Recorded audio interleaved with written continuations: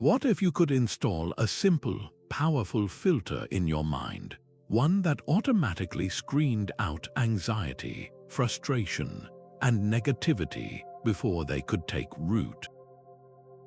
What if, instead of being swept away by every passing thought and emotion, you had a set of tools to evaluate them, to separate the useful from the harmful, and to choose your response with calm clarity? This isn't a futuristic fantasy. It is the very essence of a 2,000-year-old philosophy designed for the chaos of real life. Our thoughts are not just passive reflections of the world. They are the architects of our reality. And throughout history, the wisest individuals have understood that the key to a good life lies not in controlling external events, but in mastering the internal landscape of the mind. This is the profound gift of Stoicism. The Roman Emperor Marcus Aurelius, while leading military campaigns on the distant frontiers of his empire, wrote privately about building an inner citadel, a fortress of the mind that could remain unshaken by the turmoil outside. He understood that true strength comes from within, from the disciplined application of mental filters that process the raw data of experience and transform it into wisdom. These are not abstract theories. They are practical, battle-tested psychological tools. They are the thought filters used by philosophers, leaders, and thinkers to cultivate resilience, find peace in adversity, and live a life of virtue and purpose. And the incredible news is that these tools are just as available to us today as they were to an emperor 2 millennia ago. In this exploration, we will journey through 38 of these powerful mental filters, each one drawn directly from the core texts of Stoic philosophy. We will move from the foundational principle of understanding what is within our control to advanced practices for cultivating profound inner serenity. This is not about memorizing quotes or adopting a grim, joyless attitude. It is about installing a new operating system for your mind, one that allows you to navigate modern challenges, from work stress and personal conflict to existential anxiety, with the steady hand of a Stoic sage. This is ancient wisdom decoded for your life right now. So let's begin the work of building your own inner citadel, starting with the single most transformative filter of them all. The single most powerful mental filter is understanding the line between your actions and external outcomes. This is the cornerstone of Stoic practice, the very first principle that Epictetus, a former slave turned profound teacher, laid out in his handbook for life, the Enchiridion. He begins with a stark and liberating division. He wrote, "Some things are within our power while others are not. Within our power are opinion, motivation, desire, aversion, and, in a word, whatever is of our own doing. Not within our power are our body, our property, our reputation, our office, and, in a word, whatever is not of our own doing.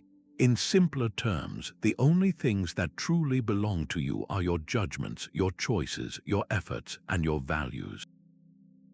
Everything else, what other people think of you, whether you get the job, the weather, traffic jams, the past, operates by its own rules outside your command."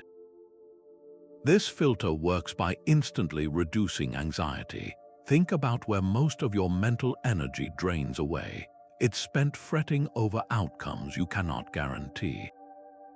Worrying about whether your boss will like your presentation is exhausting and futile, but channeling that same energy into preparing the presentation thoroughly, practicing your delivery, and ensuring your work is excellent, that is entirely within your power.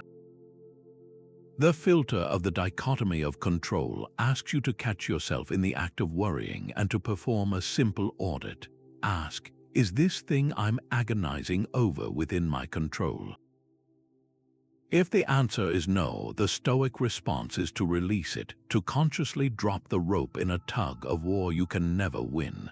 This isn't about giving up, It's about focusing your finite energy where it can actually make a difference. Consider a common scenario, a job interview. You can spend days before the interview consumed with anxiety. Will they like me? Are there better candidates? What if I say the wrong thing? This is a recipe for stress because every one of those questions concerns an external outcome. Now apply the filter. What is within your control? You can research the company extensively. You can prepare thoughtful answers to likely questions. You can choose your attire, plan your route to arrive on time, and decide to be polite and engaged. You can focus on presenting the best version of your skills and experience. The actual decision to hire you, however, rests with the interviewers. It depends on their needs, their biases, the other applicants' factors you cannot influence. By filtering out the noise of the outcome, you free yourself to perform the task at hand with clarity and confidence. The quality of your effort becomes your success, regardless of the result. This mental shift is profoundly empowering. It transfers the locus of your self-worth from the unpredictable external world to the steady ground of your own character and intentions. The Stoic archer provides a perfect analogy. A skilled archer's goal is to shoot the arrow well. They can control their stance, their aim, their draw, and their release. They can focus entirely on executing a perfect shot. But once the arrow leaves the bow, it is subject to wind, the movement of the target, and plain luck.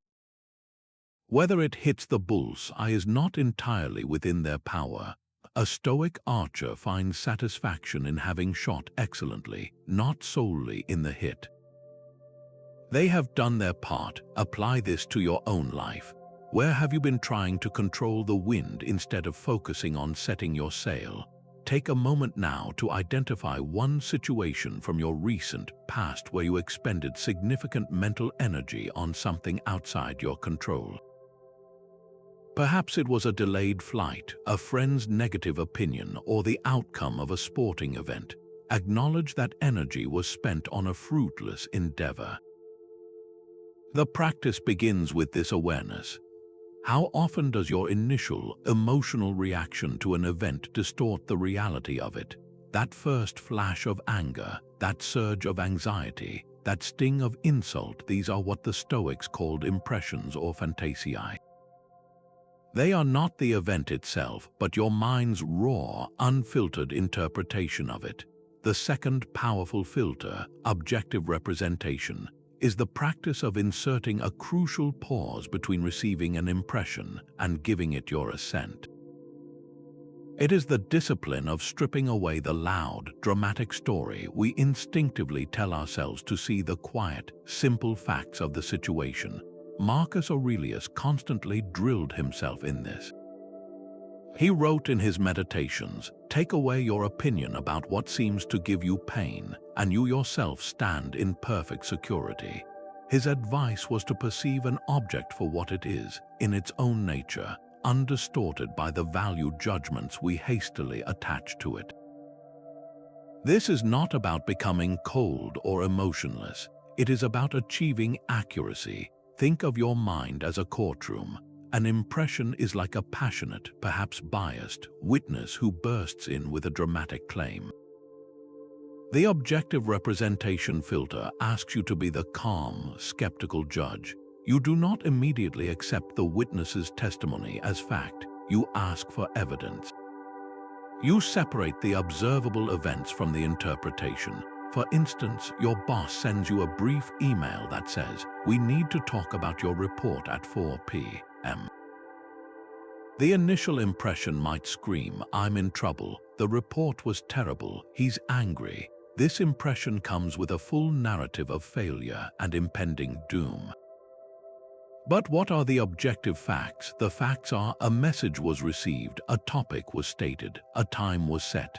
That is all. Everything else, the tone you imagined, the assumption of anger, the prediction of a negative outcome, is a story you have created and are about to mistake for reality. Marcus Aurelius provided the perfect quote to guide this practice. he instructed himself, "You need to get used to winnowing your thoughts, so that if someone says, 'What are you thinking about?' you can respond at once with complete honesty." This winnowing is the filter in action, separating the wheat of fact from the chaff of judgment. He continues with the core principle. In short, always define what the thing is in its own nature and wholeness.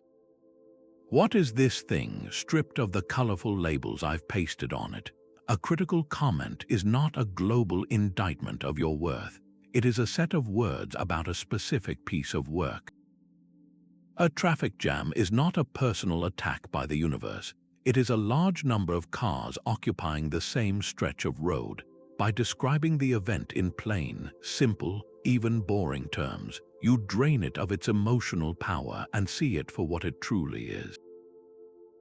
Let's apply this to a modern scenario, receiving critical feedback on a project you worked hard on. The unfiltered impression might be a wave of defensiveness and hurt.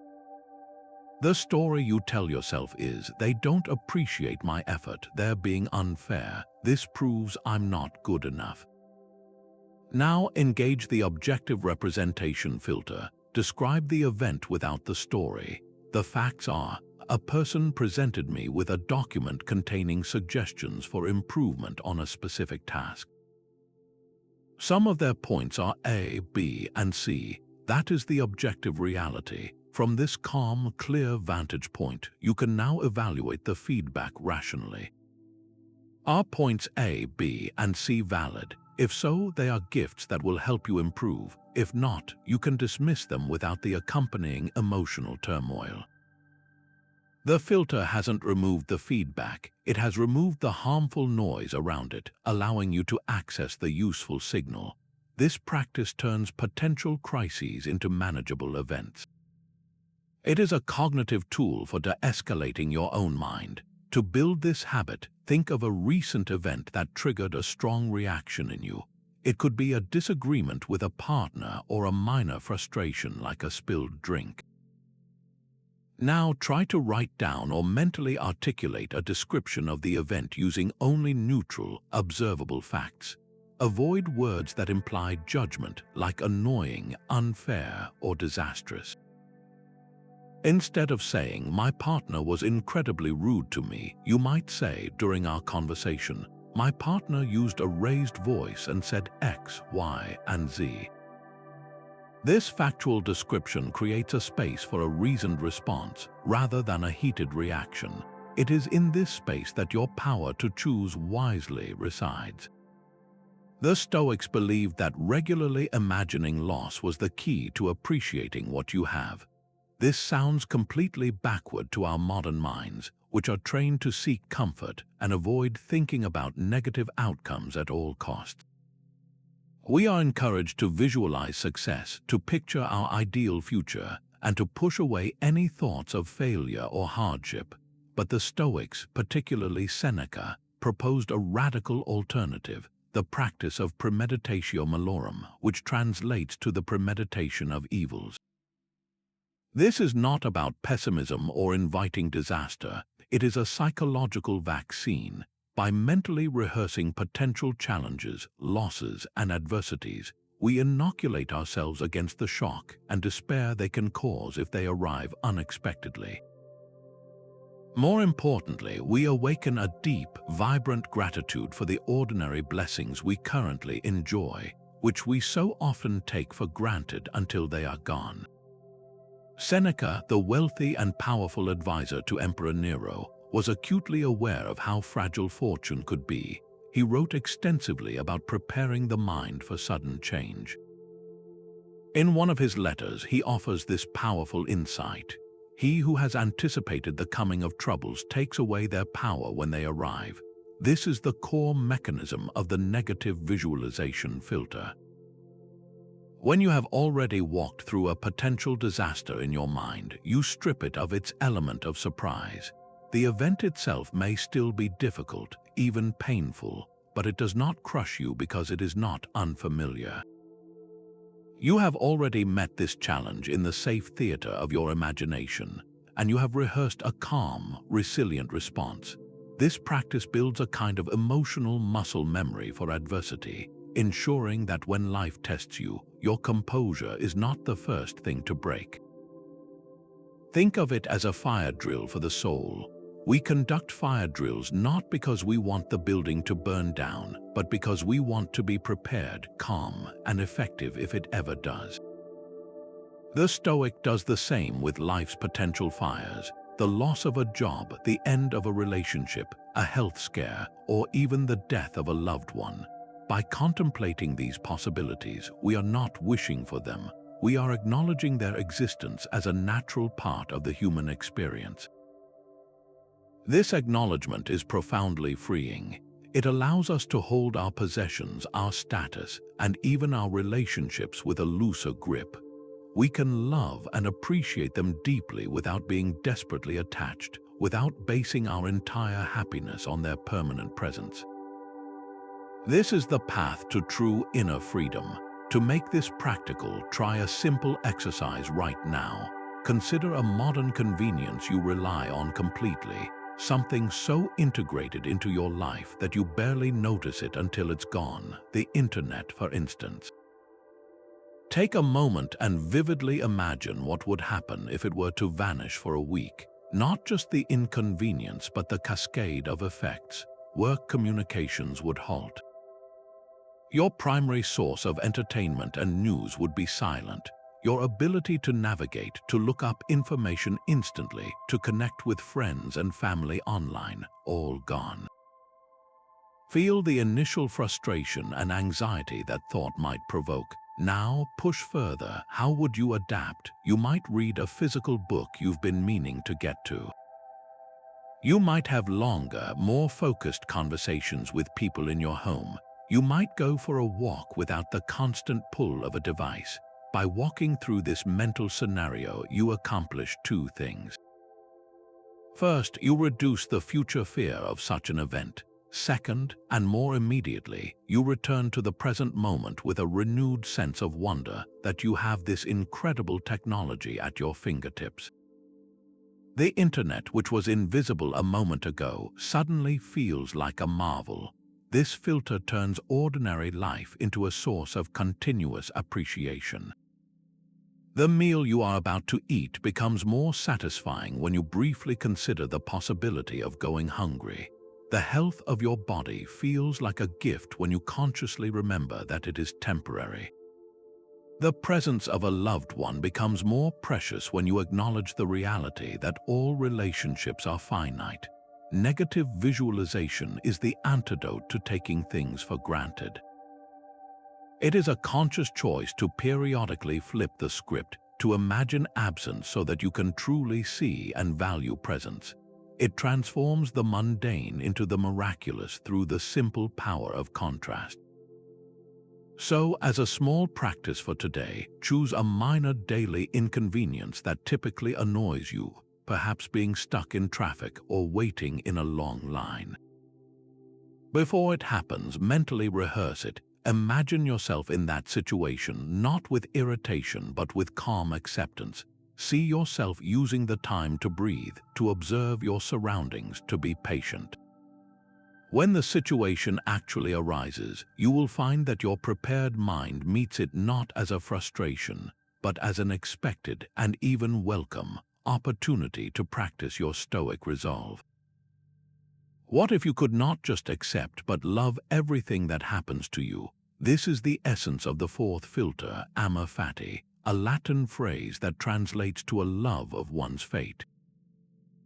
It is a radical step beyond mere tolerance or resignation. Where the previous filters help us manage our reactions or see things clearly, Amor Fati asks us to embrace events with a sense of profound acceptance, even gratitude.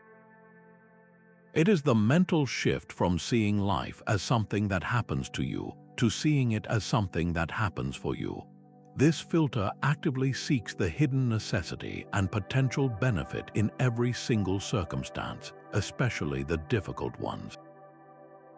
While the phrase itself is often associated with the philosopher Friedrich Nietzsche, who wrote, "My formula for greatness in a human being is Amor Fati."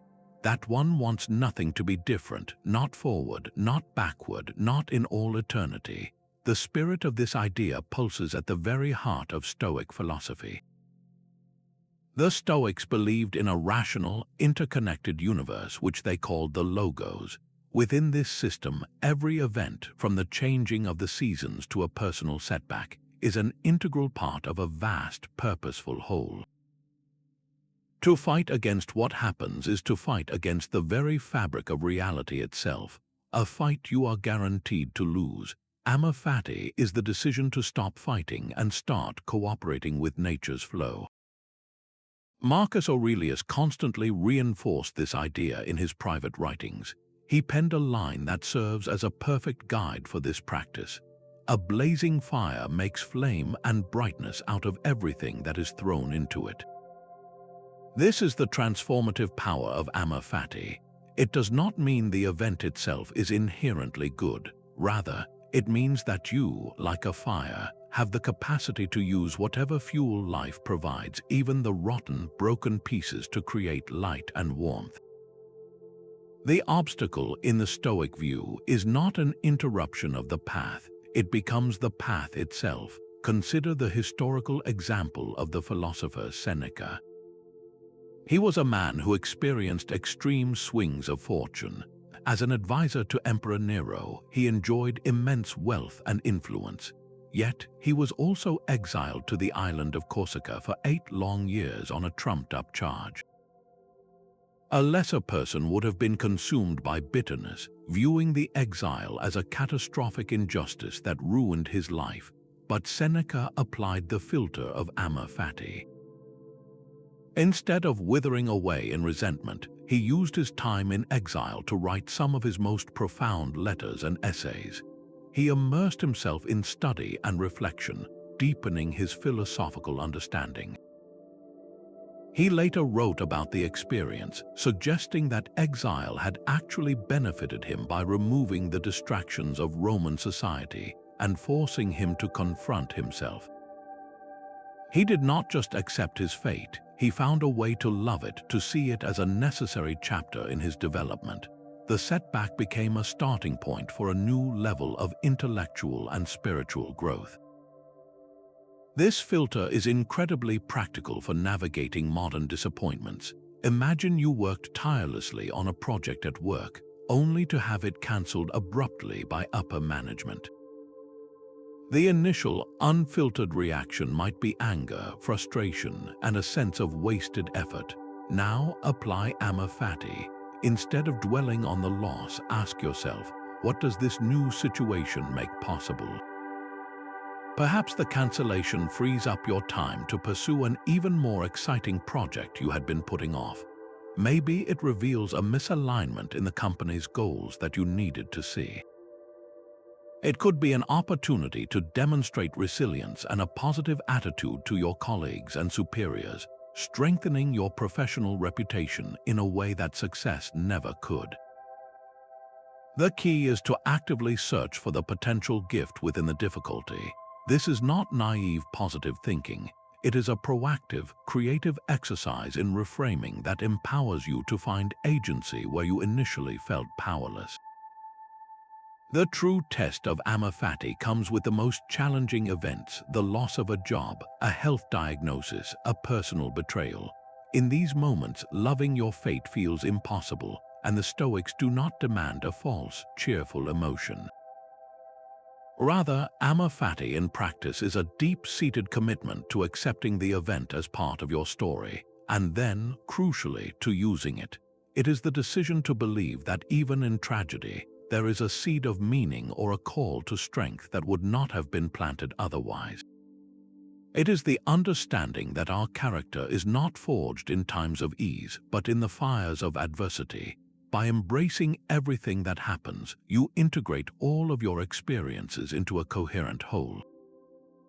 You stop seeing your life as a series of good and bad luck and start seeing it as your unique, necessary journey. To begin integrating this powerful filter, take a moment for a reflective exercise. Identify one recent difficulty you have faced. It could be something significant like a professional rejection, or something smaller like a plan that fell through. Now challenge yourself to reframe it. Ask not why it happened to you, but what it happened for you. What hidden lesson did it contain? What strength did it force you to discover? What door closed so that another could open? What unnecessary attachment did it help you release? By consciously seeking the benefit, you train your mind to default to this empowering perspective. You start to see fate not as a master to be obeyed with resentment, but as a partner in the sculpting of your character. This shift from resistance to embrace is one of the most liberating transformations that Stoic philosophy offers. Imagine looking down on your life from the vantage point of the stars. See your city as a tiny cluster of lights, your country as a shape on a globe, and the earth itself as a pale blue dot suspended in the immense blackness of space.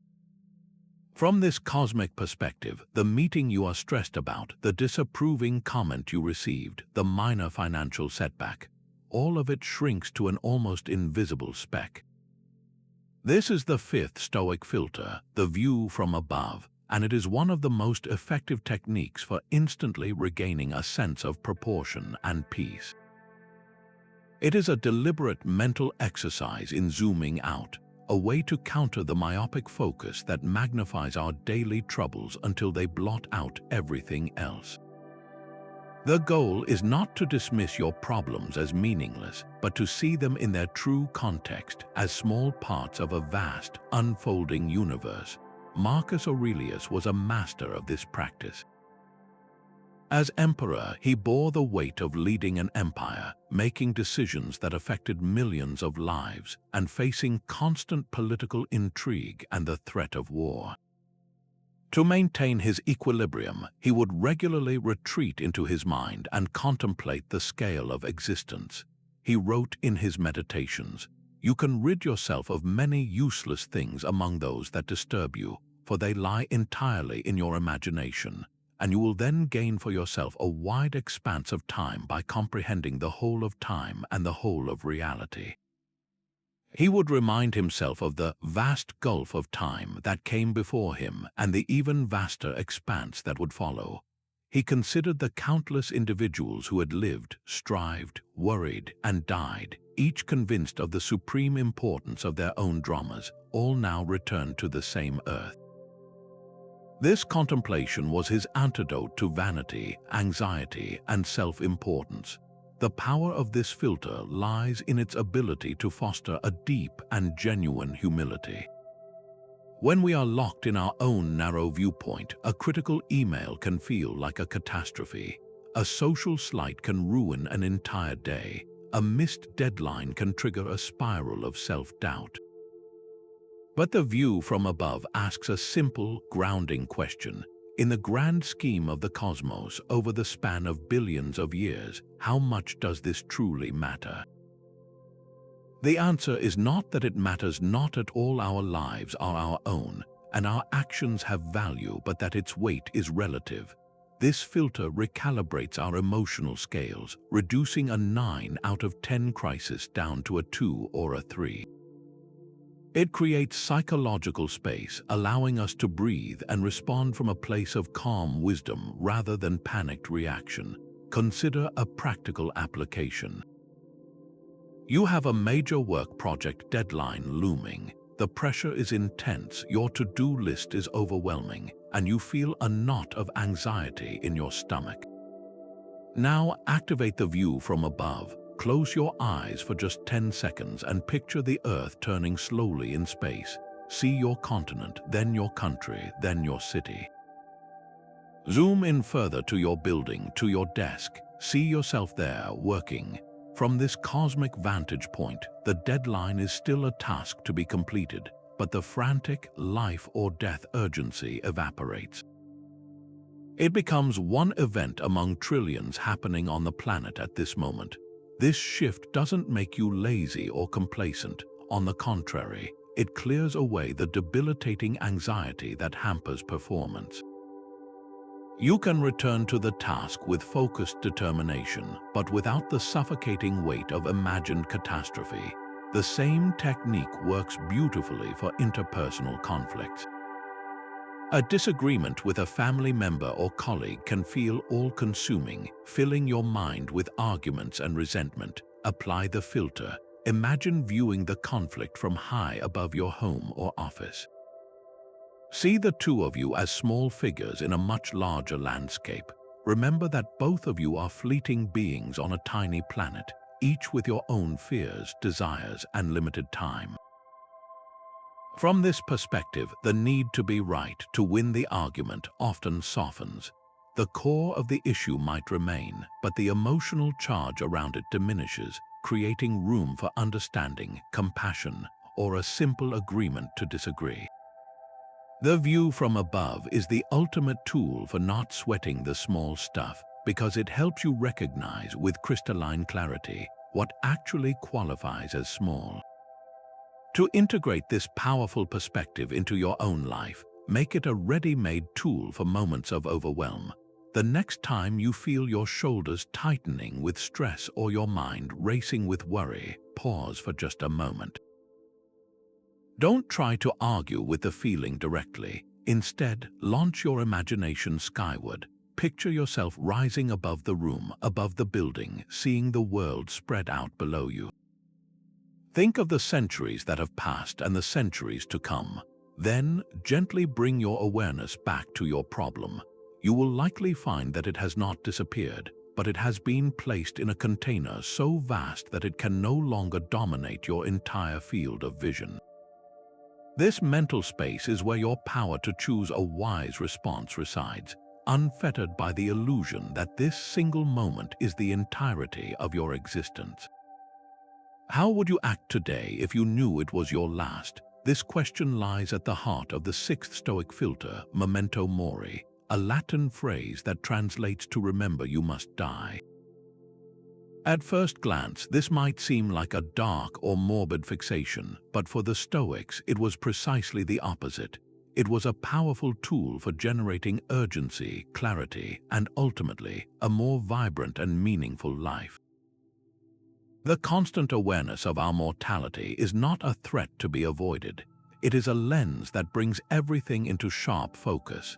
It forces us to distinguish between the trivial and the essential, cutting through the noise of daily distractions to reveal what truly deserves our time and energy. The Roman Stoics, like Seneca, viewed this practice as an essential ingredient for living virtuously, because understanding that our time is limited is the very thing that teaches us not to waste it. Seneca offered one of the most illuminating perspectives on this concept. He wrote, "It is not that we have so little time, but that we lose so much."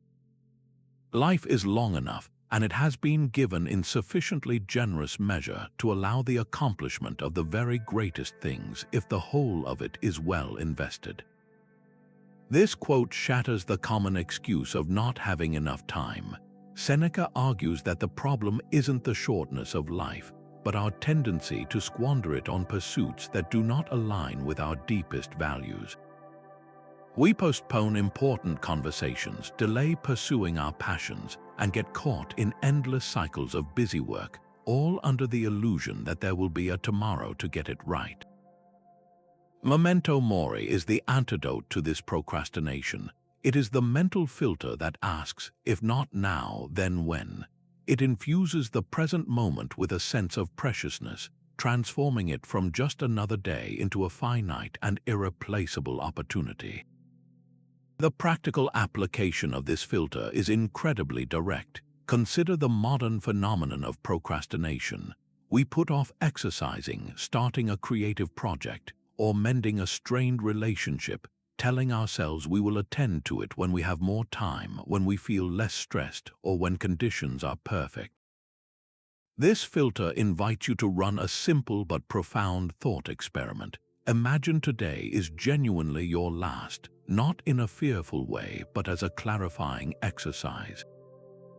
If you received that news, how would your priorities instantly rearrange themselves? The mountain of emails would likely become insignificant. the desire to scroll through social media would vanish. What would rise to the surface? Perhaps it would be a phone call to a loved one to express gratitude, a few quiet moments spent in nature, or the courage to finally begin that project you've been dreaming about. The beauty of this exercise is that it doesn't require your last day to arrive for you to act on its wisdom. You can use the clarity it provides right now. This practice also serves as a powerful tool for conflict resolution and forgiveness. How many grudges do we hold onto, allowing them to poison our present moments, simply because we assume we have unlimited time to eventually make amends? Memento Mori asks us to consider the true cost of that resentment.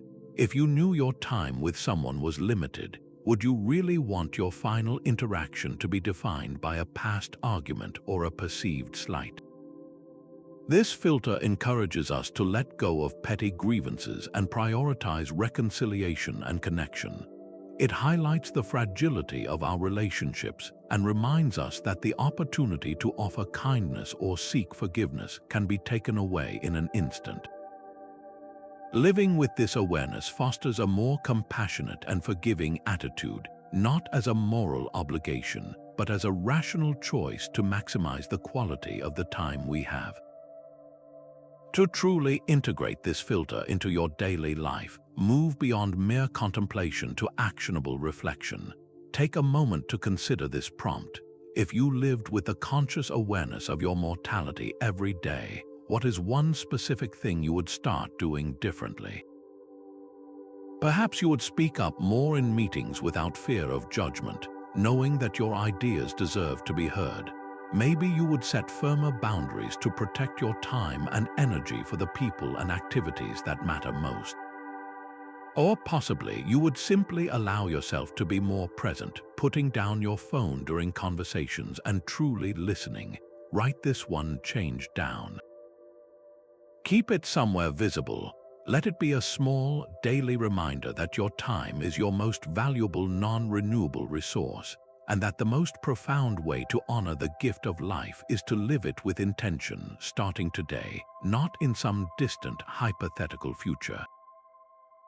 The Stoics used a simple tool to filter their experiences each night: a journal. This was not a diary for recording daily events or venting emotions. It was a sophisticated psychological instrument for quality control of the mind. In the quiet space before sleep, philosophers like Seneca engaged in a deliberate practice of evening reflection, a process of sifting through the impressions of the day to separate the virtuous actions from the mistakes and the useful lessons from the mental clutter. This nightly ritual is the journaling filter, a powerful way to process the raw material of your life and distill it into wisdom. It turns the chaotic stream of daily experience into a structured curriculum for self-improvement. Seneca, in his moral letters to Lucilius, provides the clearest blueprint for this practice. He wrote, "I make use of this privilege, and every day I plead my cause before the bar of my own conscience. When the light has been taken away and my wife has fallen silent, aware of this habit of mine, I examine my entire day and go back over what I have done and said, hiding nothing from myself, passing nothing by." His method involved asking himself 3 fundamental questions, which serve as the core of the Stoic evening review. First, what did I do wrong? This was not an exercise in self-flagellation, but a clear-eyed audit of where his actions deviated from reason and virtue. Second, what did I do right? This was crucial for reinforcing positive habits and acknowledging progress, ensuring the practice didn't become purely negative. And third, what could I improve? This forward-looking question transformed reflection into a plan for action, closing the loop between learning and living. The genius of this filter lies in its proactive nature. Instead of allowing the day's events to simply fade into memory, often taking with them unresolved frustrations or unexamined successes, the Stoic journaling process actively engages with them. It's like panning for gold in the river of your day. You pour the sediment of experiences into your mental pan, the conversation that made you angry, the task you completed with focus, the moment you succumbed to procrastination, and you gently swirl the water, allowing the mud to wash away until only the valuable nuggets of insight remain. This practice prevents the accumulation of mental baggage. A minor slight that you might otherwise ruminate on for days is brought into the light of reason, examined and released. A small act of patience or courage is acknowledged and solidified as a part of your character. To adopt this filter in a modern context, you don't need a leather-bound journal and a quill. You can use a simple notebook or even a notes app on your phone.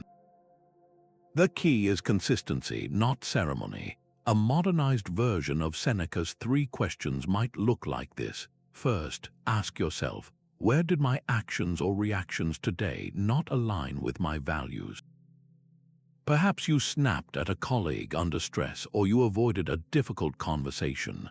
The goal is to identify the misstep without judgment, simply noting, I acted impatiently, rather than, I am an impatient person. Second, ask, what is one thing I did well today? This could be as simple as maintaining your composure in a frustrating situation or completing a task you had been avoiding. Acknowledging these wins is essential for building the confidence to continue growing. Finally, ask, based on this, what is one small change I can make tomorrow? This turns insight into intention. If you identified impatience as an issue, your intention for tomorrow might be to take 3 deep breaths before responding in a meeting. This 5-minute practice, done consistently, acts as a continuous feedback loop for your character.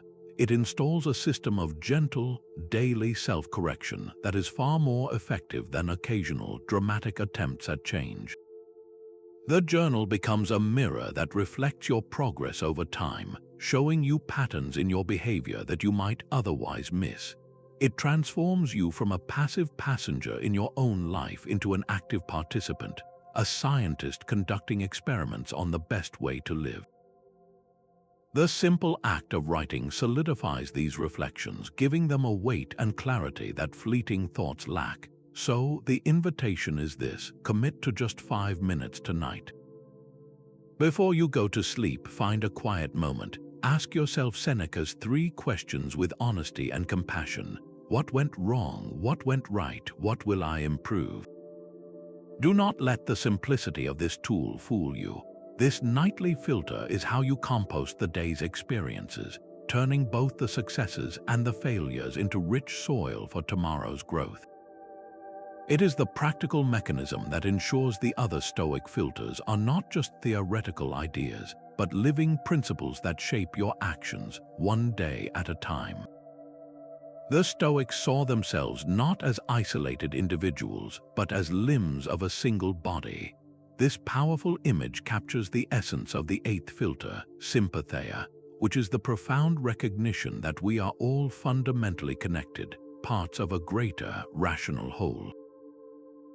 In a world that often emphasizes individualism and separation, this filter serves as a crucial corrective, reminding us that our well-being is inextricably linked to the well-being of others. It fosters a natural sense of empathy and a duty to contribute to the common good, because harming another is, in the Stoic view, as irrational as a hand deliberately injuring the foot. This perspective directly counters feelings of loneliness, resentment, and the us versus them mentality that can poison our interactions. When you internalize that you are a part of a universal community, your focus shifts from pure self-interest to a broader, more meaningful purpose. Marcus Aurelius constantly returned to this idea to guide his actions as emperor. He understood that his power was not for personal glory, but was a responsibility granted to him for the service of this larger body. He wrote, "What brings no benefit to the hive brings none to the bee." This simple, elegant statement is the practical application of Sympatheia. The bee cannot thrive if the hive is sick, and conversely, the hive depends on the cooperative work of each bee. For us, this means that actions taken out of pure selfishness or at the expense of others are ultimately self-defeating. They disrupt the harmony of the whole and, by extension, harm our own place within it. The filter encourages us to ask a simple question before we act. Does this benefit only me, or does it contribute to the health of my various communities, my family, my team, my society? This mindset is incredibly powerful when applied to one of life's greatest challenges, dealing with difficult people. Imagine a colleague who is consistently negative, critical, or obstructive.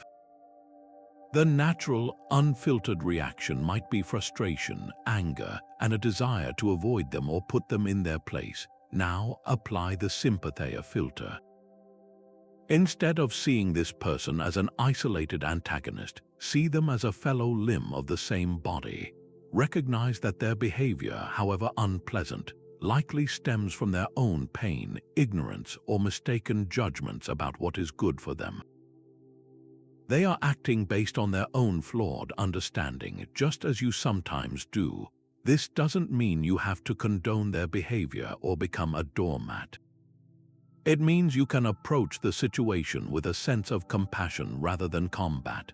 You can ask, what is causing this friction in our shared body? And seek a solution that addresses the root cause rather than just the symptoms. Your goal shifts from defeating them to working with them, or at least around them, for the benefit of the shared project or environment.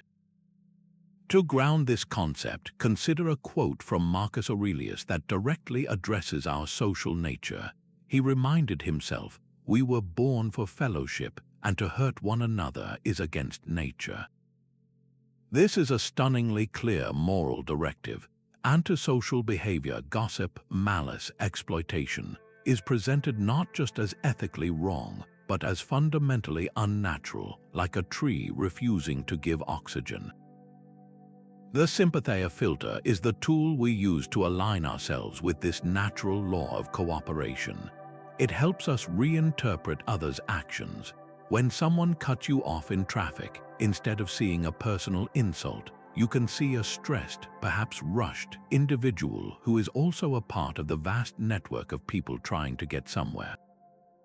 This doesn't excuse the action, but it prevents the spark of anger from igniting into a forest fire of rage that ruins your own peace. The practical application of this filter transforms everyday interactions.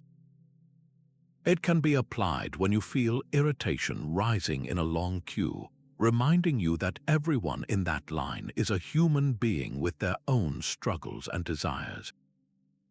It can guide your behavior on social media, encouraging you to engage in discourse as if you were speaking to a member of your own family, with a baseline of respect.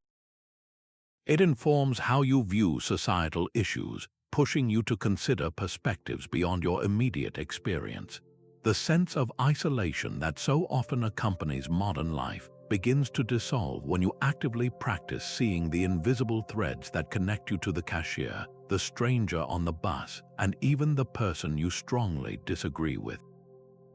You are never truly alone. You are a singular note in a grand, cosmic symphony. To begin weaving this filter into the fabric of your thinking, take a moment for a specific reflection. Bring to mind one upcoming interaction you are anticipating, perhaps with a family member who holds very different views or a co-worker with a challenging personality. Now consciously decide to apply the Sympatheia filter during that interaction. Before you engage, take a breath and silently acknowledge your shared humanity. Remind yourself that you are both limbs of the same body, both striving for happiness in your own ways, both subject to error. How might this subtle shift in perspective change your tone, your willingness to listen, or your choice of words? The goal is not necessarily to achieve agreement, but to ensure that your contribution to the interaction comes from a place of connection rather than separation, fostering a sense of fellowship even in the face of disagreement. The Stoics believed that seeking small discomforts was the path to true strength. This sounds contradictory to everything we are taught in a culture obsessed with convenience, instant gratification, and the relentless pursuit of ease. We install apps to save seconds, we seek the most comfortable chair, and we avoid situations that might cause the slightest strain.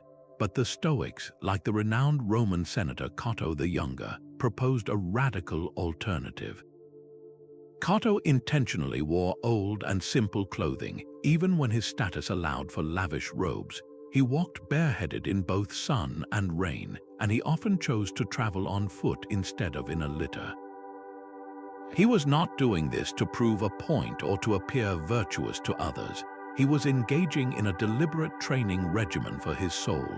By voluntarily embracing minor hardships, he was building a kind of psychological callus, a resilience that would allow him to remain unshaken when true adversity, which was inevitable, finally arrived. This is the voluntary discomfort filter, a practice of proactively stressing your comfort system so that you are never a slave to it. The philosophy behind this is elegantly simple. A life dedicated solely to avoiding discomfort is incredibly fragile. If your happiness depends on everything going smoothly, on always being warm, well-fed, and praised, then you are setting yourself up for constant suffering. The smallest inconvenience, a delayed train, a cold meal, a critical comment becomes a major crisis because your system is not equipped to handle it. Voluntary discomfort is the antidote. It is like a vaccine for the soul, injecting a small, controlled dose of hardship to build up powerful antibodies against future misfortune. The Stoic teacher Musonius Rufus framed it as essential training. He argued, how indeed could a person immediately become temperate if he knew only how to live softly and luxuriously? How could he become brave if he had trained himself in this fashion?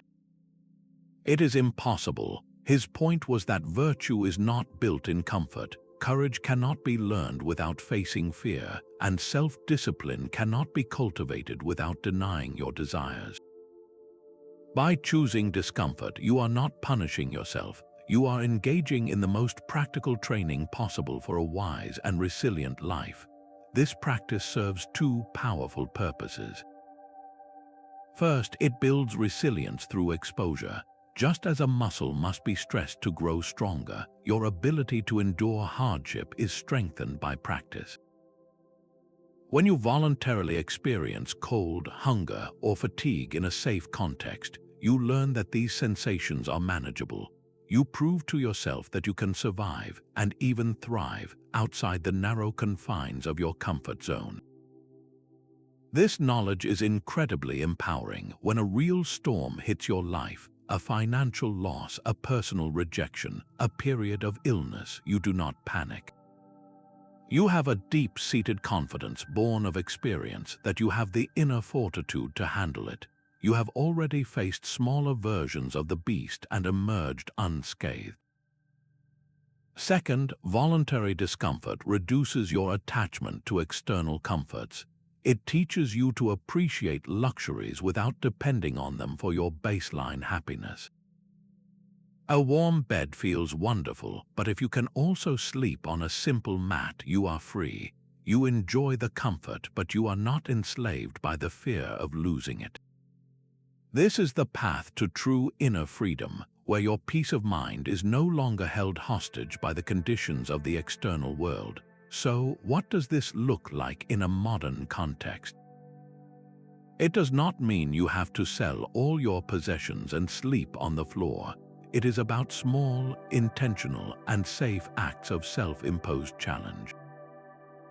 One of the most accessible practices is taking a cold shower. For the first 30 seconds, it is undeniably unpleasant. Your body reacts with shock. But if you breathe through it and focus on your mind's power to override your body's initial protest, you accomplish something profound. You demonstrate to yourself in a tangible way that you are in command. You are not a puppet jerked around by your desire for warmth, other examples are plentiful. You could choose to skip a meal intentionally, practicing a short fast to remind yourself that hunger is a temporary sensation, not an emergency. You could walk instead of driving for a short errand, even if the weather is less than ideal. You could deliberately use an older, slower piece of technology for a day to break your dependency on speed and convenience. You could volunteer for a difficult but important task at work that others are avoiding. The key is to choose something that is genuinely slightly uncomfortable but not harmful, and to do it with a sense of purpose as training. The value of this exercise is not in the act itself, but in the mental shift it creates.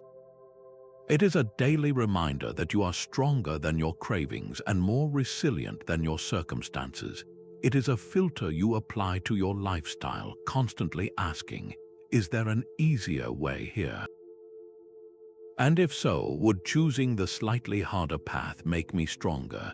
This is how you build an antifragile mind, one that doesn't just withstand shocks but actually grows stronger because of them. To put this filter into practice this week, make a simple choice.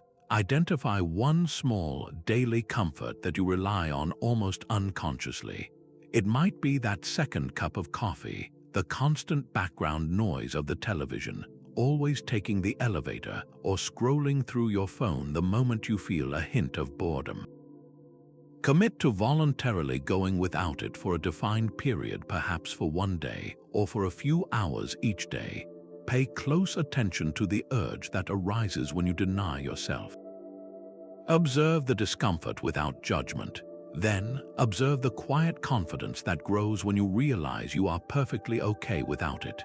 This small victory is a brick in the foundation of your inner citadel, proving that your peace does not depend on the world conforming to your every preference. The past is gone, the future is uncertain. Your power lies solely in the present moment. This 10th filter brings our attention to the only point in time where we can actually exercise any control, the ever-unfolding now.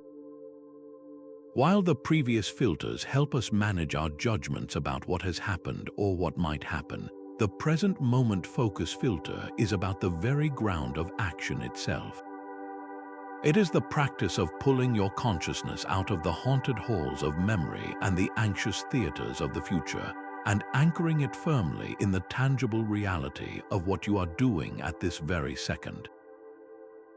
The Stoics understood that regret and anxiety are twin thieves of a well-lived life, and both operate by kidnapping your attention from the only place where you can actually accomplish anything. Seneca, in his essay on the shortness of life, delivers one of the most piercing critiques of how we fritter away our most precious resource, time. He observed that we are often amidst men, but not with them, physically present while our minds are miles away, lost in replays of old conversations or rehearsals for future ones.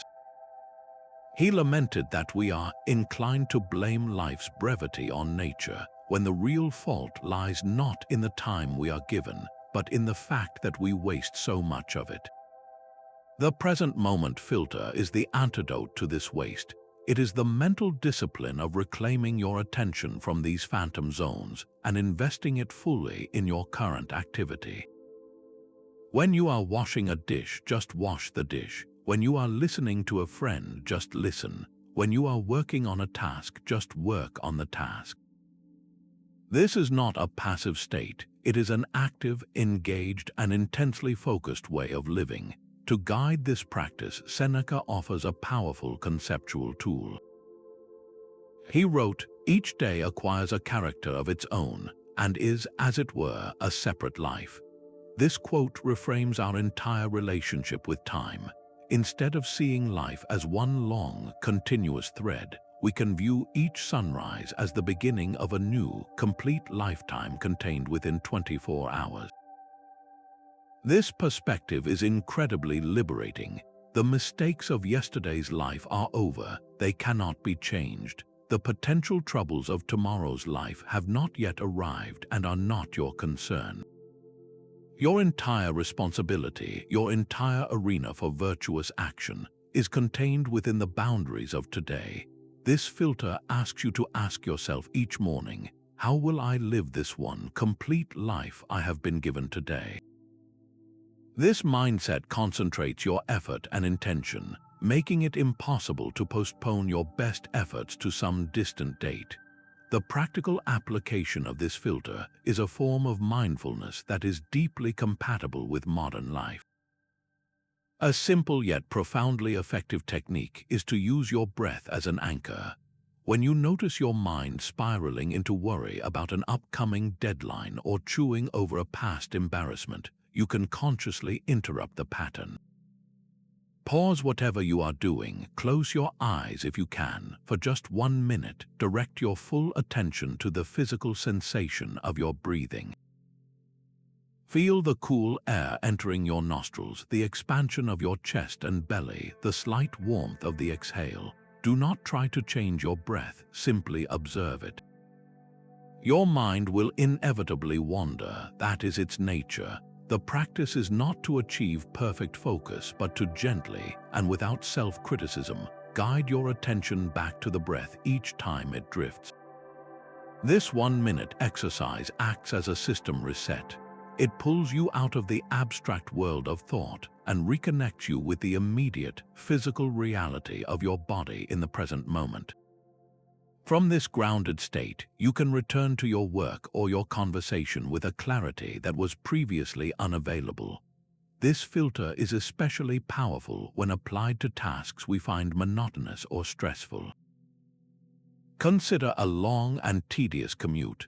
The unfiltered experience might be one of impatience and frustration, with your mind constantly projecting forward to your destination, making the journey feel like stolen time.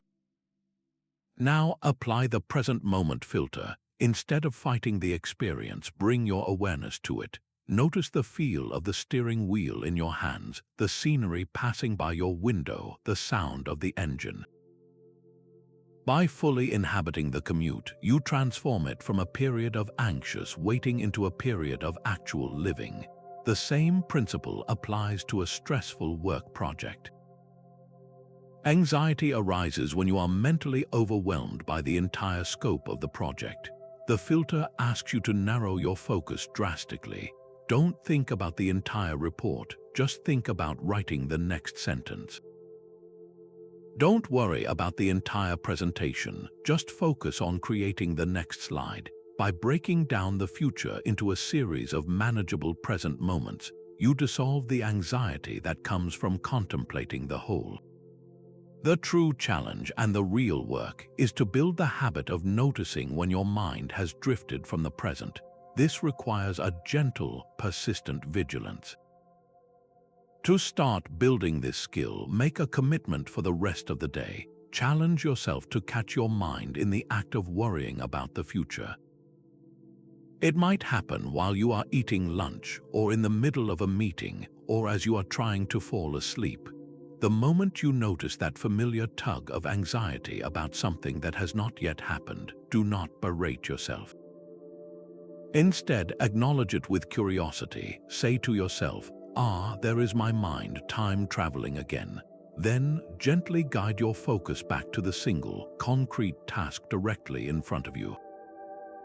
What can you see? What can you hear? What is the very next action you need to take? This simple act of redirection, repeated over and over, is how you train your mind to dwell in the only place where your life is actually happening.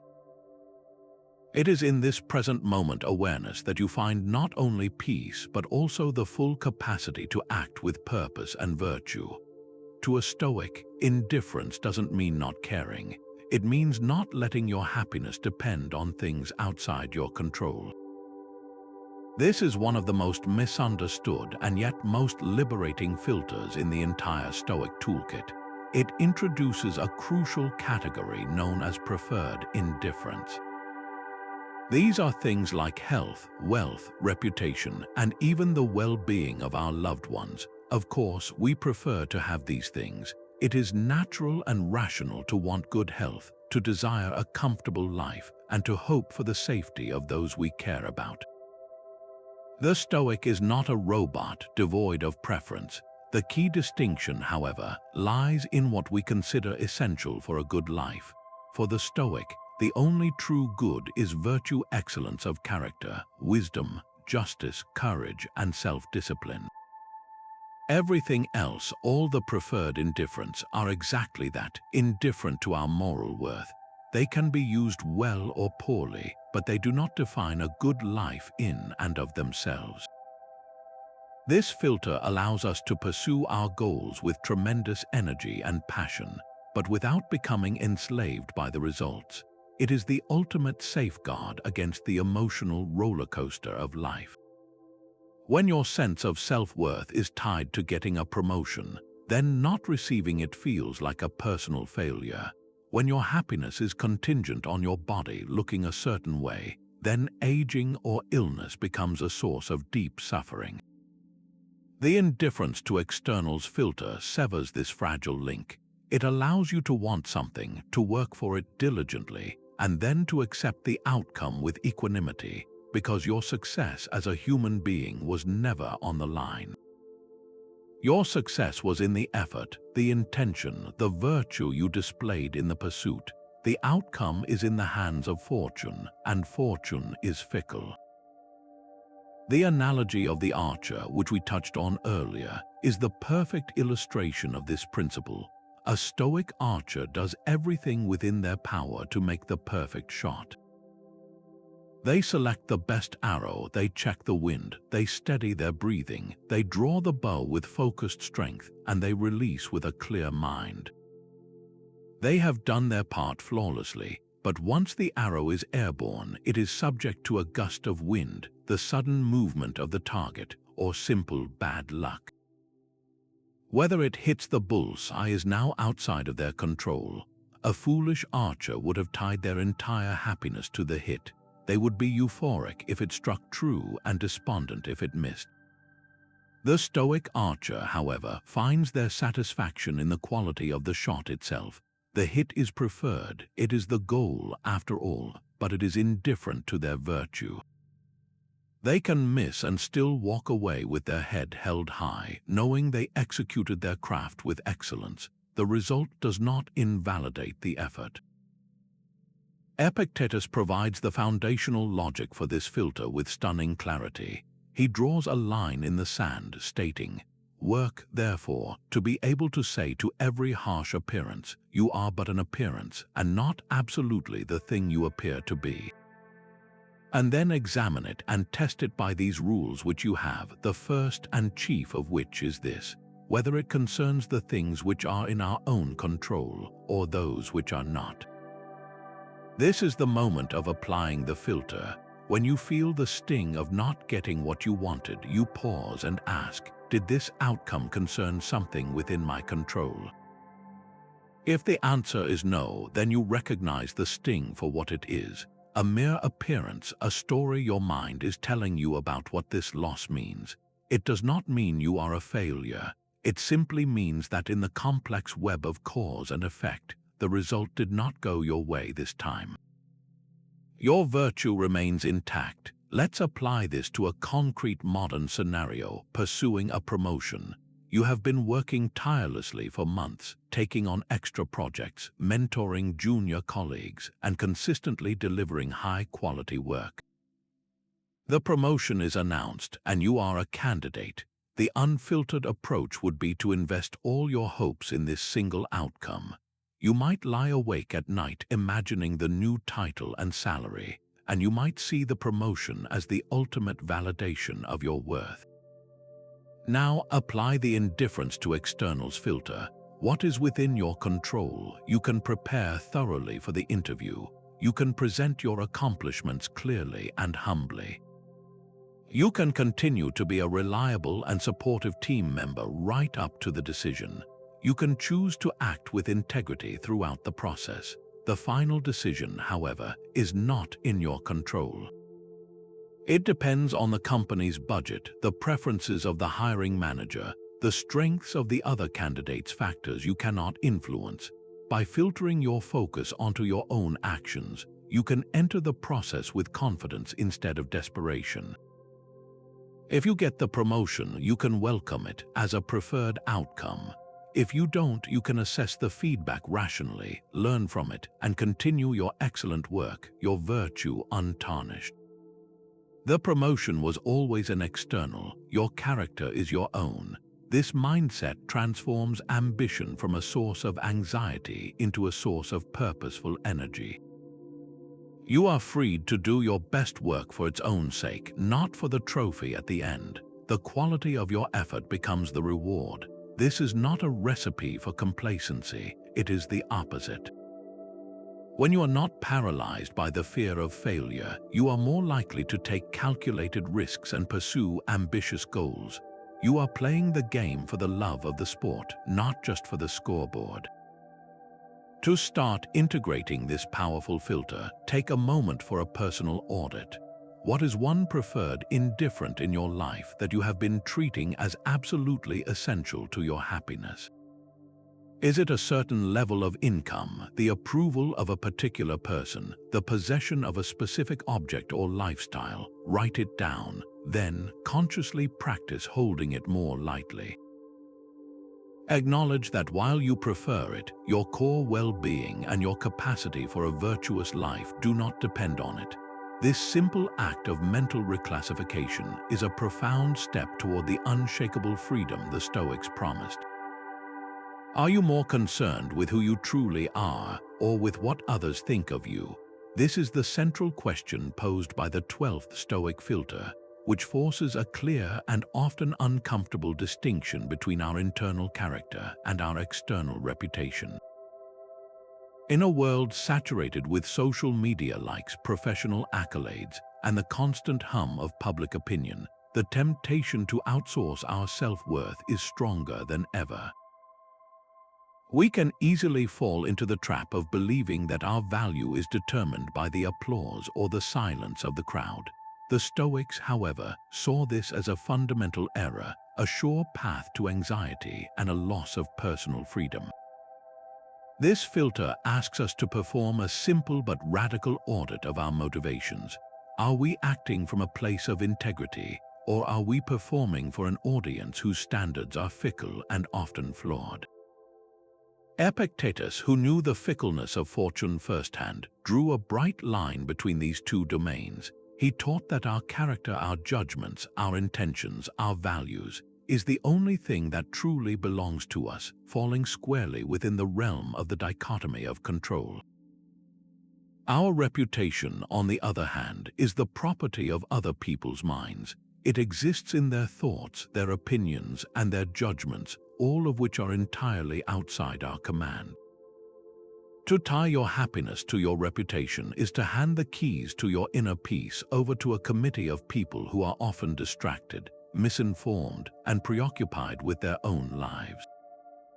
Epictetus would argue that seeking praise from such a source is not just futile, it is irrational.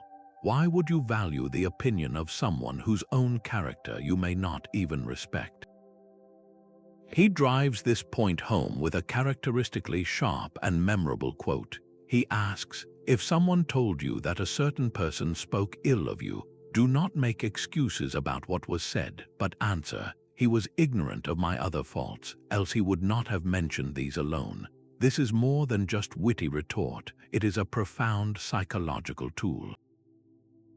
It immediately reframes the situation from one of defense to one of humble self-awareness. It acknowledges that the critic, at best, has only a partial view, and that your own focus should remain on your continuous self-improvement, not on managing their incomplete perception. The filter of character over reputation invites you to become your own most stringent critic, so that the opinions of others, whether positive or negative, simply lose their power to destabilize you. Consider a practical scenario in the modern workplace. Imagine you are in a team meeting, and a popular but ethically questionable shortcut is proposed to meet a tight deadline.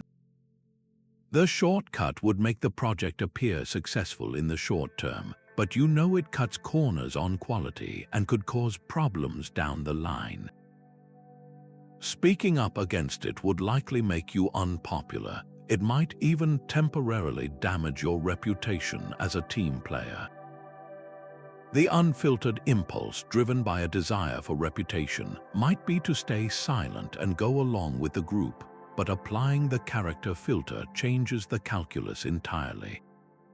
The question is no longer, what will they think of me, but rather, what does integrity demand of me? Choosing to voice your concern calmly and professionally is an action taken from character. It aligns your behavior with your internal values of honesty and responsibility. The outcome, whether you are praised or criticized, becomes secondary. Your success is measured by your adherence to virtue, not by the group's immediate reaction. This practice cultivates a profound sense of inner stability. When your actions are consistently guided by your own moral compass, you are no longer tossed about by every shift in public opinion. Praise feels nice, but it does not inflate your ego because you know your own faults.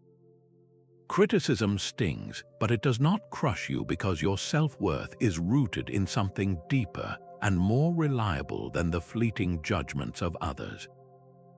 You become like a deep-rooted tree in a storm. The winds may blow fiercely, but you remain standing, grounded in the soil of your own principles. This is the freedom that comes from prioritizing character, the freedom to be who you are unapologetically, regardless of the audience. To truly feel the weight of this distinction, take a moment for a personal reflection.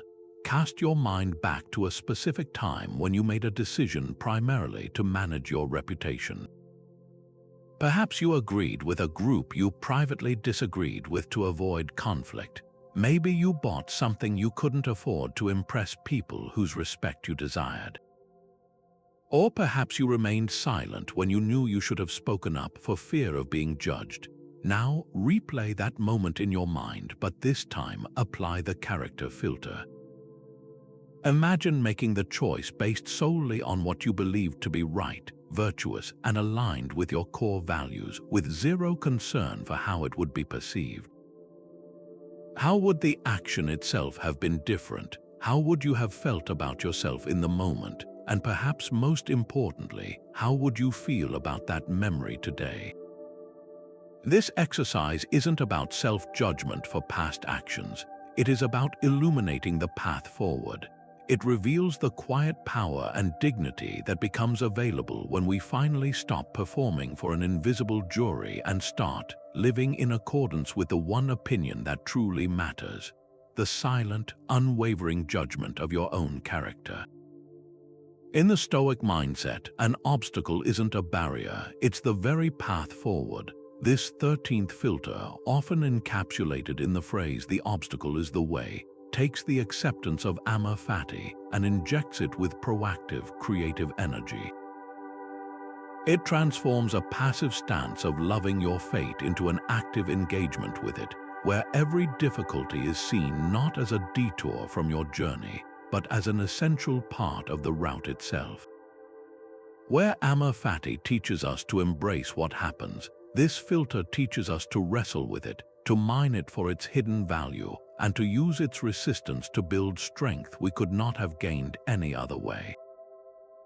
It is the difference between tolerating a storm and learning to sail in it. This philosophy is perfectly captured in the ancient metaphor that fire tests gold. Gold, in its raw form, is mixed with impurities and other metals. It is only when subjected to the intense heat of the furnace that these impurities are burned away, leaving behind the pure, untarnishable, and valuable metal. The Stoics saw the human character in the same light. Comfort and ease are like the cool, undisturbed ore. They do not test us, and therefore they do not improve us. It is the heat of adversity, the obstacles, the setbacks, the criticisms, that acts as the refining fire. Each challenge is an opportunity to burn away a weakness, impatience, fear, pride, or attachment. What remains after facing the fire is a stronger, more resilient, and more virtuous version of yourself. Marcus Aurelius, who faced relentless obstacles from rebellious armies to political betrayals, constantly reinforced this idea in his private meditations. He provided a quote that serves as a direct instruction manual for this filter. He wrote, "The impediment to action advances action. What stands in the way becomes the way." This is a stunningly concise formula for turning problems into power. He is not saying that the obstacle disappears or becomes easy. He is saying that your response to the obstacle, the creative, determined, and virtuous way you navigate it, becomes the very action that moves you forward. The wall in your path is no longer something to go around. It becomes the material you use to build the staircase to your next level. The blockage in the river doesn't stop the water. It directs its flow, often with greater force and purpose. History offers a powerful illustration of this principle in action through the story of Thomas Edison. In 1911, a devastating fire ripped through his vast laboratory complex in West Orange, New Jersey. The blaze was catastrophic, destroying years of painstaking research, prototypes, and invaluable notes. Watching the flames consume his life's work, Edison could have been crushed by despair. He could have seen this as an insurmountable obstacle, a sign to give up, but instead he famously said to his son, "There is great value in disaster. All our mistakes are burned up. Thank God we can start anew." The very next day, at the age of 64, he began rebuilding. The fire, the ultimate obstacle, became the way. It forced a clean slate, allowing him to re-evaluate previous approaches and innovate without being tethered to past mistakes. The disaster did not halt his progress. It became the catalyst for a new phase of it. You can apply this filter to the challenges in your own life right now. Perhaps you are facing a difficult financial period. The obstacle is the strain and limitation. The way could be that this constraint forces you to develop better budgeting skills, to discover creative and inexpensive sources of joy, and to distinguish between true needs and frivolous wants, lessons that will serve you well even when prosperity returns. Maybe you are dealing with a health issue. The obstacle is the pain or limitation. The way could be that this experience deepens your empathy for others who suffer, teaches you profound lessons about patience and listening to your body, and motivates you to advocate for better health practices for yourself and your community. The filter forces a shift in questioning from, "Why is this happening to me?" to, "What does this make possible?" This is not about slapping a fake smile on a difficult situation. It is a rigorous creative exercise in problem solving and reframing. It requires you to look squarely at the obstacle and ask, what skill could this force me to develop? What new path could this reveal that I was too comfortable to see before? How can this difficulty strengthen a virtue like patience, courage, or humility? The obstacle itself holds the answers. You just have to be willing to engage with it as a teacher rather than an enemy.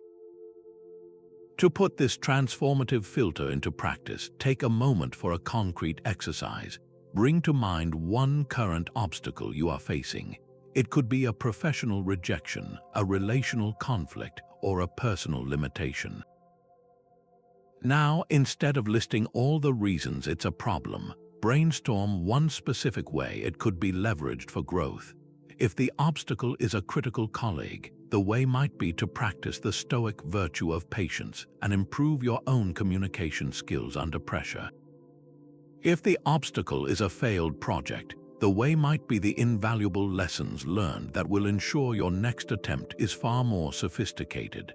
By identifying just one positive path forward that the obstacle itself creates, you begin the alchemical process of turning leaden setbacks into golden opportunities. You stop seeing yourself as a victim of circumstance and start seeing yourself as an artisan. Using every piece of material life gives you to craft a life of purpose and resilience.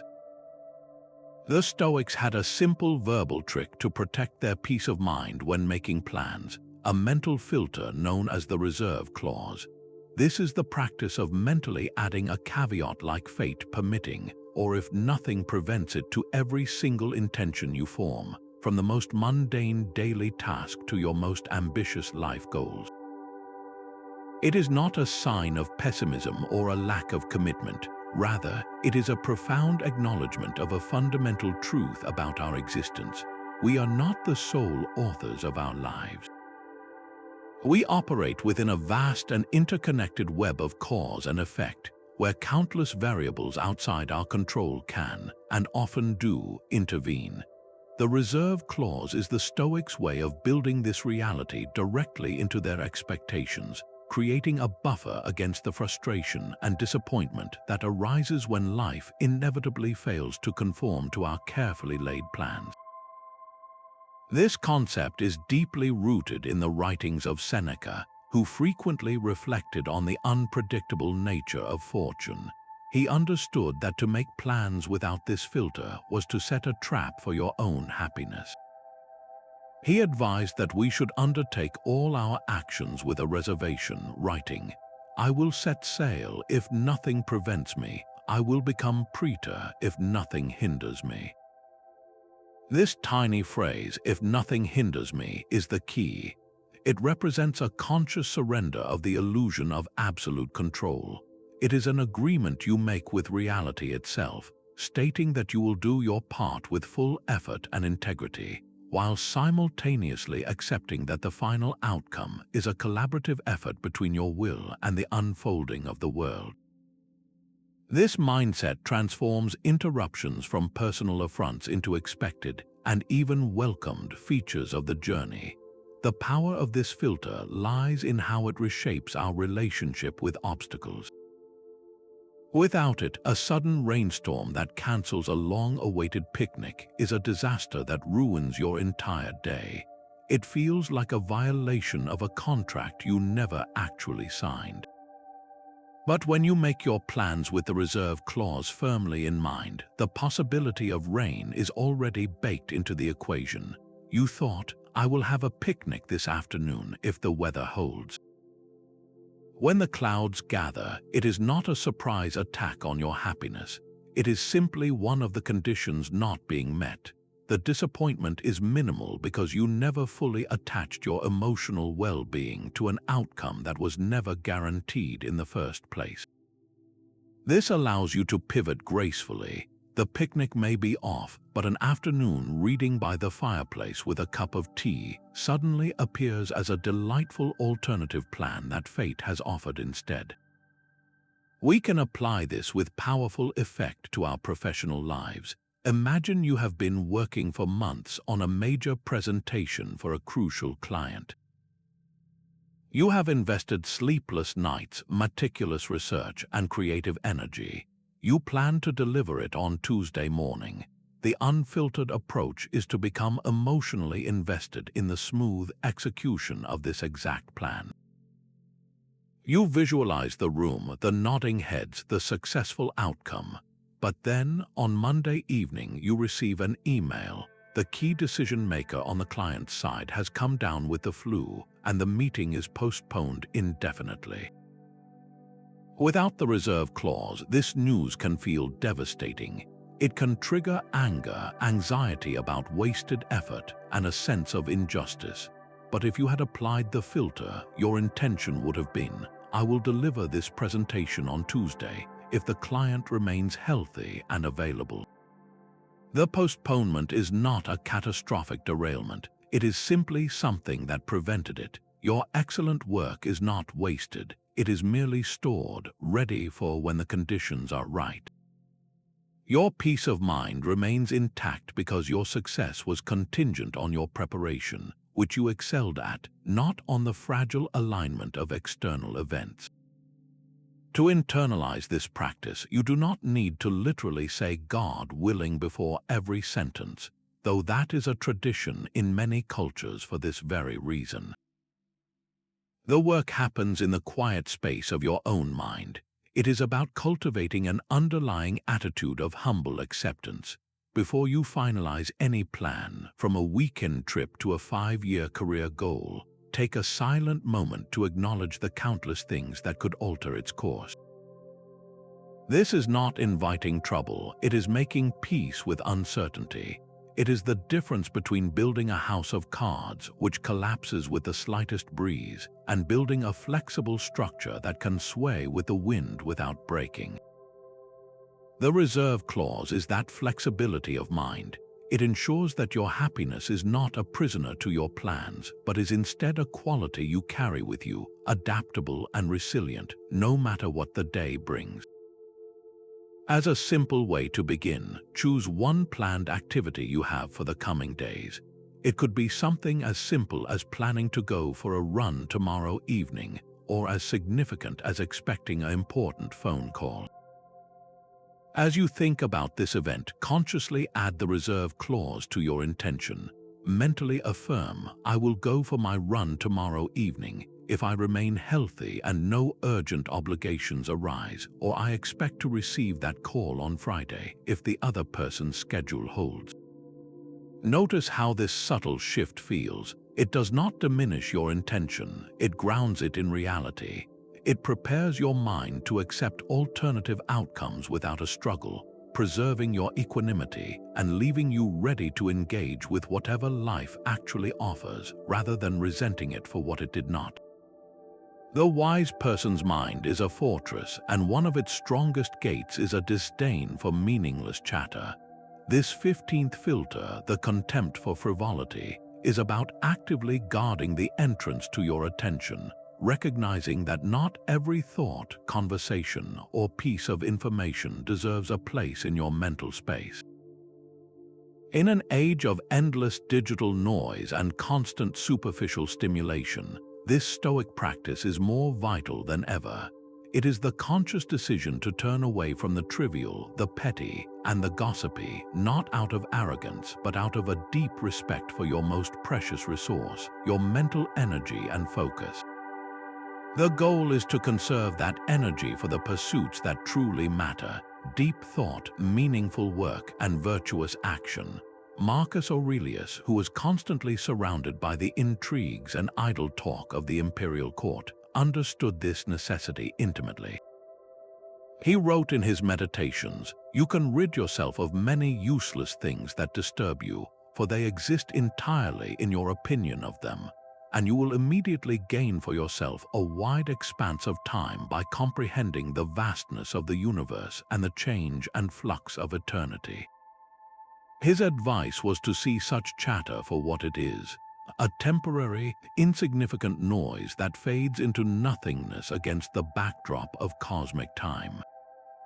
He specifically counseled himself to avoid unnecessary talk, especially about others, recognizing that such conversations do not enrich the soul but merely clutter it. This filter is a direct application of the view from above, bringing that cosmic perspective down to earth to clean up the daily clutter of our minds. The mechanism of this filter is beautifully captured by another profound Stoic insight, often attributed to the philosophy's influence: the soul becomes dyed with the color of its thoughts. Imagine your mind as a clean, white fabric. Every piece of gossip you indulge in, every trivial complaint you rehearse, every hour spent scrolling through superficial drama is like dipping that fabric into a dye vat. Repeated exposure will permanently stain it. The color of your mental life, its tone, its preoccupations, its very quality, is determined by the thoughts you entertain. If you constantly immerse yourself in frivolity, your inner world will become shallow and reactive. But if you are selective, if you filter out the noise and choose to engage only with substantial, virtuous, and purposeful thoughts, your soul will be dyed a deeper, richer, and more resilient hue. Consider a common modern scenario: the office coffee machine. It is a natural gathering point, and often the conversation turns to gossip about a colleague who is not present. The unfiltered, automatic response is to lean in, to listen, to maybe even contribute a piece of hearsay. It feels harmless, a way to bond and pass the time. But apply the contempt for frivolity filter. Ask yourself, does this conversation improve my character? Does it help me perform my work better? Does it contribute to a harmonious and virtuous environment? The answers are almost certainly no. Gossip, even when it seems lighthearted, erodes trust and fills your mind with judgments about people and situations that are often none of your business. The Stoic response is not to deliver a moral lecture to your colleagues, but to simply disengage. You can politely excuse yourself, or you can subtly shift the topic to something more constructive, like a project you are working on or a shared professional goal. By choosing not to participate, you are not just avoiding a negative activity, you are actively investing your attention elsewhere, reinforcing the mental habit of focusing on what is meaningful. This filter extends powerfully to our digital lives. Social media platforms are engineered to capture our attention with an endless stream of drama, outrage, and superficial updates. It is incredibly easy to fall into the trap of spending 20 minutes scrolling through comments on a political post you cannot influence, or poring over the curated highlight reels of distant acquaintances. This is the quintessential modern frivolity. Applying this filter means being the strict gatekeeper of your own digital fortress. It might mean muting certain accounts, turning off notifications for non-essential apps, or setting a strict timer for your daily social media use. The goal is to move from passive consumption to active curation. Instead of allowing the algorithm to dump triviality into your mind, you consciously choose to use those same minutes to read a chapter of a book, learn a new skill, or have a genuine, uninterrupted conversation with someone in your home. The time reclaimed is not the only benefit. The quality of your inner dialogue is dramatically improved. To begin integrating this filter into your own life, the task is one of simple, conscious observation. For the next 24 hours, make it your mission to notice just one common source of frivolous thought that enters your day. It might be a particular group chat that devolves into complaints, a habit of checking news headlines that only provoke anxiety without offering solutions, or a tendency to ruminate on a minor slight from hours ago. Do not judge yourself for it, simply identify it. Once you have spotted this source of mental static, make a quiet commitment to filter it out just for today. When the group chat buzzes with gossip, leave your phone face down. When the urge to scroll mindlessly arises, pause and take 3 deep breaths instead. When the memory of that slight pops up, acknowledge it and then consciously direct your thoughts to a task you can control. This single, small act of filtering is a brick in the wall of your inner fortress. It is a declaration that your mind is a sacred space, reserved for thoughts that build you up and connect you to what is truly significant.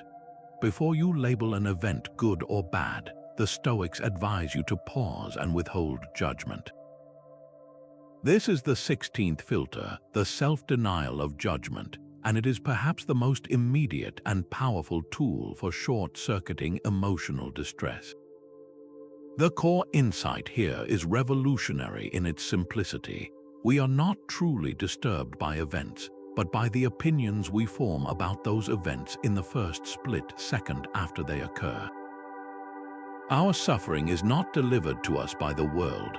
It is manufactured by our own minds through the act of immediate, often unconscious, assessment.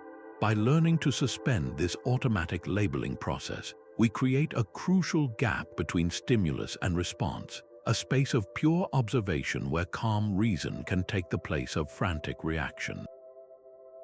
This principle is the very bedrock of Stoic psychology, articulated with stunning clarity by the philosopher Epictetus.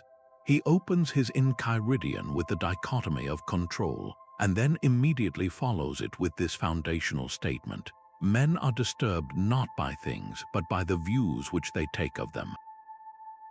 This single sentence is the key that unlocks the entire system.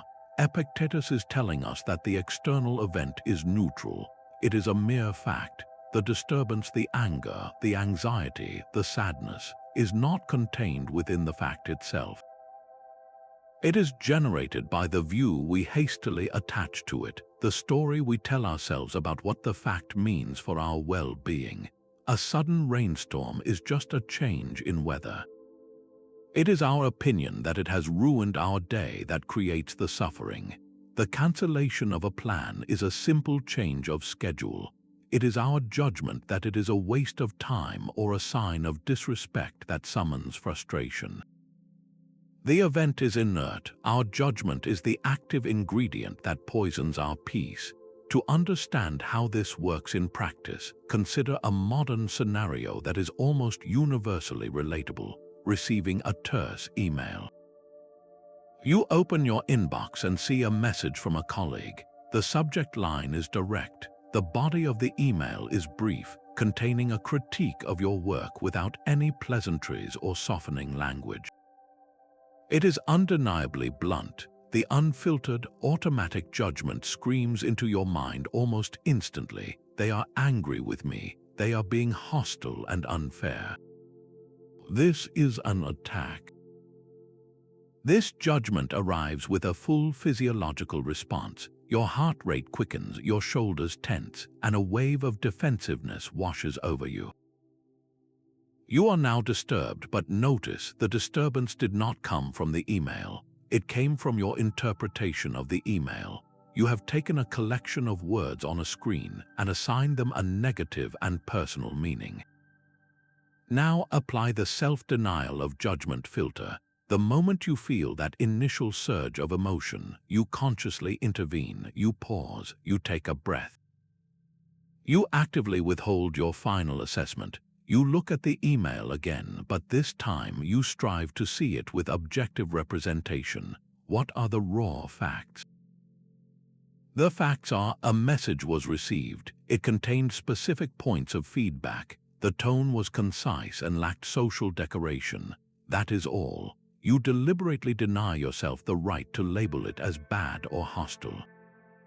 You simply observe the data. From this place of suspension, new possibilities emerge. Perhaps your colleague was simply in a hurry, typing on a mobile device between meetings. Maybe they come from a cultural or professional background where directness is valued over diplomacy. It is even possible that they intended the message to be efficient, not critical. By suspending judgment, you have not ignored the email. You have simply refused to be hijacked by your first, most negative interpretation. You have given yourself the freedom to choose a measured, rational response instead of a reactive, emotional one. This practice is a form of mental martial arts. You are learning to sidestep the initial blow of your own perceptions. The goal is not to become a cold, unfeeling analyzer of everything, but to prevent your feelings from being triggered by faulty or premature assessments. It is about recognizing that our initial judgments are often wrong, overly simplistic, or catastrophizing. They are like a smoke alarm that goes off every time you toast bread. It's sensitive, but it lacks discernment. The self-denial of judgment filter is the practice of checking for a real fire before evacuating the entire building. It conserves your emotional energy for the situations that truly warrant a strong response, while allowing you to navigate the minor irritations of daily life with unshakable composure. To cultivate this essential skill, make it a personal challenge for the next 24 hours. Your mission is to become a detective of your own mind, watching for the moment a snap judgment is about to be made. It could happen when you see a news headline, when a driver cuts you off in traffic, or when a family member makes a cryptic comment. The instant you feel that familiar click of labeling something good, bad, annoying, or wonderful, catch yourself. Freeze the frame, acknowledge the judgmental thought, but then consciously disengage from it. Tell yourself, I see that I am about to judge this as negative. I choose to withhold that judgment for now. I will simply observe. You don't have to hold this suspension forever, just long enough for the initial emotional charge to dissipate and for a more considered perspective to emerge. This tiny moment of pause is where your freedom lies. It is the difference between being a puppet controlled by every passing impression and being the puppeteer who holds the strings of your own responses. Is your reaction to a minor inconvenience as intense as it would be to a genuine tragedy? For many of us, the emotional volume knob is stuck on high, blaring a deafening alarm for a spilled cup of coffee as if it were a house fire. The 17th Stoic filter, proportional response, is the practice of recalibrating that knob, of ensuring that the energy of our emotional and behavioral reactions is carefully matched to the true weight and significance of the event.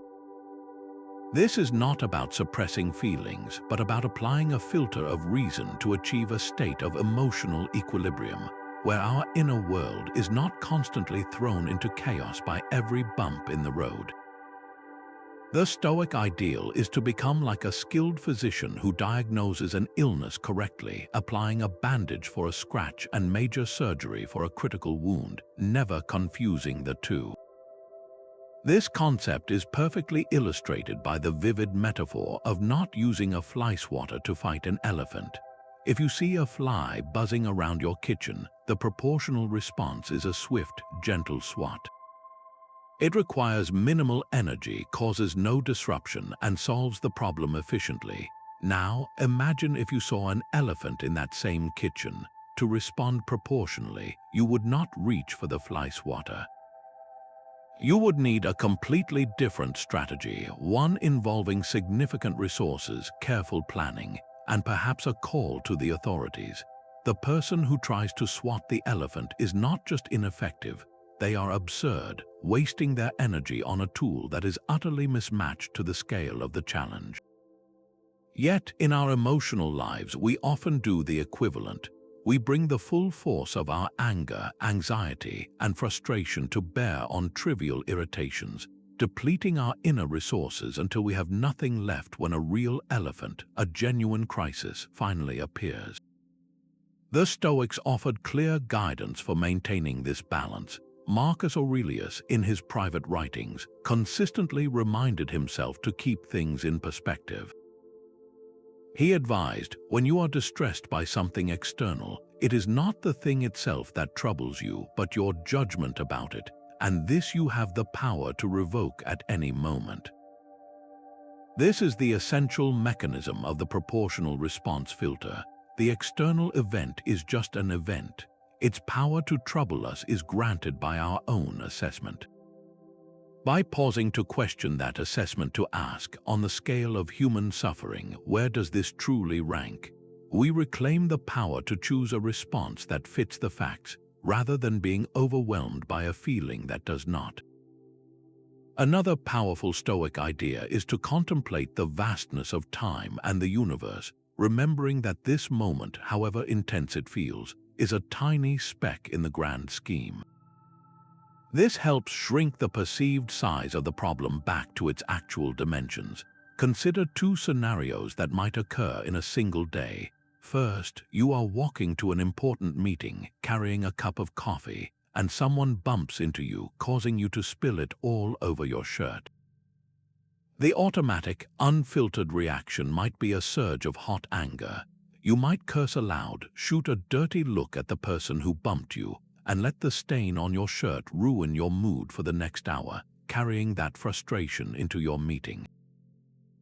Now apply the proportional response filter. Pause for just 3 seconds. Ask, is this a genuine tragedy? No, it is a minor mess and an inconvenience. What is the actual significance? You have a stain. The meeting is about to start. A proportional response would be to take a deep breath, acknowledge the annoyance, quickly clean up as best you can, and enter the meeting focusing on the content, not the stain.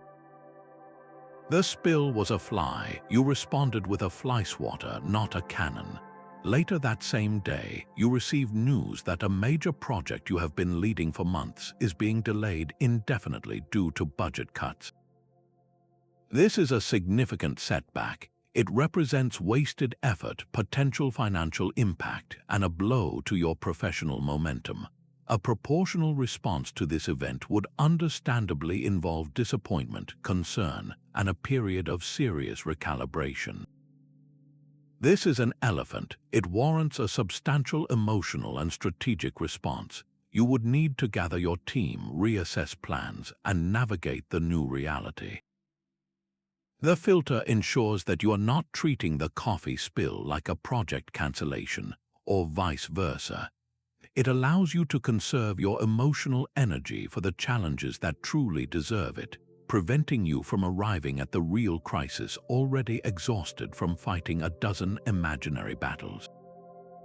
To integrate this filter into your own life, try a simple but revealing exercise of self-observation. Over the next few days, pay close attention to your emotional reactions to various events. When you feel a strong response, whether it is irritation, anxiety, or excitement, pause and mentally rate the event on a scale of 1 to 10.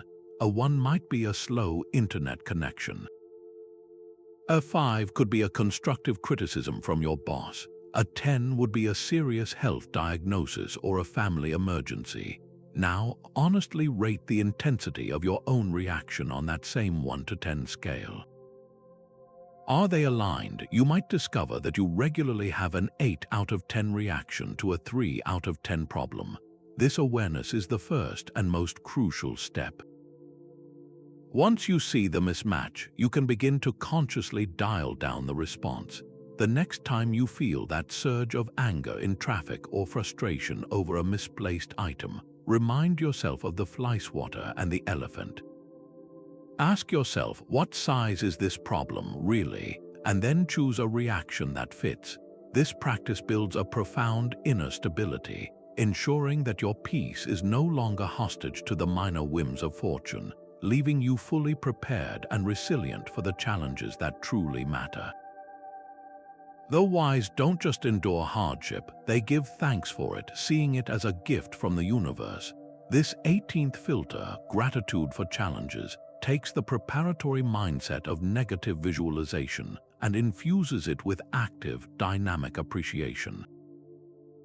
Where negative visualization helps us prepare for potential loss, this filter teaches us to find value in the difficulties that have already arrived. It is the conscious decision to stop seeing adversity as an interruption to a good life and start recognizing it as the essential training ground for a truly great one. This is the secret weapon of the resilient mind, the ability to look directly at a problem and not just accept it, but to genuinely feel a sense of gratitude for the strength it invites you to build. This philosophy transforms the very purpose of struggle. Imagine your character as a muscle. A muscle does not grow stronger by resting in comfort. It grows through the stress of resistance training. Though weightlifting is not an enemy of the muscle, it is its greatest ally. In the same way, the challenges we face are the weights for our soul. They are the necessary resistance that forces the growth of patience, courage, perseverance, and wisdom. A life without any difficulty would be like a body without any exercise, soft, weak, and incapable of handling even minor strains. The gratitude for challenges filter allows us to step into the gym of life every day and welcome the heavy weights, not because they are comfortable, but because we understand their transformative purpose. We learn to be thankful for the burn, for it signals that we are getting stronger. Marcus Aurelius, who faced more than his share of weights, provided the ultimate instruction for this practice. He wrote in his Meditations, "The impediment to action advances action. What stands in the way becomes the way." But he went even further, framing it as a matter of duty and gratitude. He advised himself, when you arise in the morning, think of what a precious privilege it is to be alive, to breathe, to think, to enjoy, to love. And then he added this crucial directive for dealing with difficult people and situations. I have to go to work as a human being. What do I have to complain of? if I'm going to do what I was born for, the things I was brought into the world to do? Or is this what I was created for? To huddle under the blankets and stay warm. So you were born to feel nice, instead of doing things and experiencing them.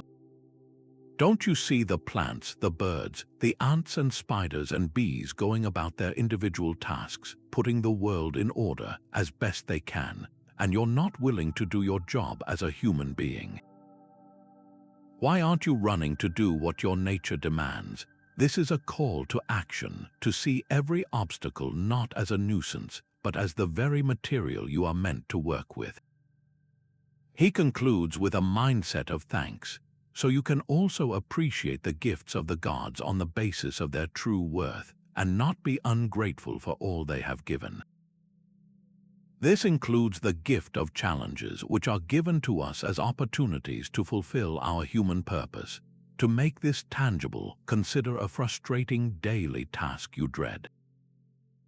Perhaps it is dealing with a particular piece of bureaucratic paperwork, a long and tedious commute, or a household chore you find deeply unpleasant. The standard approach is to grit your teeth and get through it, complaining inwardly the entire time. Now, apply the gratitude for challenges filter. Reframe this task as a designated training session for a specific virtue. That tedious paperwork is not just a hassle, it is your daily drill for cultivating meticulous attention to detail and patience. That long commute is not stolen time. It is a forced opportunity to practice mindfulness, to listen to an educational podcast, or to simply be alone with your thoughts without distraction. The unpleasant chore is a chance to practice doing necessary things without complaint, building the discipline that will serve you in far more important areas of life. By shifting your perspective, you transform a drain on your energy into an investment in your character. This filter becomes incredibly powerful when applied to difficult people. Instead of seeing a critical colleague or a demanding family member as a source of stress, view them as an invaluable sparring partner sent to train you in advanced Stoic skills. This person is giving you the opportunity to practice the proportional response filter, to exercise patience under pressure, to develop empathy for perspectives you do not share, and to strengthen your resolve to act with virtue even when provoked. They are, in effect, a living, breathing, resilient simulator. You can even mentally thank them for the service they are providing, not to their face, but in the privacy of your own mind. This does not mean you tolerate abuse. It means you stop wasting energy on resentment and start leveraging the situation for your own growth. The challenge remains, but your relationship to it is completely transformed from one of victimhood to one of active, grateful engagement. To begin weaving this powerful filter into the fabric of your thinking, take a moment for a concrete exercise. Identify one current challenge that is occupying your mind. It could be a financial pressure, a health concern, a relational strain, or a professional setback. Now, take out a piece of paper or open a notes app and write it down at the top. Below it, challenge yourself to list 3 specific reasons you can be grateful for this difficulty. This will feel counterintuitive at first, but push through the resistance. For a financial pressure, your reasons might be: 1. It is forcing me to become more financially literate and creative with my resources. 2. It is teaching me the difference between my wants and my true needs, fostering a deeper appreciation for simplicity. 3. It is strengthening my resilience and proving to myself that I can handle uncertainty. For a difficult person, you might write: 1. They are teaching me patience and emotional control. 2. They are showing me aspects of my own character that still need work. 3. Interacting with them is giving me practice in setting clear and compassionate boundaries. The act of writing this down is not magic. It is a cognitive ritual that reprograms your default assessment of adversity. It moves the challenge from the category of problem to the category of curriculum, and in doing so, it returns a profound sense of agency and purpose to your life. Your name, your achievements, your legacy, the Stoics remind us that all of it is fleeting. This 19th filter, the death of ego, invites us to perform a quiet but profound assassination of the grandiose self-image we often work so hard to build and protect. It is the practice of radical humility, a conscious downsizing of our own importance in the vast theater of existence. Where the view from above shrinks our problems, this filter shrinks the protagonist of the story, us. It asks a startling question. What if the person you think you are, the one with the specific resume, the social status, the collection of opinions and accomplishments, is not the main character of the universe, but merely a temporary, infinitesimal speck in an endless cosmos? Embracing this perspective is not about self-denigration. It is about liberation from the heavy burdens of pride, status anxiety, and the paralyzing fear of embarrassment. The Stoics grounded this practice in the stark reality of mortality and the relentless passage of time. They would often contemplate the fate of the most powerful and famous figures from history, noting how little remained of their worldly glory. Marcus Aurelius, despite being the most powerful man in the known world, constantly drilled this into his own mind to ward off the vanity that so often accompanies absolute power. He would remind himself that soon enough he would be forgotten, and those who remembered him would soon be dead as well. This is where the suggested quote finds its power. Reflecting on the ultimate end of even the greatest conquerors, he wrote, "Alexander the Great and his mule driver both died, and the same thing happened to both." The message is devastatingly clear.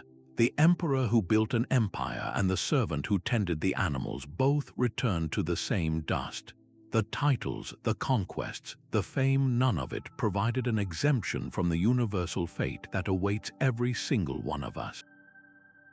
The ego clings to these distinctions, but death is the great equalizer that renders them utterly meaningless.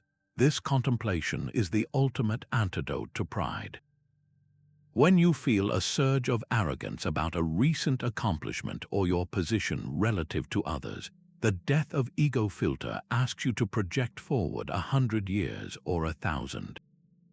In that distant future, will anyone know or care about the promotion you just received, the clever argument you won, or the number of followers you had? This is not a call for nihilism, but for a healthy and grounding perspective. It allows you to enjoy your successes without becoming attached to them, to wear your achievements lightly because you understand they are temporary costumes, not your fundamental identity. This filter also directly attacks anxiety about social status. The fear of saying something foolish in a meeting, for instance, is almost entirely a function of ego. It is the terrified squeal of a self-image that believes it must be perceived as intelligent and competent at all times to maintain its value. But when you apply this filter, that fear loses its grip. You realize that the others in the room are just as transient and insignificant in the grand scheme as you are. Their opinions, whether positive or negative, are equally fleeting. This realization creates a space of incredible freedom.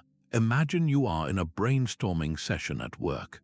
A bold, unconventional idea pops into your head, but it is untested and might sound silly.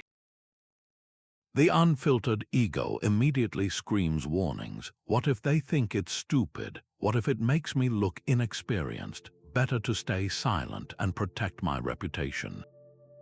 This is the ego acting as a prison warden, locking away your creativity to maintain a fragile facade.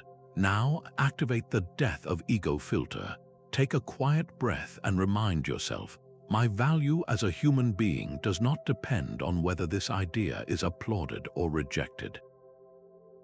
The people in this room, including me, will be forgotten in a century. This meeting is a brief, insignificant moment in cosmic time. From this humbled and liberated state, you can now choose to speak. The idea is offered not as a testament to your genius, but as a simple contribution to a shared goal. If it is well received, you can feel pleased without your ego inflating. If it is dismissed, you can let it go without your ego deflating. The outcome no longer carries the weight of your entire self-worth. The filter has not made you apathetic, it has made you courageous. The practice of this filter is a daily exercise in letting go. It involves catching yourself in moments of boastfulness, defensiveness, or social anxiety, and gently questioning the inflated sense of self that is driving those feelings. It is about recognizing that the ego is a useful tool for navigating the world, but a terrible master for finding peace. When you stop identifying so strongly with your personal story, your successes, your failures, your reputation, you begin to experience a quieter, more stable form of confidence. It is a confidence that comes not from being better than others, but from understanding your small yet unique place in the beautiful, indifferent, and majestic flow of the universe. You are free to participate fully in life, to try, to fail, to succeed, and to learn, because the stakes for your identity have been lowered to zero.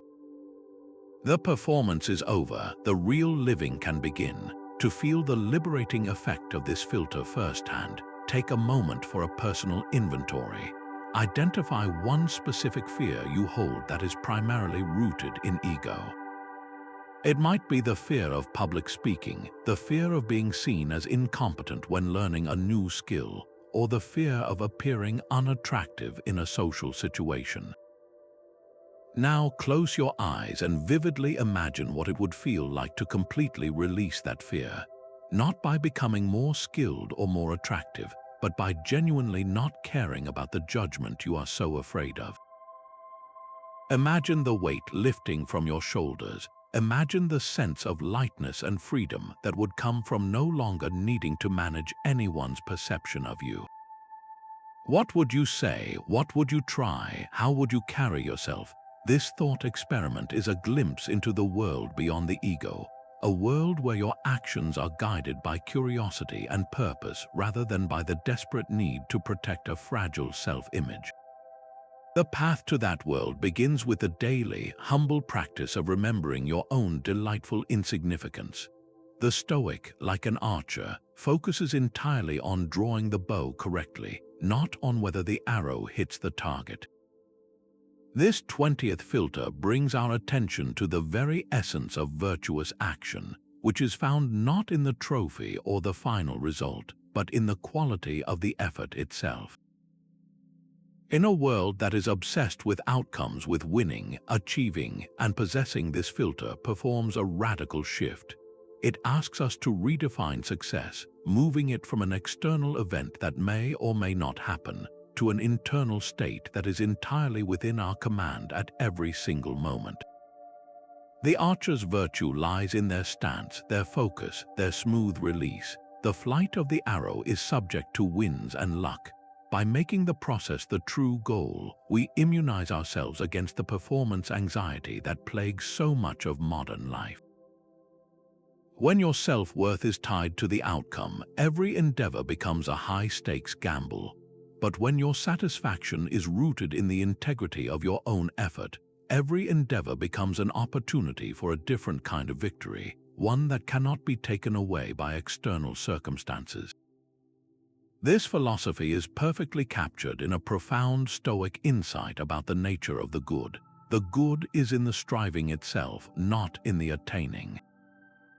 This idea liberates us from the exhausting roller coaster of hope and fear that accompanies any pursuit. Think about a writer who is solely focused on becoming a best-selling author. The years of writing, rewriting, and facing rejection become a painful purgatory, a means to an end that may never arrive. The writer's happiness is perpetually postponed, held hostage by the decisions of publishers and the tastes of the public. Now apply the focus on process filter. The writer's goal transforms. The success is no longer the bestseller list. It is the act of writing a clear sentence today. It is showing up at the desk consistently. It is honing their craft with each paragraph. The external result becomes a preferred, indifferent nice if it happens, but irrelevant to the core satisfaction found in the daily practice of writing well. This writer can find joy and meaning even if the book is never published, because the real work, the work of character and craft, was accomplished every day at the desk. Let's apply this to a scenario familiar to almost everyone studying for a major exam. The unfiltered approach is to fixate on the grade. You study with a knot of anxiety in your stomach, your mind constantly projecting forward to the exam room, the ticking clock, and the moment you receive your score. Your motivation is purely extrinsic, fueled by the fear of failure or the desire for a credential. This mindset makes studying a miserable chore, a stressful period to be endured. Now engage the focus on process filter. Reframe your entire objective. The goal is not the applause. The goal is to understand the material deeply. Your success each day is measured by the quality of your focus during a study session. Did you engage actively with the textbook? Did you work through practice problems until the concept became clear? Did you take a genuine interest in the subject matter? When you make the learning process itself the reward, several things happen. The anxiety diminishes because you are no longer staring at a distant, intimidating peak. You are simply taking the next step on a fascinating path. Your retention improves because you are learning for understanding, not for a one-time test. And perhaps most importantly, you develop a love of learning that will serve you long after the exam is a forgotten memory. The grade becomes a byproduct of your focused effort, not the definition of your intellectual journey. This filter is the ultimate tool for overcoming procrastination, which is often just the fear of a negative outcome in disguise. We avoid starting a difficult project because we are afraid we will not do it perfectly or that it will not be successful. But the focus on process filter makes the project manageable by breaking it down into a series of small, present-moment actions. You are not tasked with writing a book. You are tasked with writing 300 words today. You are not tasked with getting fit. You are tasked with completing this single workout. The sheer scale of the outcome can be paralyzing, but the next action is almost always simple and achievable. This approach cultivates a deep sense of agency and momentum. Each day, you can succeed simply by doing the work to the best of your ability. The final outcome will take care of itself, emerging naturally from the accumulation of all those daily successes. This is how great things are built, not in a single, heroic leap, but through the consistent, quiet application of effort, one brick at a time. To integrate this liberating perspective into your own life, choose one significant goal you are currently working toward. It could be a fitness goal, a creative project, a career aspiration, or even a personal relationship you want to improve. Now, perform a conscious reframing exercise. Write down the ultimate outcome you desire. Then, directly below it, write down the answer to this question. What are the daily or weekly actions entirely within my control that would constitute excellent effort toward this goal? If your goal is to run a marathon, the excellent actions are your scheduled training runs, your focus on proper form, and your attention to nutrition and rest, not the finish line time. If your goal is to improve a relationship, the excellent actions are the quality of your listening in the next conversation, the patience you show today, and the small act of kindness you can offer, not a grand, final resolution. Make a commitment to shift your mental energy from obsessing over the outcome to fully investing in the quality of these daily actions. Measure your success each evening, not by how much closer you are to the finish line, but by how well you executed the process. You will find that this shift does not diminish your ambition. It fuels it with a sustainable and peaceful energy, turning the journey itself into the destination. The Stoics saw wisdom as learning to swim with the current of nature, not against it. This 21st filter, the acceptance of nature's flow, invites us to consider that the universe operates according to a vast, intelligent, and interconnected order, which they called the Logos. Rather than seeing ourselves as separate individuals fighting against a chaotic and hostile world, this perspective asks us to recognize that we are integral parts of this greater whole. Our deepest peace arises not from forcing our personal will upon events, but from harmonizing our desires and actions with this fundamental, rational flow of existence. To resist this flow is to experience the frustration of a salmon leaping endlessly upstream. To accept it is to feel the effortless support of a river carrying you toward the ocean. This is not a passive resignation, but an active cooperation with a reality far grander than our limited plans and understandings. Marcus Aurelius constantly returned to this idea to steady his mind amid the immense pressures of ruling an empire. He wrote, "Everything harmonizes with me which is harmonious to you, O universe. Nothing for me is too early or too late, which is in due time for you." This is a breathtaking surrender of the ego's timeline. We often label events as bad timing or complain that things are not happening according to our schedule. But Aurelius reframes every occurrence as being perfectly on time for the universe itself. A delay is not an interruption. It is the necessary unfolding of a complex web of causes beyond our comprehension. A sudden change of plans is not a derailment. It is the cosmos correcting our course. This filter fosters a profound trust, a sense that even when we cannot see the pattern, we are being guided by an intelligence that is, in its own way, purposeful and whole. This concept can feel abstract, but its application is intensely practical and immediately calming. Consider the modern ordeal of a cancelled flight. You have a crucial meeting, a family event, your entire schedule meticulously planned. Then an announcement: the flight is grounded due to a mechanical issue or weather halfway across the country.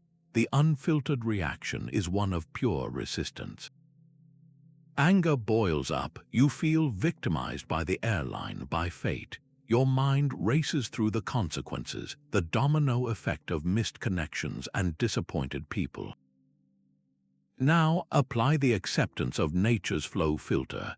Instead of fighting the reality of the cancellation, pause and align with it. Acknowledge that this event is the result of the Logos, a complex chain of cause and effect ensuring safety, respecting the power of a storm, or simply part of a system much larger than your individual itinerary.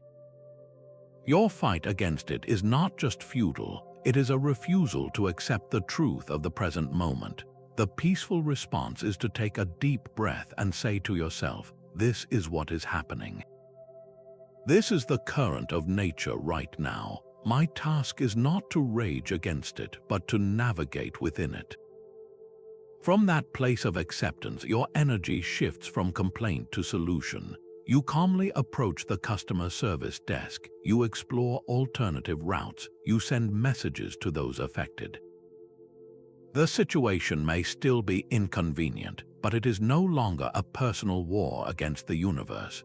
To cultivate this mindset, we can look to the beautiful simplicity of Clean's hymn to Zeus, which expresses a willing surrender to this divine reason.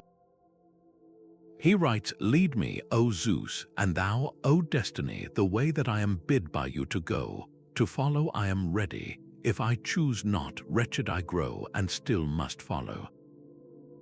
This captures the essence of the filter perfectly. We have a choice. We can follow the flow willingly with grace and understanding, or we can be dragged along kicking and screaming, which is its own form of misery. The outcome, the flow of events, will happen regardless. Our only real choice is our internal state as we participate. Will we be a willing partner or a reluctant prisoner? This shift from resistance to partnership is one of the most significant transformations offered by Stoic philosophy. The true power of this filter is revealed not in minor inconveniences, but in life's major upheavals, an unexpected job loss, a health diagnosis, the end of a relationship. In these moments, the idea of a rational order can feel like a cruel joke. This is where the filter is tested most severely. It does not ask you to pretend that the event is good, but to trust that even in the midst of pain and confusion, you are still within the cosmos, and your task remains the same: to respond with virtue, to find the path forward that this new reality has opened, however difficult it may be. The flow may have taken you into rough waters, but fighting the current will only ensure you drown. The wise response is to conserve your strength, orient yourself, and start swimming in a new direction that the current itself makes possible. This is how obstacles become the way, by accepting the new territory the flow has brought you to and beginning your work there. To begin integrating this perspective into your daily life, take a moment for a quiet reflection. Cast your mind back over the last week or month and identify one event that prompted a strong sense of resistance in you. It might have been a traffic jam that made you late, a last-minute change to a project at work, or a piece of disappointing news from a friend. Now revisit that event with the acceptance of nature's flow filter. Instead of seeing it as a violation of your plans, practice seeing it as an expression of the logos, a necessary part of a vast, interconnected sequence of events that you can only partially perceive. Ask yourself, if I had approached this situation not with resistance, but with a willingness to accept it as the reality of the moment, how would my emotional state have differed? What creative solutions or new insights might have emerged if I had stopped fighting and started cooperating with the circumstances? This simple act of retrospective reframing trains your mind to default to acceptance in the future, turning life's inevitable surprises from sources of stress into invitations to practice swimming with the current, trusting that the river knows its way to the sea. We have 2 ears and 1 mouth so that we can listen twice as much as we speak, a principle the Stoics embodied with profound discipline. This 20-second filter, the silence of the wise, directs our attention to a power that is often overlooked in our noisy world: the strategic and virtuous use of quiet. In an age that celebrates constant expression and immediate reaction, the Stoic practice of intentional silence is a radical act. It is not merely the absence of speech, it is an active, receptive state of mind. This filter serves as a crucial gatekeeper, positioned between receiving an impression and formulating a response. It prevents the rash words, the ill-considered opinions, and the needless conflicts that so often arise from speaking before we have fully processed what we have heard. By choosing silence first, we create a space for wisdom to grow.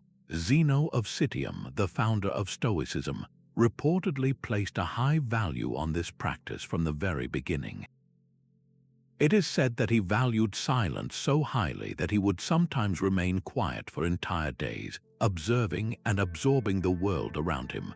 For Zeno, silence was not a social deficiency but a form of rigorous training. It was the foundational practice for developing self-control, the very bedrock of Stoic virtue. When you are silent, you are forced to confront your own thoughts and impulses. You cannot deflect or fill the air with noise to avoid discomfort. This internal quietness is where true understanding begins, both of the external world and of your own mind. It is in this stillness that we can properly separate our initial, often emotional, impressions from the reasoned judgments we wish to act upon. Seneca, in his letters, explored the deep benefits of this quiet contemplation. He wrote, "There is a noble manner of poverty to go through life with a quiet mind, with a spirit confident and prepared for anything. This quiet mind is the ultimate goal of the silence of the wise filter." It is a mind that is not constantly chattering, reacting, or seeking validation through speech. It is a mind that is confident enough to listen, to learn, and to respond only when necessary. Seneca saw this inner quiet as a form of wealth, a richness of spirit that is immune to the chaos of external events. The person who has mastered their tongue has taken a giant step toward mastering their entire inner world, creating a sanctuary of calm that no outside noise can penetrate. The practical application of this filter transforms our most basic human interactions, our conversations. Most of us, when engaged in discussion, are not truly listening. We are simply waiting for our turn to speak. Our minds are busy composing our next point, crafting a rebuttal, or searching for a story to top the one we are hearing. This is not dialogue, it is two parallel monologues happening in the same room. The Stoic practice of active listening shatters this pattern. It involves a conscious decision to silence your internal monologue and direct your full attention to the person speaking.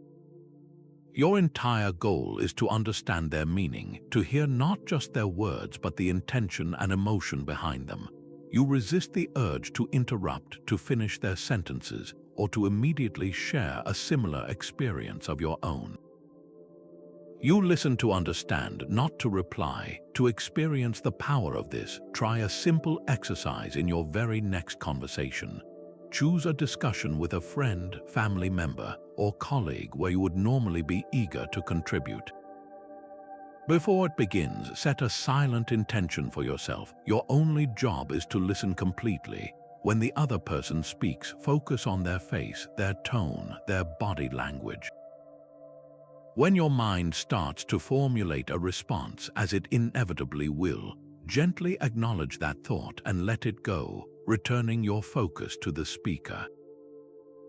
Do this until they have clearly finished expressing their thought, and even then, allow for a moment of silence to ensure they are truly done. You will be astonished by what you discover. You will hear nuances you normally miss. You will understand their perspective on a much deeper level. And paradoxically, when you do finally speak, your response will be far more thoughtful, more relevant, and more impactful because it will be born from genuine understanding rather than from a reflexive need to be heard. This practice extends far beyond personal conversations into every aspect of life. In a meeting, the silent individual is often the most powerful. They are gathering data, observing group dynamics, and understanding the full scope of the problem before offering a solution. When they do speak, their words carry weight because they are not just adding to the noise, they are contributing a considered insight. Silence can also be a tool of immense strength in the face of criticism or anger. Refusing to immediately retaliate with a defensive or aggressive response de-escalates conflict and demonstrates emotional control. It allows you to absorb the initial impact, apply other Stoic filters like objective representation, and choose a response that is proportional and virtuous rather than reactive. The silence of the wise is not a sign of weakness or submission. It is a position of immense strategic and moral strength. To integrate this transformative habit into your daily life, issue yourself a challenge for the next 24 hours. In your next significant conversation, make it your sole objective to consciously aim to speak less and listen more. Do not set a numerical target, but rather a qualitative one. Your goal is to leave the conversation feeling that you truly understood the other person, perhaps even better than they understood themselves. Pay attention to the subtle urge to jump in, to correct, or to steer the topic back to yourself. Each time you successfully resist that urge and choose instead to lean in and listen, you are strengthening a mental muscle that the Stoics considered essential for wisdom. You are practicing the art of the wise, discovering that sometimes the most powerful thing you can say is nothing at all, and that the path to deeper connection and clearer understanding often begins in quiet attention. What would a perfectly rational and virtuous person do in this situation? This simple, powerful question is the essence of the 23rd Stoic filter, the contemplation of the ideal sage. Throughout our exploration, we have discussed various tools to manage our impressions and responses. This filter brings all of them together into a single, aspirational model. The Stoics proposed that we each have the capacity to cultivate an internal counsel, an imagined figure of perfect wisdom who serves as a living benchmark for our own choices. This is not about comparing yourself to a flawless, unattainable deity to feel inadequate. Rather, it is about creating a personalized North Star, a mental compass that consistently points toward the direction of virtue, especially when the path is clouded by emotion, social pressure, or confusion. It is crucial to understand that the Stoic sage is an ideal, a theoretical model of a person who lives in perfect harmony with nature and reason, free from passion and error. No historical figure, not even Socrates or the revered Cato the Younger, fully embodied this ideal. The Stoics were realists. They knew that human perfection was not the goal. The purpose of contemplating the sage is not to achieve their flawless state, but to have a clear standard to guide our progress.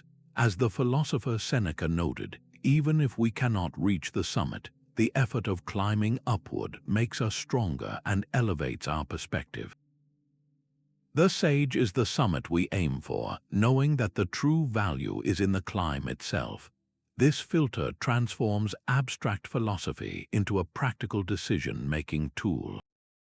When faced with a dilemma, you are not left to ponder a list of rules. You are invited to consult a wise inner advisor.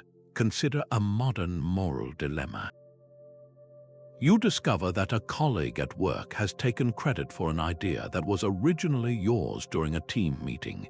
The immediate, unfiltered reaction might be a surge of anger and a desire for immediate confrontation or retaliation. The ego demands justice and recognition. Now, apply the ideal sage filter. Pause for a moment and ask yourself, what would a perfectly wise and virtuous person do in this exact situation? You are not asking what a vengeful person or a timid person would do, but what a person embodying courage, justice, and self-control would do. This shifts the entire framework of the problem.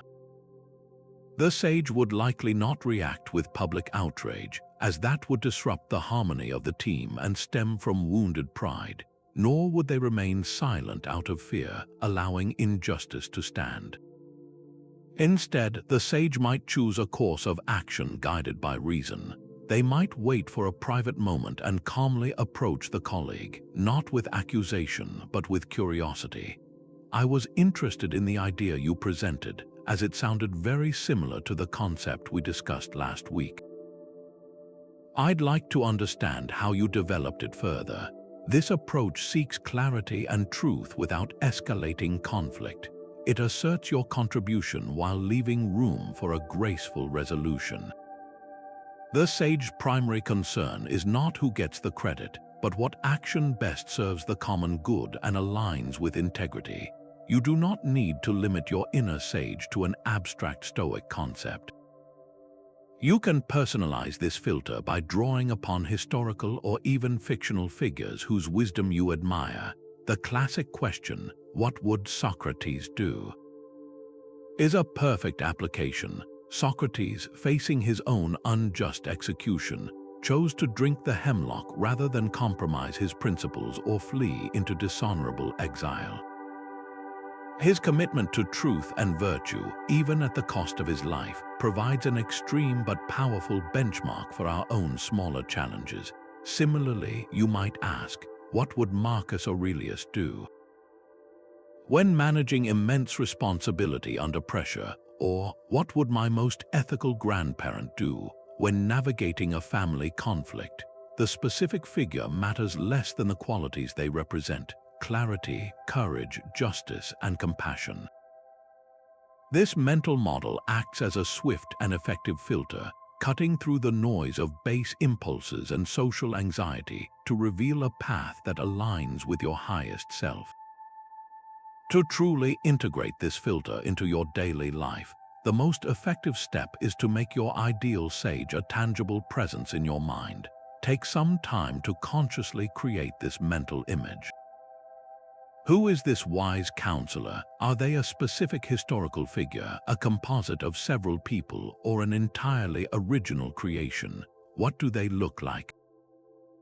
How do they speak? What is their demeanor? The more vividly you can imagine this figure, the more readily you can consult them in moments of uncertainty.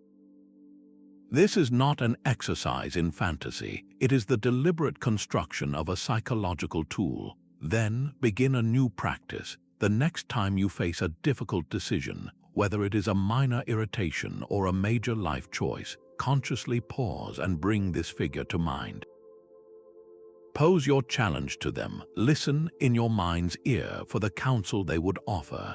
The answer will often be surprisingly clear because it bypasses your fleeting emotions and connects you directly with the virtues you aspire to embody. This filter turns philosophy from a subject you study into a wise friend you carry with you, always ready to offer a perspective grounded not in what is easy, but in what is right. Your attention is the most valuable currency you possess, and the Stoics were meticulous about how they spent it. In an age long before the constant pings of smartphones and the endless scroll of social media, philosophers like Epictetus recognized that our mental focus is not an infinite resource but a finite and precious capacity that defines the quality of our lives. Every moment your mind is captivated by a trivial worry, a burst of outrage from the news cycle, or the curated illusions of another person's life online, you are making a withdrawal from your limited account of conscious awareness. The 24th filter, the economy of attention, is the practice of becoming a shrewd investor of this capital, consciously directing your focus away from what is frivolous or corrosive and toward pursuits that build virtue, knowledge, and genuine peace. This is not about productivity hacks. It is about the fundamental architecture of a wise life, where what you choose to look at and think about is the primary determinant of who you become. Epictetus offered a stark warning about the consequences of a poorly managed mind. He said, "The chief task in life is simply this, to identify and separate matters so that I can say clearly to myself which are externals not under my control and which have to do with the choices I actually control." This separation is the first step in the economy of attention, but he went further, directly addressing what we allow into our mental space. He advised, be careful whom you associate with. It is better to associate with decent people of little education than with clever people who are vicious. In modern terms, this extends beyond physical company to the digital voices and media we associate with daily. Your social media feed, the news outlets you follow, the entertainment you consume, these are your modern-day associations. Epictetus is urging a kind of mental hygiene, a conscious curation of your informational diet. Allowing your attention to be captured by vicious or chaotic content, whether it's toxic political arguments, celebrity gossip, or fear-mongering headlines, is like inviting a noisy, disruptive guest into the quiet sanctuary of your mind. It dyes your soul with its color, agitating your spirit and pulling you away from the calm focus required for virtuous action. The practical application of this filter in our contemporary world is nothing short of revolutionary. It calls for a deliberate and even ruthless approach to digital minimalism. This begins with a simple audit. Take a critical look at your phone's home screen. How many of those apps are tools that serve your life, and how many are slot machines designed to hijack your attention for the profit of a corporation? The Stoic response is to declutter this digital environment. Unsubscribe from newsletters that you never read but that clutter your inbox with a sense of obligation. Mute or unfollow social media accounts that consistently provoke envy, anger, or anxiety. The goal is not to live in an information bubble, but to move from a state of passive consumption, where your attention is stolen, to one of active choice, where you consciously select what deserves your focus. This might mean designating specific, limited times for checking news or social media, rather than leaving the faucet of information running all day long. It is about creating boundaries that protect your most valuable asset, your capacity for deep thought and presence. This economy extends far beyond our screens into the very fabric of our daily routines. Consider the modern habit of filling every spare moment with stimulation, listening to a podcast while commuting, scrolling through a phone while waiting in line, having the television on as background noise. While these activities can have value, they often prevent the mind from experiencing quiet, which is essential for integration and reflection. The Stoics valued periods of silence and solitude, not as idle time, but as the fertile ground where wisdom takes root. By intentionally creating spaces of silence in your day, perhaps during a morning walk without headphones, or the first 15 minutes of your day without a screen, you are making a profound investment in your attention. You are allowing your mind to process, to wander, to connect ideas, and to return to itself. This is not wasted time. It is the most productive time for the development of your inner life, where you practice the ultimate Stoic skill of being at home with your own thoughts. To truly grasp the power of this filter, conduct a simple but revealing experiment. Sometime today, choose one typical hour of your life. It could be an hour at work, an hour at home in the evening, or an hour on the weekend. Live that hour as you normally would, but with one crucial difference. Act as an impartial observer of your own attention. Keep a small notepad handy or simply make a mental note. Where did your focus go? How many times were you pulled away from your primary task by a notification, a random thought, or an urge to check something online?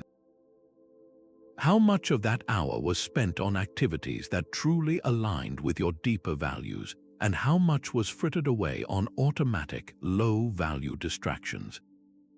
This audit is not about self-judgment, it is about gathering data. You cannot manage what you do not measure.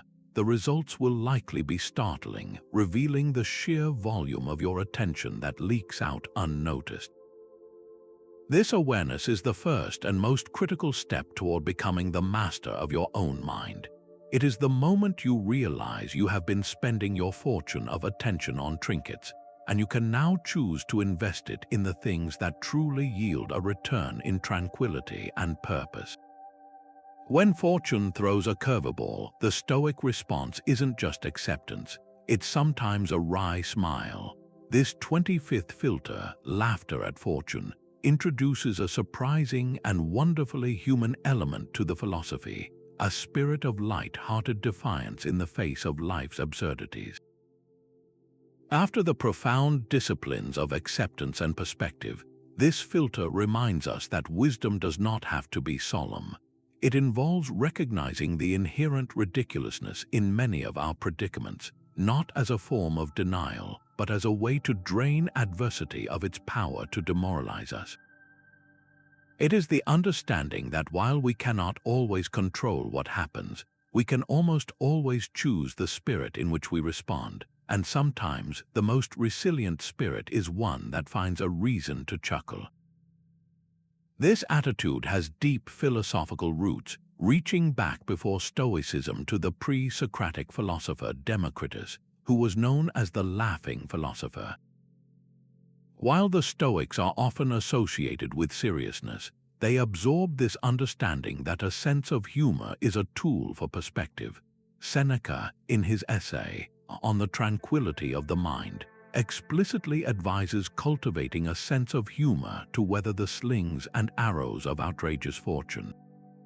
He wrote that we should let the mind be disciplined to understand and to endure its own lot, and to have the knowledge that there is nothing which fortune does not dare, and part of that endurance is the ability to meet fortune's audacity with a cheerful countenance. He saw laughter not as frivolity, but as a form of courage, a declaration that the soul remains unbroken even when circumstances are difficult. The mechanism of this filter is a close cousin to the view from above. When you zoom out far enough, many of our daily dramas reveal themselves as comedies of errors.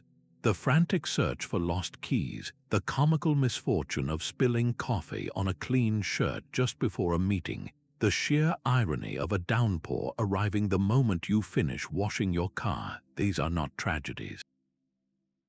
They are minor scenes in the grand, unpredictable play of life.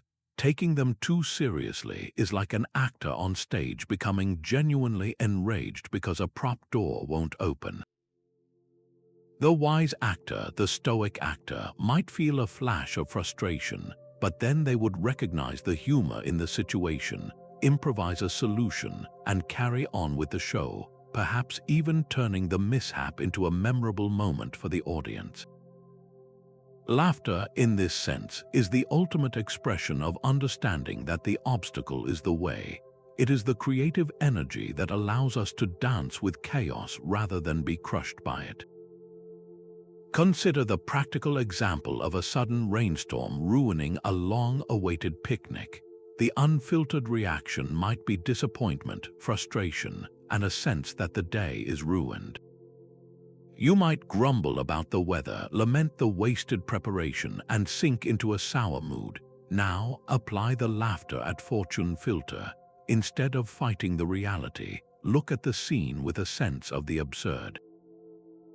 There you are, a sophisticated human being with complex emotions and ambitions, being utterly thwarted by water falling from the sky. See the humor in the frantic scramble to gather the blanket and basket, the ironic sight of people running for cover. Instead of letting the event defeat you, you can choose to laugh at the situation and perhaps even at your own exaggerated sense of disappointment. This laughter is transformative. It doesn't make the rain stop, but it instantly changes your internal weather. The picnic may be over, but the opportunity for a different kind of enjoyable afternoon begins, perhaps one spent in a cozy cafe watching the storm, or having an impromptu picnic on the living room floor. The misfortune becomes an anecdote, a story you can tell later with a smile, rather than a memory of a spoiled day. This filter is particularly potent when dealing with minor insults or social embarrassments. Tripping on a step in public, calling someone by the wrong name, or sending an email to the wrong person can trigger a cascade of self-consciousness and shame. The ego feels exposed and humiliated, but the laughter at fortune filter allows you to step outside of the ego and see the event for what it is, a perfectly normal human mistake. By being the first to laugh at yourself, you accomplish two things. First, you disarm the potential cruelty of others. It is hard for someone to mock you when you are already joyfully acknowledging the error. Second, and more importantly, you demonstrate to yourself that your worth is not determined by these tiny, fleeting moments of imperfection. You show that you are secure enough to not take yourself so seriously, that you can embrace your own humanity, flaws and all. This is a profound form of self-acceptance and resilience. To begin cultivating this liberating perspective, try a simple exercise with a recent annoyance. Bring to mind something that irritated you today or this week. It could be as minor as getting stuck in a slow-moving line at the grocery store or having a technology glitch right when you needed it most. Now, instead of replaying the frustration, challenge yourself to find just one humorous aspect in the situation. In the slow line, perhaps the humor is in the universal, shared experience of impatience, visible on every face around you. In the tech failure, maybe the comedy lies in the sheer timing of it, as if the universe has a mischievous sense of irony.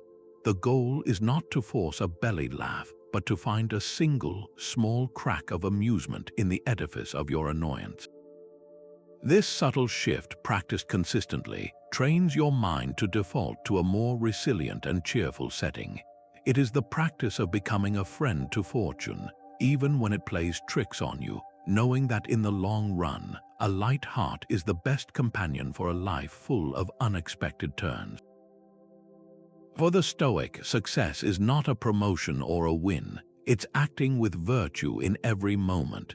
This 26th filter, detachment from outcomes, takes the foundational principle of the dichotomy of control and applies it with surgical precision to our deepest motivations for action.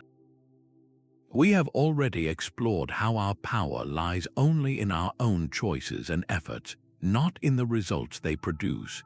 This filter goes a step further, addressing the emotional hook that keeps us tethered to those external results, our tendency to outsource our sense of self-worth to the approval of the world. It is the practice of finding your entire reward in the quality of your action itself, so that your inner stability remains unshaken by either victory or defeat. When you are detached from the outcome, you are free to perform at your absolute best, not because you are desperate for a certain result, but because excellence has become its own reward. This philosophy is rooted in the Stoic conviction that the only true good is a virtuous will.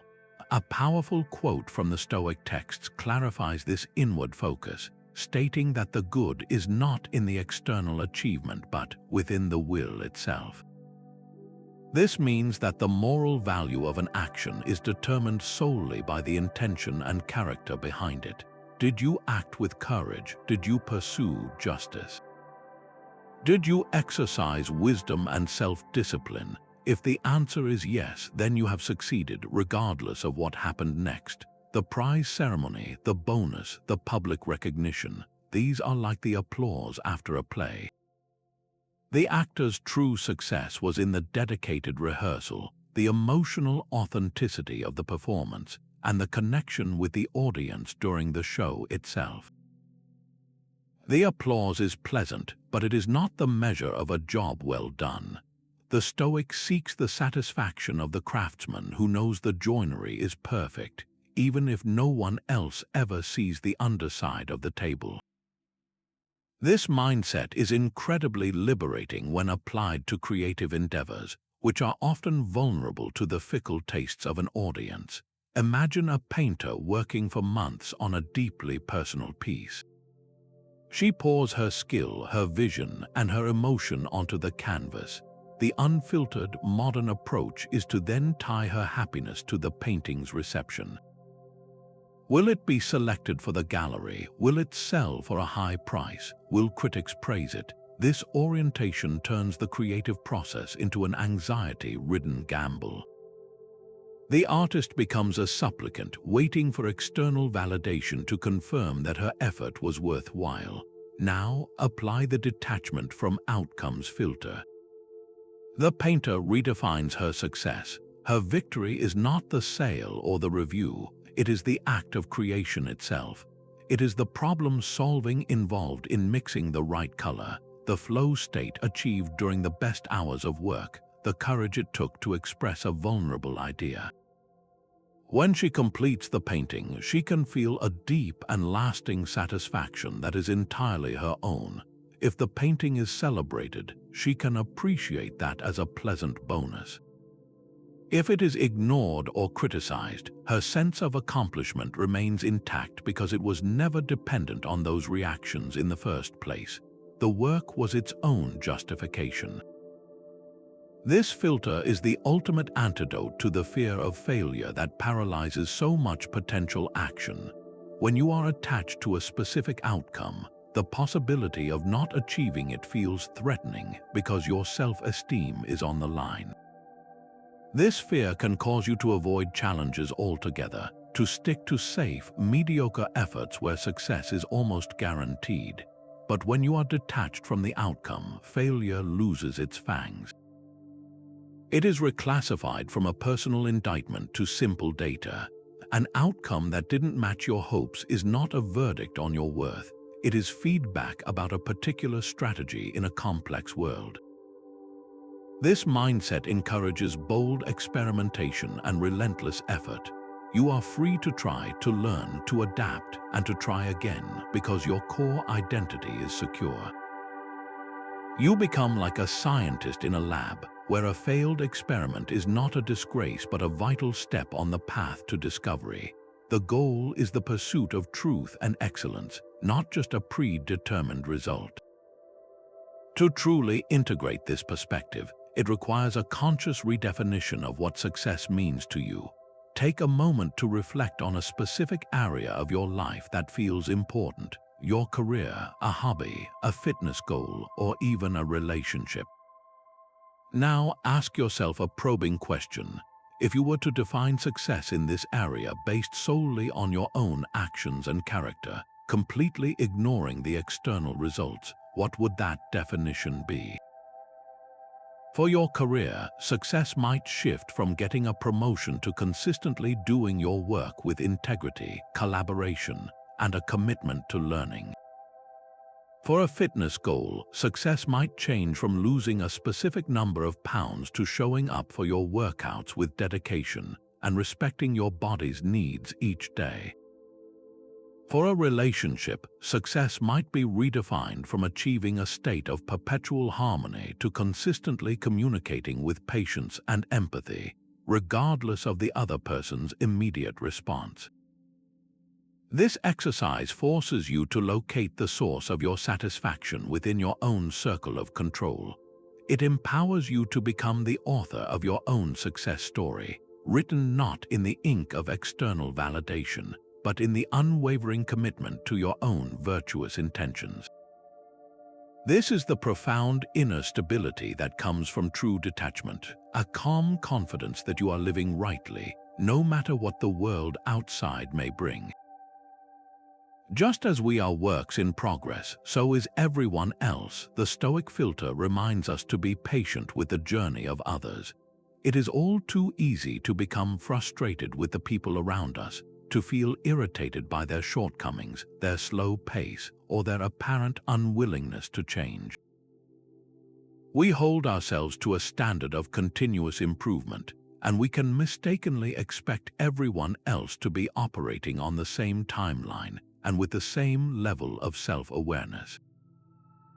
This 27th filter, patience with the progress of others, is a profound application of Stoic empathy. It asks us to step back from our own judgments and recognize that every person we encounter is fighting a battle we know nothing about, guided by their own set of impressions and beliefs, which are often flawed, incomplete, or simply different from our own. Applying this filter is an act of grace that not only improves our relationships but also preserves our own peace of mind. The Stoic logic behind this patience is rooted in a clear-eyed understanding of human nature. Marcus Aurelius offered a guiding principle for this very situation. He wrote in his Meditations, "When you wake up in the morning, tell yourself, the people I deal with today will be meddling, ungrateful, arrogant, dishonest, jealous, and surly. They are like this because they cannot tell good from evil." This quote is not a license for cynicism, it is a tool for premeditation. It is the interpersonal equivalent of negative visualization. By preparing yourself each morning to expect that people will act from their own ignorance and vice, you inoculate yourself against the shock and anger you might feel when they inevitably do. Aurelius is not saying these people are evil, he is saying they are mistaken. They are confused about what is truly good, chasing after externals like status, wealth, or pleasure, and their unpleasant behavior is a symptom of that confusion. When you see a person's irritability or stubbornness as a form of error rather than a personal attack, your response shifts from retaliation to understanding. It becomes easier to forgive because you see the action as stemming from a kind of blindness, a lack of the very wisdom you are trying to cultivate in yourself. This perspective is incredibly liberating in practical, everyday situations. Consider a colleague at work who is a slow learner. constantly needing extra explanations and holding up the progress of a project. The unfiltered reaction might be impatience, eye-rolling, and muttered complaints to other teammates. You might see this person as incompetent or lazy, and your frustration builds with each interaction. Now apply the patience with the progress of others filter. Instead of focusing on the delay, consider the individual's journey. Perhaps they are dealing with personal stress that is clouding their focus. Maybe they come from a different professional background and are struggling to adapt to new systems. It is possible they are simply afraid of making a mistake and are being overly cautious. By shifting your view from their output to their internal state, you replace irritation with curiosity. Instead of sighing with exasperation, you might ask, what part of this is causing the most confusion? Let's walk through it together. This approach not only helps resolve the immediate issue more effectively, but also builds trust and goodwill. You are no longer an adversary, you are an ally in their learning process. The same filter works wonders within our families. An elderly parent who repeats the same stories, a sibling who always seems to offer unsolicited advice, or a child who is slow to get ready in the morning. These are all opportunities to practice Stoic patience. The trigger is our expectation that they should behave differently. We think they should know better by now, or why can't they just be more efficient? This filter asks us to release the should and accept the is. It encourages us to see their behavior not as a deliberate attempt to annoy us, but as an expression of their own personality, history, and current capacities. Your parents' repetitive storytelling may be a way of connecting with cherished memories. Your siblings' advice, however clumsy, may be their unique way of showing they care. By applying this filter, you can learn to listen past the surface of the behavior to the intention underneath. This doesn't mean you never set boundaries, but it does mean you approach the situation with compassion rather than conflict, dramatically reducing the daily friction that can wear down even the closest relationships. To truly integrate this compassionate filter into your life, take a moment for a personal reflection. Bring to mind one specific person you consistently find yourself feeling impatient with. It could be a coworker, a family member, a neighbor, or even a stranger you encounter regularly, like a particular cashier. Now, make a conscious decision to see this person through the lens of Marcus Aurelius's morning meditation. Assume that their difficult behavior stems from a mistaken judgment about what is good, not from a desire to make your life harder. Consider what fears, insecurities, or past experiences might be shaping their actions. Then make a quiet commitment. The next time you interact with this person, your goal is not to change them or to endure them with silent resentment. Your goal is simply to observe your own impulse towards impatience and, instead of acting on it, to offer a small, internal gesture of understanding. This might mean taking a deep breath before you respond, or choosing to ask a question instead of making a critical statement.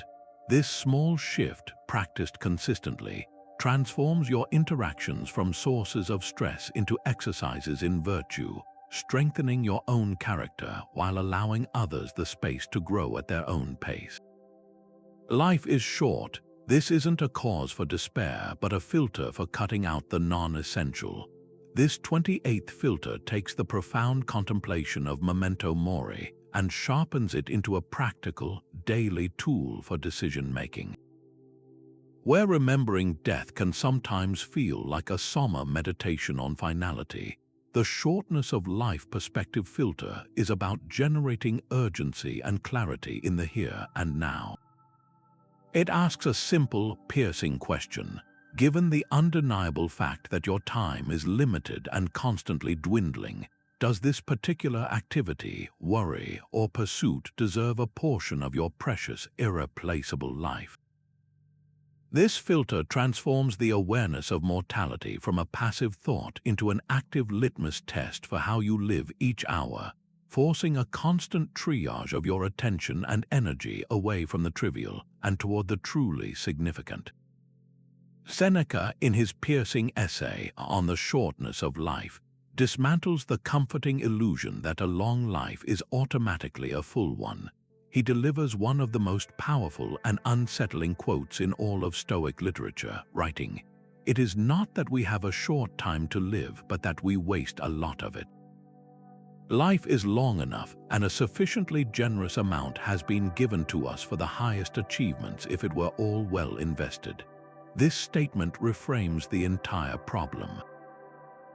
The issue is not the number of years on the calendar, but the staggering amount of time we allow to slip through our fingers, lost to pursuits that do not enrich our character or contribute to a life well lived. We complain of life's brevity, Seneca argues, while we squander vast tracts of it on busyness, entertainment, petty anxieties, and the pursuit of approval from people we do not even like. The shortness of life filter is the mental tool we use to combat this waste, to become vigilant guardians of our time, recognizing it as the one resource that, once spent, can never be earned back. The most potent way to apply this filter is through a thought experiment often called the deathbed test. Imagine yourself at the very end of your life, looking back on the years you have lived. From that ultimate vantage point, with the clarity that comes when there are no more days left to waste, how would you evaluate the way you spent your time? This is not a morbid exercise. It is a perspective-shifting mechanism that instantly reveals the difference between what is urgent and what is important. The meeting that felt so stressful last week, the social obligation you felt pressured to attend, the hours spent scrolling through comparisons on social media, from the deathbed, these things shrink into insignificance. What would likely rise to the surface are the moments of genuine connection, the times you were brave enough to pursue a passion, the instances where you offered kindness without expectation, and the periods of quiet presence where you truly experienced being alive. This test is the ultimate filter for procrastination. The project you have been putting off for someday suddenly demands to be started today, because someday is a fiction that the dying know does not exist. Consider the practical application of this to the modern workplace. It is easy to get caught in a cycle of responding to emails, attending meetings of questionable value, and engaging in office politics, all under the guise of being busy. But if you pause for just 30 seconds and apply the shortness of life filter, you can ask a transformative question. If I were to leave this job a year from now, what is the one project or contribution that I would be genuinely proud of? What work would have actually meant something? The filter immediately pushes the superficial tasks to the periphery and brings the meaningful work into sharp focus. It gives you the courage to decline a meeting that does not serve your core objectives, to batch process emails instead of letting them constantly interrupt your deep work, and to invest your energy in the tasks that align with your skills and values. The same principle applies to your personal life. That television series you watch out of habit rather than genuine enjoyment, the acquaintance who drains your energy with negativity, the hobby you maintain out of obligation rather than passion. The deathbed test asks you to consider if these are worthy investments of your dwindling time. This perspective does not advocate for a life of grim, non-stop productivity. Quite the opposite. It helps you distinguish between true leisure, which is restorative and joyful, and mere time killing, which is passive and empty.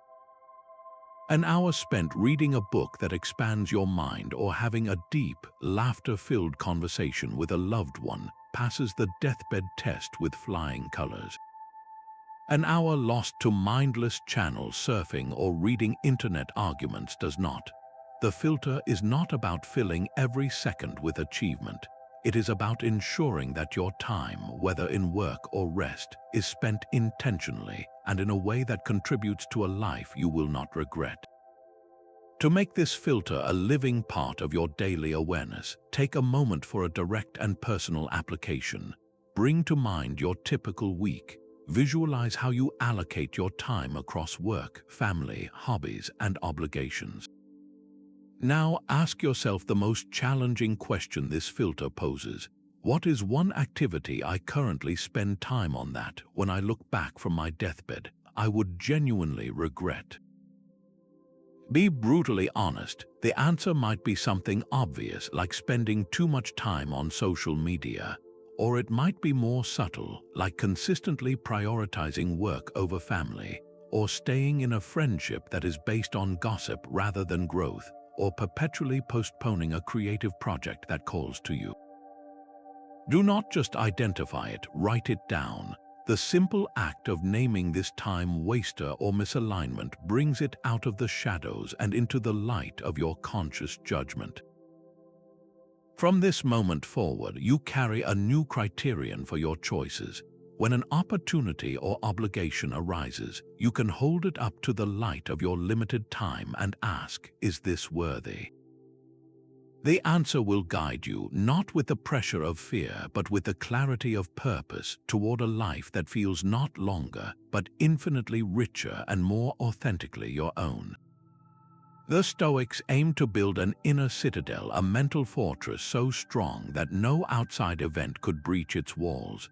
This 29th filter is not a single tool, but the magnificent, integrated result of applying all the others consistently over time. It represents the ultimate goal of Stoic practice, a state of being where your core peace and integrity are no longer contingent on the whims of fortune. Where the earlier filters are like individual drills for strengthening specific mental muscles, the cultivation of the inner citadel is the state of overall fitness and resilience that emerges from that dedicated training. It is the culmination of the journey, the point at which you are no longer merely practicing Stoicism, but have begun to embody it as a way of life, where your fortified mind becomes your true and unassailable home. Marcus Aurelius, who faced relentless external pressures as emperor, constantly returned to this idea of an internal sanctuary. He provided the perfect instruction for accessing this citadel when he wrote, "People look for retreats for themselves in the country, by the coast, or in the hills. There is nowhere that a person can find a more peaceful and trouble-free retreat than in his own mind. So constantly give yourself this retreat and renew yourself." This is the essence of the filter. The retreat is not a physical location you must travel to. It is a psychological state you can access at any moment, even in the midst of chaos. It is the ability to retreat into the quiet, sovereign space of your own reasoning faculty, where external judgments, setbacks, and noises lose their power to agitate you. The inner citadel is not a place of escape from the world, but a command center from which you engage with the world from a position of unshakable strength. Building this fortress is a gradual, brick-by-brick process. Each time you apply a Stoic filter, you are adding another layer of defense to your inner walls. When you pause before reacting to a criticism and apply the self-denial of judgment filter, you are laying a brick of self-control. When you choose to see an obstacle as an opportunity using the obstacle is the way filter, you are reinforcing the foundation of your resilience with a stone of courage. When you spend a few minutes in evening journaling, honestly assessing your day, you are mortaring the stones together with the cement of self-awareness. There is no single dramatic moment of completion. The citadel is constructed through the cumulative effect of 1,000 small, virtuous choices, each one strengthening the whole structure against the sieges of adversity, anxiety, and distraction. A powerful way to make this abstract concept tangible is through a simple visualization exercise. Close your eyes for a moment and imagine your mind as a fortress. See its high, thick walls made of the wisdom you have accumulated. The gate is your power of ascent, which you control. You decide what impressions to allow inside. The courtyard is your faculty of judgment, where you calmly evaluate events. The deepest keep, the most protected part, is your core value and integrity, your essential self. Now imagine a recent challenge you faced. Perhaps it was a moment of anger or a wave of anxiety. Visualize that challenge as an army outside the gates, shouting and throwing projectiles. When you reacted with agitation, you flung the gates open and let the chaos pour in, and your inner peace was overrun. Now replay the scenario. This time, see yourself consciously choosing to keep the gates shut. You observe the army from the safety of your walls. You recognize the noise for what it is: mere sound and fury, unable to harm you unless you grant it entry. From this position of security, you can now choose a reasoned, virtuous response, perhaps even lowering the drawbridge on your own terms to engage with the situation wisely.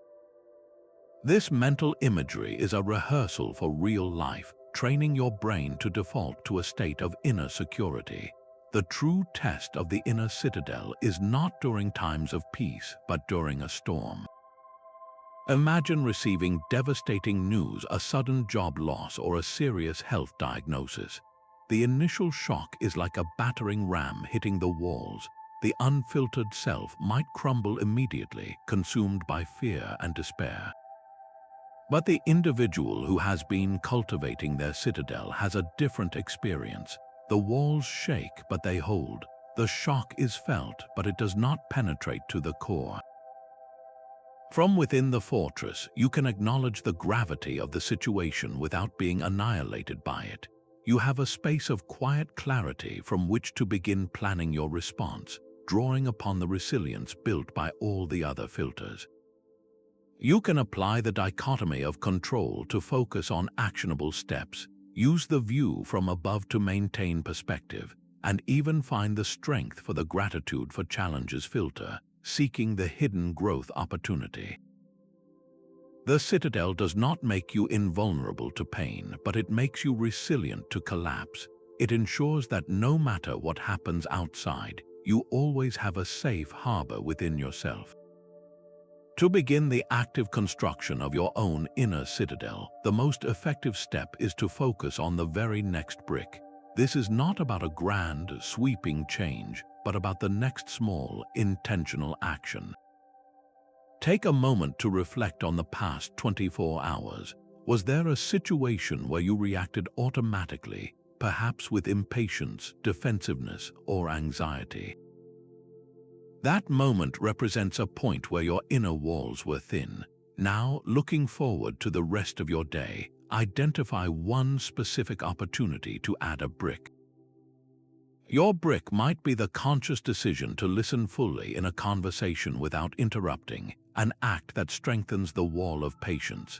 It might be the choice to do a difficult task without complaining, reinforcing the wall of discipline. It could be the simple act of taking 5 minutes of quiet solitude to retreat into your own mind, fortifying the wall of presence. The specific action is less important than the conscious intention behind it. By mindfully choosing just one virtuous action today, you are not just getting through the day, you are actively, physically, building the architecture of your own unshakable peace, one solid, deliberate brick at a time. The Stoic refuses the role of the victim. No event can harm you without your consent. This 30th filter is perhaps the most empowering of them all, a direct assault on the passive mentality that waits for the world to be fair before it can be happy. It is a declaration of radical agency, asserting that while you cannot control what happens to you, you retain absolute sovereignty over what it means to you and how you choose to respond. This is not about denying the reality of pain, injustice, or hardship. It is about rejecting the disempowering narrative that those things have the final say in the story of your life. The filter of rejecting victimhood transforms you from a passive character who is acted upon by circumstances into the author of your own response, the one who gets to write the next chapter. This entire philosophy hinges on a single, transformative insight from Epictetus, which serves as the bedrock for this filter. He stated, "It's not what happens to you, but how you react to it that matters." But he went even further, delivering the core instruction with stunning clarity. Men are disturbed not by things, but by the views which they take of them. And most powerfully for this concept, he said, "You are hurt the moment you believe yourself to be. This is the mechanism of consent. An insult is just a collection of sounds until your judgment consents to label it as a damaging blow to your worth. A financial loss is a change in numbers until your judgment consents to interpret it as a catastrophe. The harm is not in the event, it is in the meaning you assign to it." By withholding your consent from a disempowering interpretation, you effectively disarm the event of its power to psychologically wound you. Consider a practical, everyday scenario. You receive a piece of criticism on a project you poured your heart into.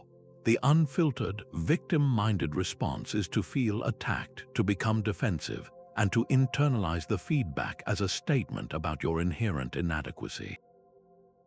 The story you tell yourself is, "They are trying to hurt me, this is so unfair, I am a victim of their harsh judgment." This narrative places all the power in the hands of the critic and casts you in the role of the wounded party, waiting for an apology or a change in their behavior to feel better. Now apply the rejection of victimhood filter. The event is the same, critical feedback was given, but you now refuse to consent to the victim narrative. Instead, you pause and see the criticism not as a personal attack, but as raw data to be evaluated. You step into the role of a scientist examining a new specimen. You ask objective questions. Is any part of this feedback accurate? Is there a useful kernel of truth here that can help me improve? Does this person have a perspective I hadn't considered? By shifting your focus from "how I have been wronged" to "what can I learn," you seize agency. The critic is no longer your persecutor. They have unintentionally become a source of potentially valuable information. Your well-being is no longer held hostage by their opinion because you are too busy using that opinion for your own growth. This filter is incredibly potent when applied to major life setbacks that genuinely involve injustice or misfortune. Imagine being passed over for a promotion you clearly deserved due to office politics beyond your control. The victim mindset would see this as a definitive defeat, a reason to become bitter, to complain about the system, and perhaps even to reduce your effort. It is a story of being wronged by forces more powerful than you. The Stoic, however, rejects this storyline. They acknowledge the injustice factually, but they refuse to consent to the role of the defeated victim. Instead, they ask the agency-driven questions. What are my options now? Does this reveal a ceiling at this company that I need to acknowledge? Could this be the catalyst I needed to update my resume and explore new opportunities that are even better suited to my skills? The setback is not denied, but it is reframed from a stopping point into a turning point.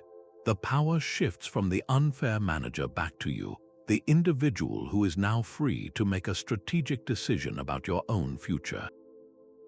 The event itself becomes neutral. Its ultimate meaning is determined by the creative and proactive response you choose to build upon it. To truly integrate this liberating filter into your life, it requires a conscious rewriting of your personal narratives. Think of a recent situation where you genuinely felt like a victim. It might have been a friend who let you down, a professional rejection, or a personal disappointment. Now challenge yourself to perform a simple but profound exercise in reframing. Take a piece of paper and write down the victim narrative you initially told yourself. For example, my friend cancelled our plans at the last minute for a flimsy reason. They don't value my time or our friendship. I was left alone and feeling unimportant. Now, directly below it, write a new narrative from a position of agency. This narrative must acknowledge the facts but focus on your response and the choices available to you. It could read, "My friend cancelled our plans. I feel disappointed. I have a choice. I can dwell in resentment, or I can use this unexpected free time to do something I enjoy for myself. I can also choose to have a calm conversation with them later to understand what happened, asserting my needs for the future." Do you feel the seismic shift in energy between those two stories? The first leaves you powerless, waiting for your friend to change. The second empowers you to take control of your evening and your communication. This practice of narrative reframing is the practical work of rejecting victimhood. It is the daily habit of reclaiming your consent, of choosing to be the author of your life's meaning rather than a character who simply suffers the plot. Wealth consists not in having great possessions, but in having few wants. This ancient maxim gets to the very heart of the 31st filter, which redefines prosperity not as an abundance of things, but as a scarcity of cravings. The simplicity of desire filter is about actively pruning the endless wish list that modern culture encourages, recognizing that every new want we adopt is another potential source of anxiety, another link in a chain that tethers our happiness to the unpredictable world of externals. This is not an call for a life of grim deprivation. It is an invitation to a profound and liberating kind of freedom. The Stoics observed that a person who desires nothing is as powerful as a god, and while that ideal may be beyond our reach, the act of consciously wanting less brings us closer to that divine state of self-sufficiency. By filtering our desires down to what is truly natural and necessary, we build an inner fortress that no market fluctuation or change of fortune can ever breach. This philosophy has deep roots stretching back to the Cynics, who were a major influence on the early founders of Stoicism. Figures like Diogenes of Sinope took this principle to its logical extreme, living in a storage jar and owning little more than a cloak, a staff, and a wooden bowl. When he saw a child drinking water from his hands, he famously threw away his bowl, realizing even that was an unnecessary luxury. The Stoics adopted this spirit but tempered it with a more practical realism. They introduced the concept of preferred indifference. Things like health, a comfortable home, or friendship are naturally preferable to their opposites. However, they maintained that your happiness must never depend on acquiring or keeping them. The filter of simplicity asks us to make a crucial distinction. It is fine to prefer a warm house, but it becomes a problem when you cannot be happy without it. The goal is to enjoy the comforts of life without becoming enslaved by the fear of their loss, and the most direct path to that goal is to consciously reduce the number of things you feel you need. Epictetus, who began his life as a slave, understood the tyranny of desire from the most visceral perspective.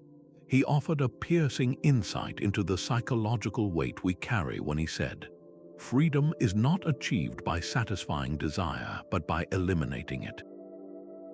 This turns the conventional formula for happiness completely on its head.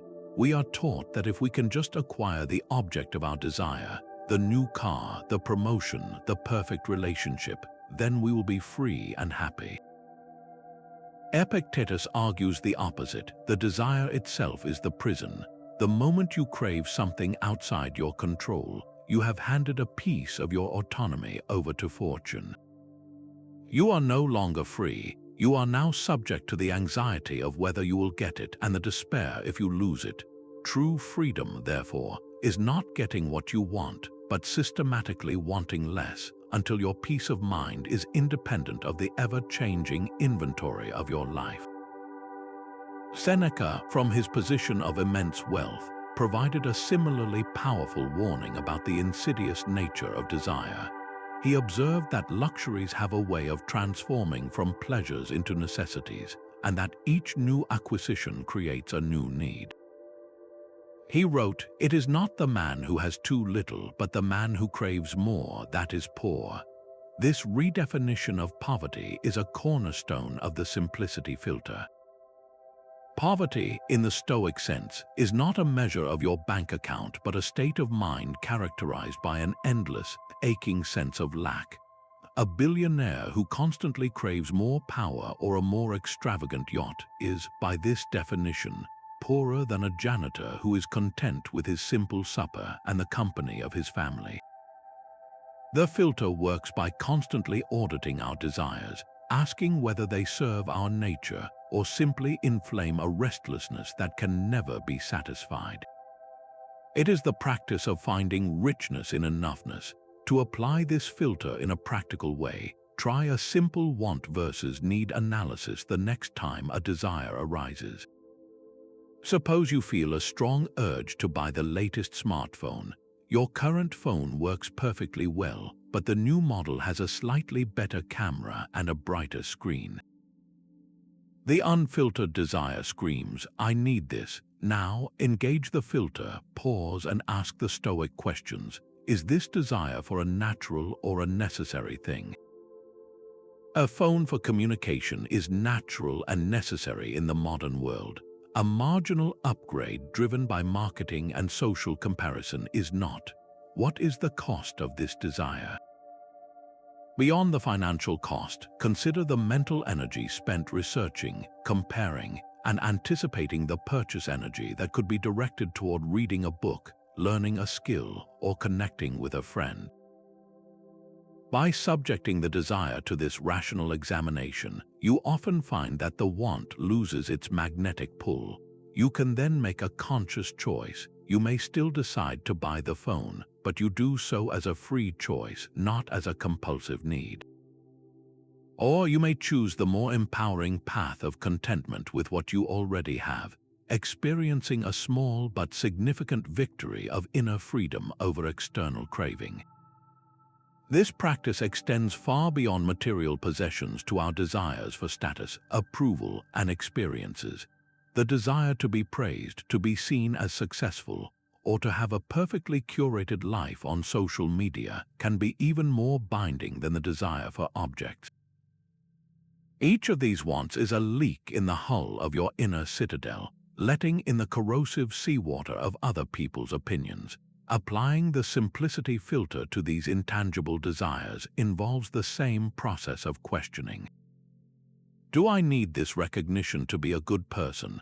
Is this vacation necessary for my happiness? Or can I find joy and rest in a simpler, more local way? By systematically reducing the portfolio of your wants, you consolidate your emotional energy, investing it not in the frantic pursuit of more, but in the deep appreciation of enough. This is how you build a life of authentic wealth, measured not by what you accumulate, but by how little you require to be truly and independently content.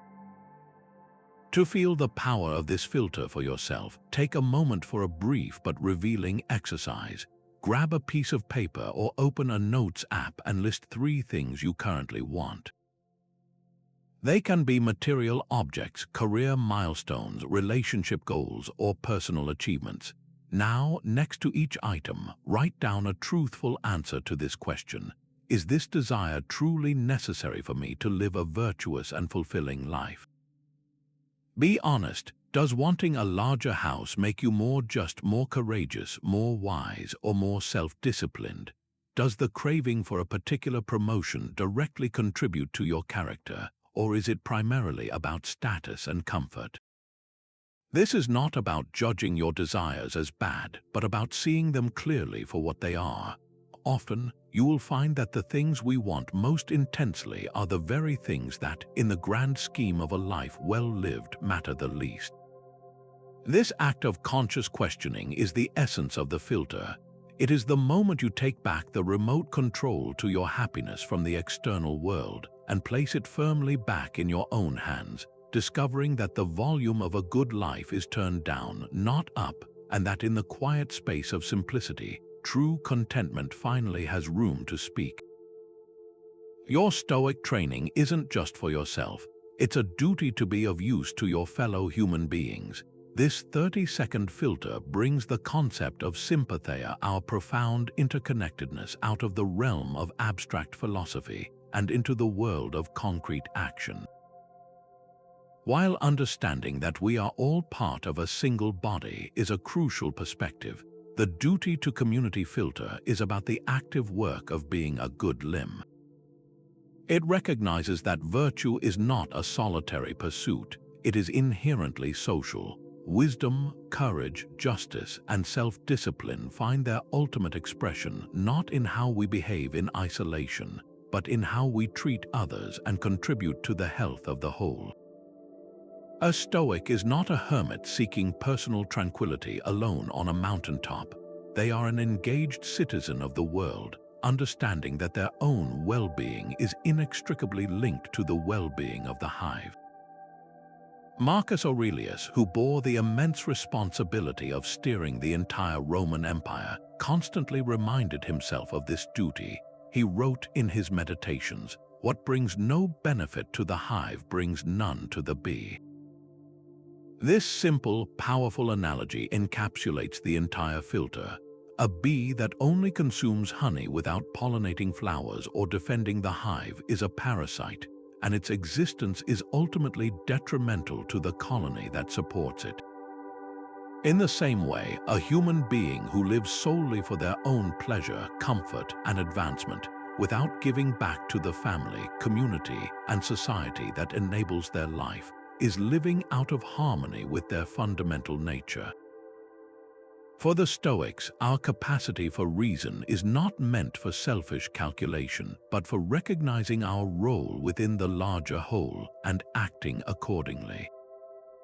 Aurelius provided a direct instruction for this, urging himself to do what is necessary for the common good. This isn't a suggestion, it is a core component of the virtuous life.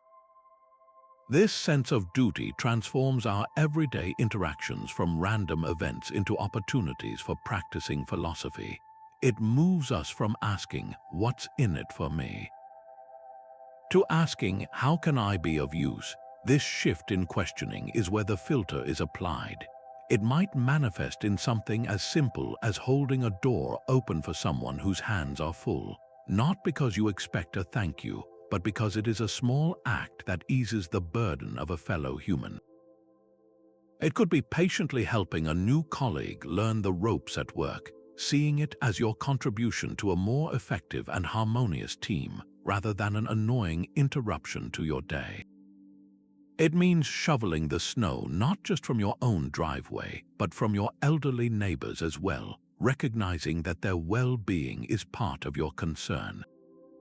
These are not grand, heroic gestures. They are the simple, practical stitches that hold the fabric of community together, and each one is an expression of Stoic virtue in action. The beauty of this filter is that it scales to every capacity and circumstance. You do not need wealth, power, or extra hours in the day to fulfill this duty. A person with limited mobility can fulfill it through a kind word or a supportive phone call. A busy parent fulfills it by raising their children with integrity and kindness, thereby contributing virtuous citizens to the next generation.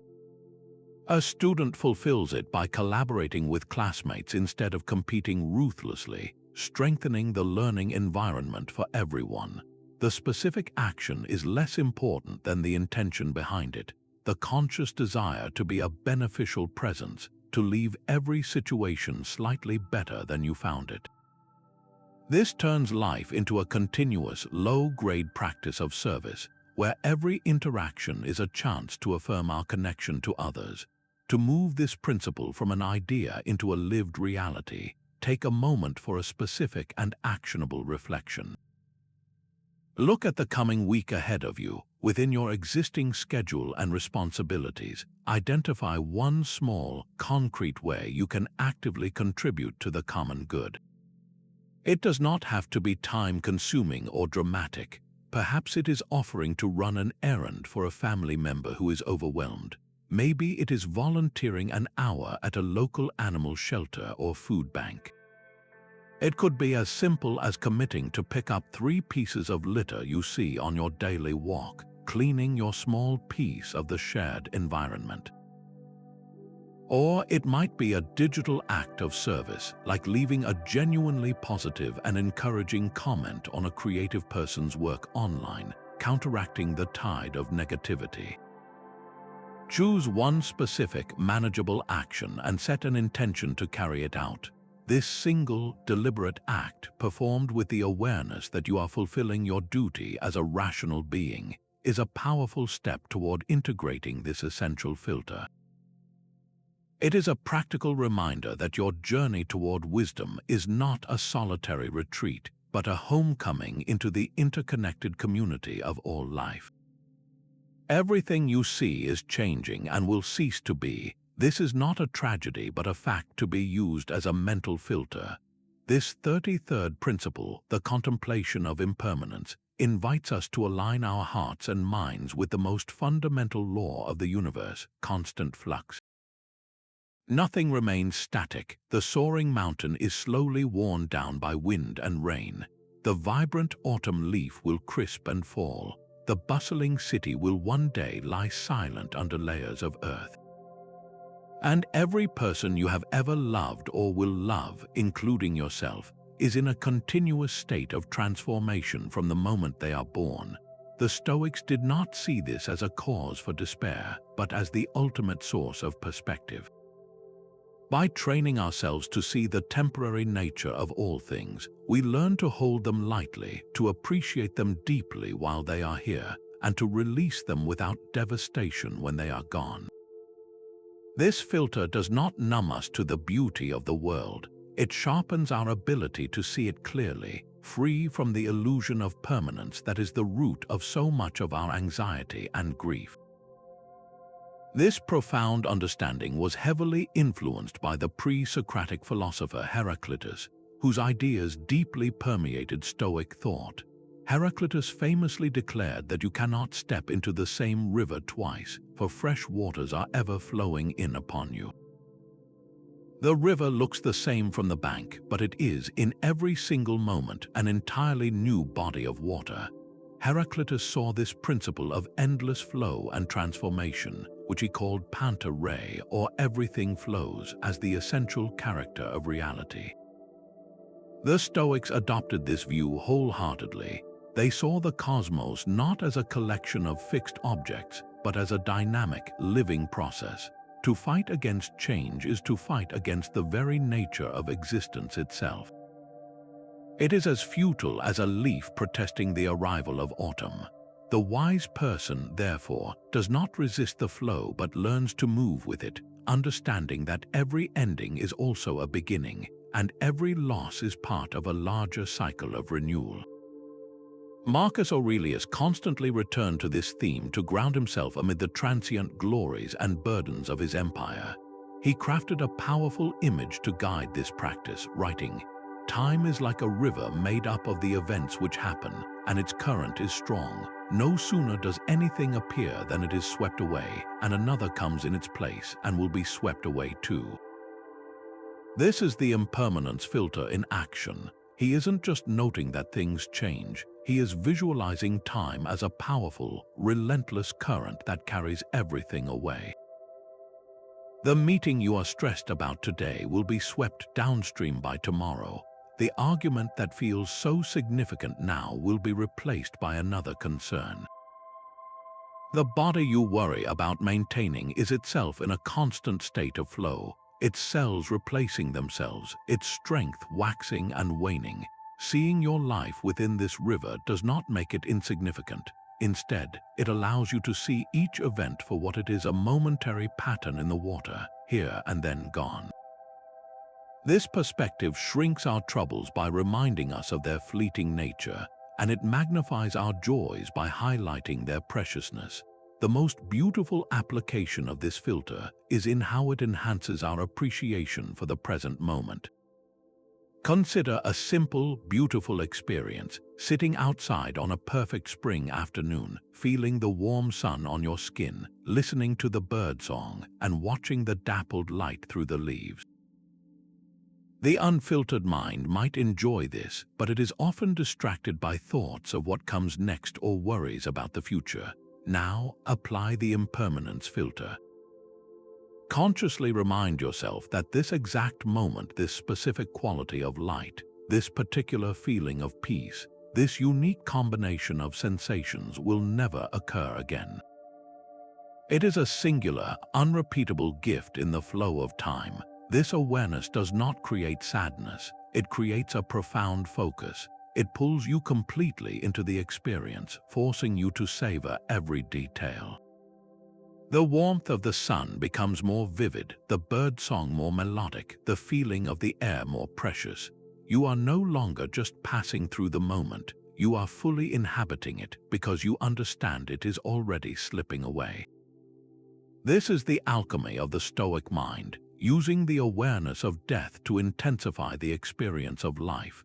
This same principle helps us navigate loss with greater resilience. The pain of loss, whether it is the end of a relationship, the passing of a loved one, or the failure of a dream, often comes from a sense of rupture, the feeling that something permanent has been torn away.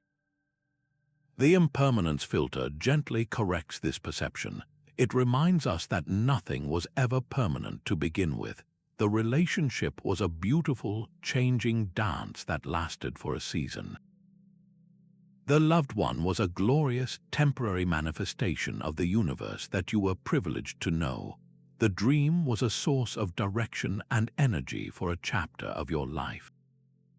By recognizing that all things are inherently temporary, the loss feels less like a personal punishment by an unfair universe and more like the natural, inevitable conclusion of a cycle. This doesn't erase the grief, which is a natural and healthy response to love and attachment, but it places it within a larger, more manageable context. It allows you to grieve without being consumed, to feel the sadness without being defined by it, because you understand that you, too, are part of the same universal flow, and that this pain, like everything else, will also change. To feel the gentle power of this filter, try a simple exercise in mindful observation. Find an object in your home that you cherish.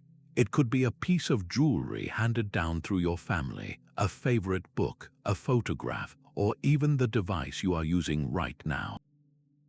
Hold it in your hands or place it before you. Now, instead of seeing it as a static possession, try to see its entire life story. Consider the raw materials that were gathered to create it, the hands that assembled it, the journey it took to reach you. Now project your imagination forward in time. 100 years from now, where will this object be? It might be sitting on a shelf in a descendant's home, cherished but understood as an antique. It might be broken and forgotten in a landfill, its components returning to the earth. It could be repurposed, melted down, or recycled into something entirely new. See the object not as a noun, a fixed thing, but as a verb, a process of continuous change. Do this not with sadness, but with a sense of wonder. This object is a temporary guest in your life, just as you are a temporary guest in its long existence. This contemplation fosters a deep and quiet appreciation. You can love the object more fully precisely because you understand its temporary nature, holding it with a gratitude that is free from the anxious clutch of possession. This is the gift of the impermanence filter. It teaches us to love the wave even as we watch it gently dissolve back into the sea. The aim of all these filters is one thing: an undisturbed mind, a state of inner peace that nothing can shatter. This is the ultimate destination of the Stoic journey, a condition the Greeks called ataraxia. It is not a passive or empty state, but a vibrant and resilient tranquility that exists like the calm depths of the ocean, unaffected by the turbulent storms raging on the surface. After diligently applying the previous 33 filters, from distinguishing what is within your control to accepting the impermanent flow of nature, the guarding of inner serenity is what remains. It is the cumulative reward, the highest good that the Stoics identified, because from this unshakable foundation, every other aspect of a virtuous and fulfilling life becomes possible. This serene mind is not a luxury, it is the operating system for wisdom itself. A beautiful description from the Stoic texts captures the quality of this state, noting that for the wise person, life flows smoothly, like a river that has learned the contours of the land. The quote suggests that when you are in harmony with nature and reason, your actions are not a struggle against the current but a seamless movement with it. This smooth flow is the outward expression of inner serenity. It doesn't mean that challenges cease to exist. Rather, it means that your inner world is no longer a source of additional friction. Obstacles are met with a calm, problem-solving focus. Emotions are felt, but they do not hijack your reason. Praise and criticism are heard, but they do not destabilize your sense of self-worth. This is the portrait of a soul that has come home to itself, having built an inner citadel so strong that the noise of the outside world becomes a distant murmur. It is crucial to understand that this serene state is not the absence of emotion or the grim stoicism often mistakenly associated with the philosophy. The goal is not to become a cold, unfeeling statue. You will still feel the sting of disappointment, the warmth of joy, and the ache of loss. The difference is that these emotions are no longer the masters of your ship. They are passengers on the voyage. You acknowledge their presence, you understand their message, but you retain command of the helm. Imagine a skilled captain navigating a powerful storm. They feel the tension and the danger acutely, but their training and their steady hand on the wheel prevent panic from dictating their actions. Their calm is not a lack of feeling, but a mastery of response. In the same way, guarding your inner serenity means that when life's inevitable storms hit a personal betrayal, a financial setback, a health scare, you may feel the full force of the gale, but at your core, there is a stillness that allows you to make clear-headed decisions, to care for those around you, and to endure with dignity. To make this concept tangible, consider how this filter might manifest during a typical high-pressure day. Imagine you are responsible for a major product launch at work. The morning begins with a key team member calling in sick. An hour later, a critical software bug is discovered. Just before an important meeting with executives, you receive an angry email from a client. The unfiltered experience of this sequence would be a cascade of stress hormones, a frantic mind jumping from one crisis to the next, and a high likelihood of snapping at colleagues or making rushed, poor decisions.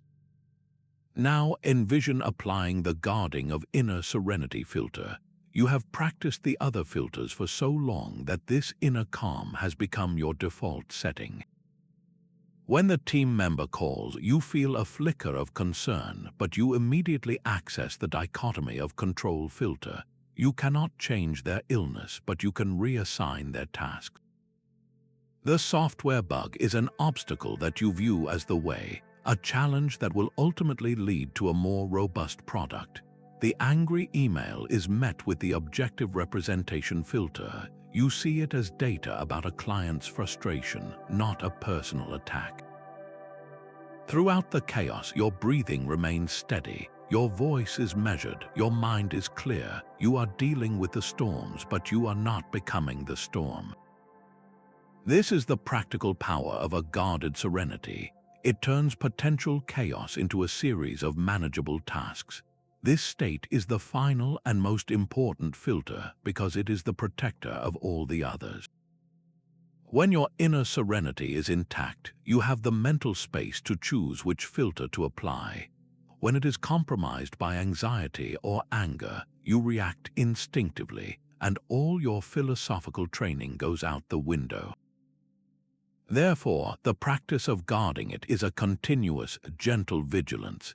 It involves noticing the early warning signs of agitation, the quickening pulse, the shallow breath, the tightening shoulders, and consciously choosing a calming action before the storm builds.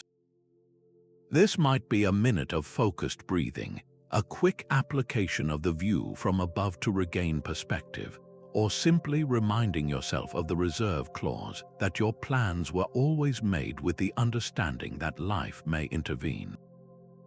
Guarding your serenity is the meta filter, the one that ensures all the other tools remain sharp and accessible.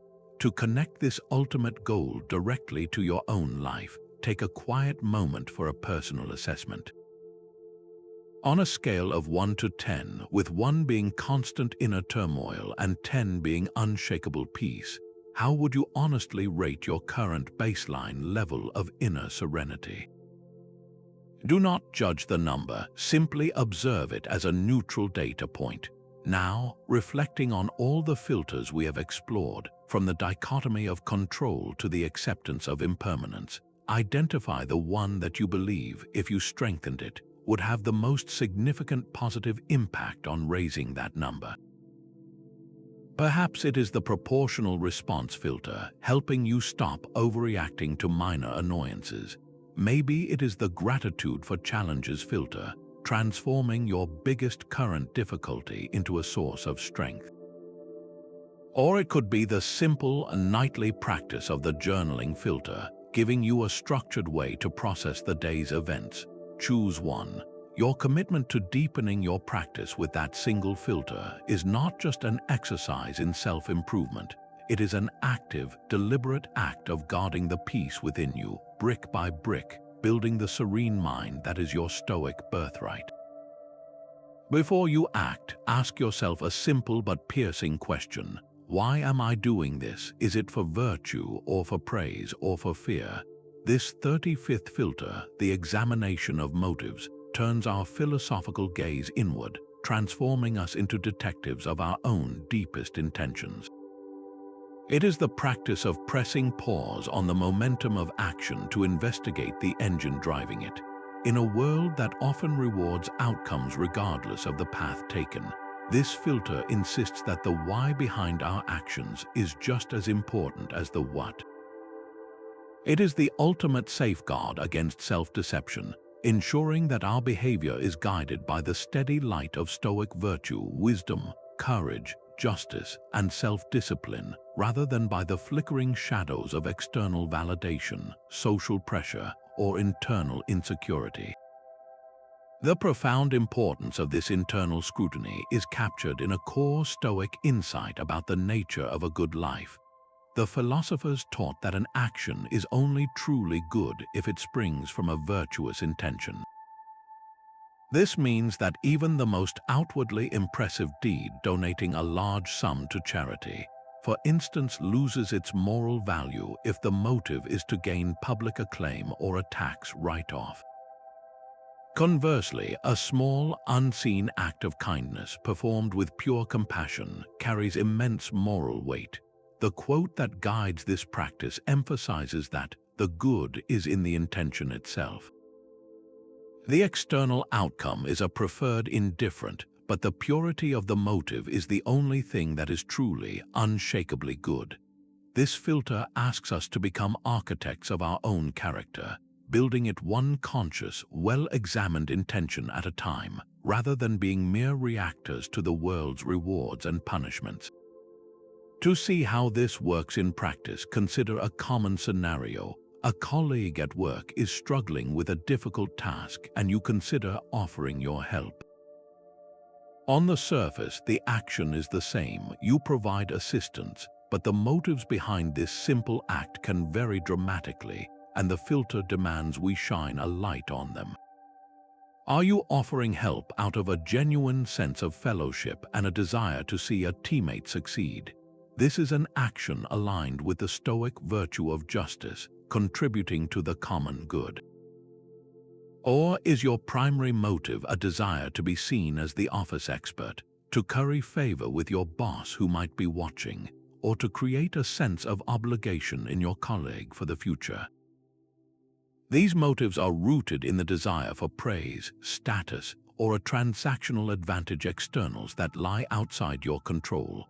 Applying the filter doesn't necessarily mean you shouldn't help, but it ensures you are clear-eyed about your reasons. If you discover your motives are impure, you can consciously choose to recalibrate, to offer the help with a focus on the other person's need rather than your own potential gain. This subtle shift transforms the action from a potential manipulation into a genuine expression of virtue. This examination becomes even more critical when facing moral dilemmas. Imagine you are in a meeting and your team is considering a course of action that is legally questionable but highly profitable. The pressure to conform is intense. Before you speak, the examination of motives filter forces a moment of stark honesty. Are you remaining silent out of fear of being ostracized or labeled as not being a team player? That is a motive driven by fear. Or are you gathering your thoughts to voice a principled objection because you believe it is the just and courageous thing to do, regardless of the social cost? The action, speaking up, might look the same to an outside observer, but the inner landscape is completely different. One comes from a place of weakness and conformity, the other from a place of strength and integrity. This filter is what separates the Stoic from the crowd pleaser, ensuring that your moral compass is calibrated to true north, not to the magnetic pull of popular opinion. The power of this practice lies in its ability to purify our actions at their source. It is a preventative medicine for the soul, stopping toxic motivations from ever manifesting as behavior that could harm ourselves or others. When you make a habit of checking your motives, you start to notice patterns. You might see that a lot of your busyness is driven by a fear of being seen as lazy rather than a genuine passion for the work. You might realize that your generosity towards certain individuals is tinged with a hope for reciprocation. This awareness is not meant to induce guilt but to empower change. Each time you identify a less than virtuous motive and consciously choose to act from a better one, you are strengthening your character. You are rewiring your default responses, gradually ensuring that your first impulse is increasingly aligned with reason and virtue, not with base impulse or social anxiety. To integrate this essential filter into your daily life, the practice is beautifully direct. Sometime today, before you make one significant decision, whether it's a major work commitment, a potentially difficult conversation with a loved one, or even how you choose to spend your free time, pause for just 30 seconds. In that space, ask yourself the three-part question: is this for virtue? Is this for praise? Is this for fear? Listen honestly to the answer that arises. You might be surprised by what you discover. Perhaps the ambitious project you were about to take on is fueled more by a fear of being left behind than by a genuine sense of purpose. Maybe the social event you feel obliged to attend is driven by a desire for praise and acceptance rather than authentic connection. The goal of this exercise is not to paralyze you with self-doubt, but to grant you agency. Once you understand your true motive, you are free to proceed with clarity, to change your mind, or to adjust your intention. This simple act of pre-action scrutiny is how you ensure that your life is not a series of reactions, but a conscious, virtuous project of your own design. To the Stoic, criticism is not an insult. It's a potential source of valuable feedback if filtered correctly. This 36th filter transforms one of life's most common and often painful experiences, being told we are wrong or could be better, from a threat into an opportunity. Our natural, unfiltered reaction to criticism is often defensive, a flash of anger or a surge of hurt that stems from the ego's desperate need to protect its self-image. We immediately perceive the critic as an adversary and their words as an assault.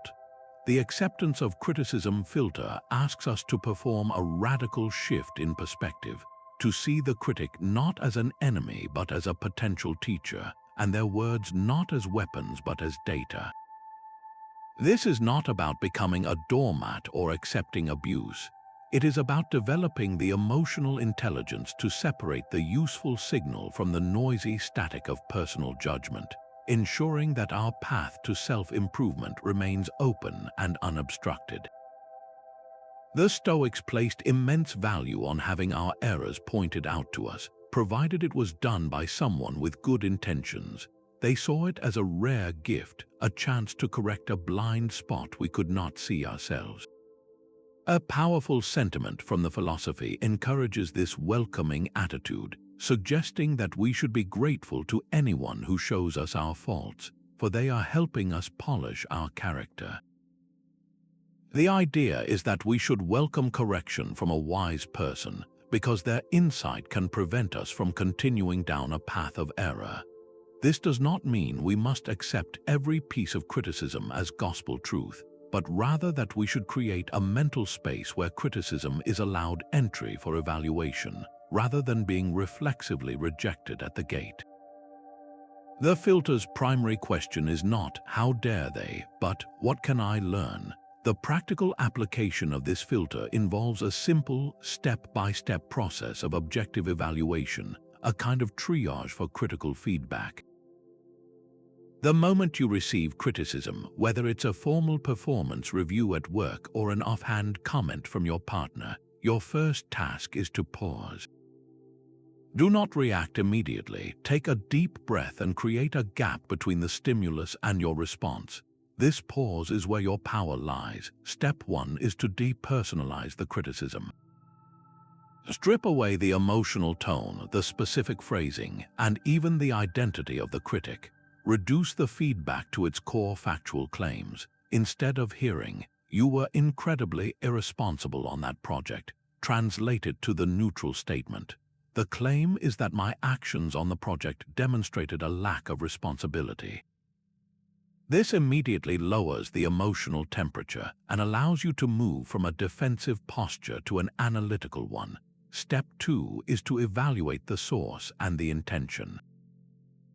Is this criticism coming from someone you respect, someone whose judgment you trust? Is their intention likely to be constructive, aimed at helping you improve, or is it rooted in malice, jealousy, or a desire to undermine you?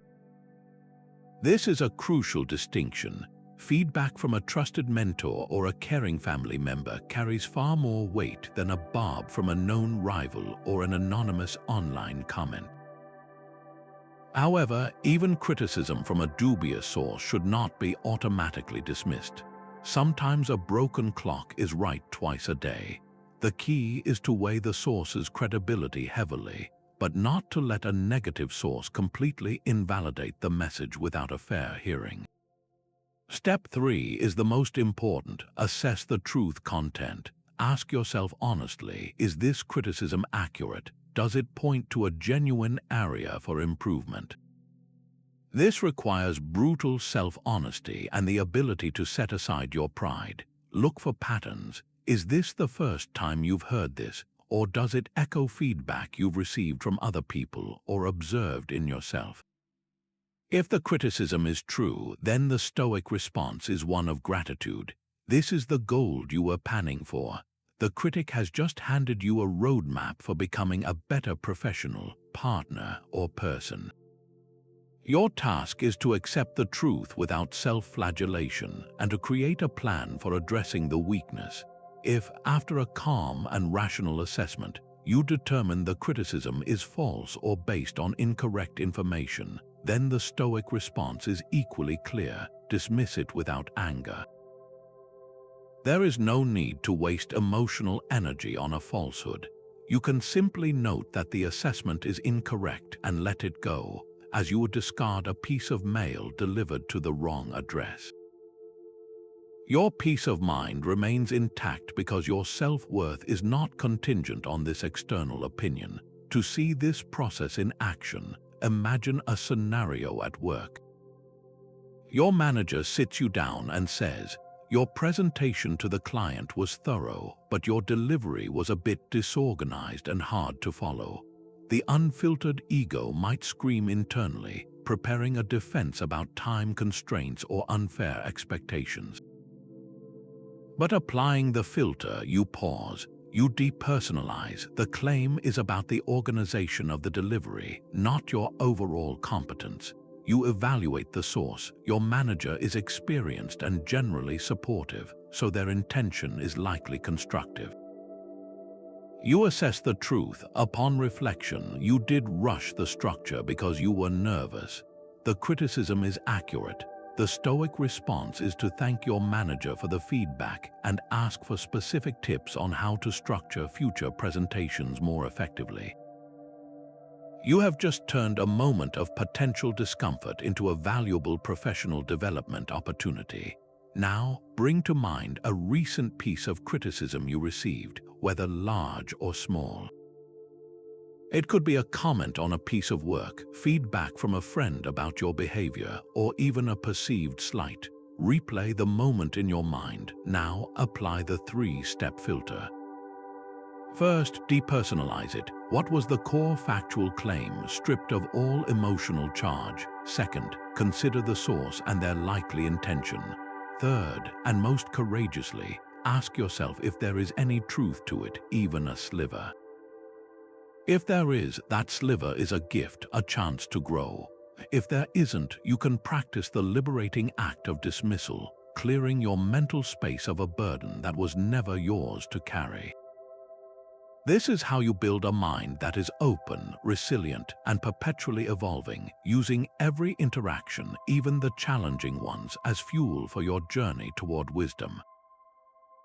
When you feel separate or in conflict, filter the situation through what you share with the other person: reason, mortality, and the desire for happiness. This 37th filter, the focus on commonality, is a powerful tool for dissolving the artificial barriers that seem to divide us.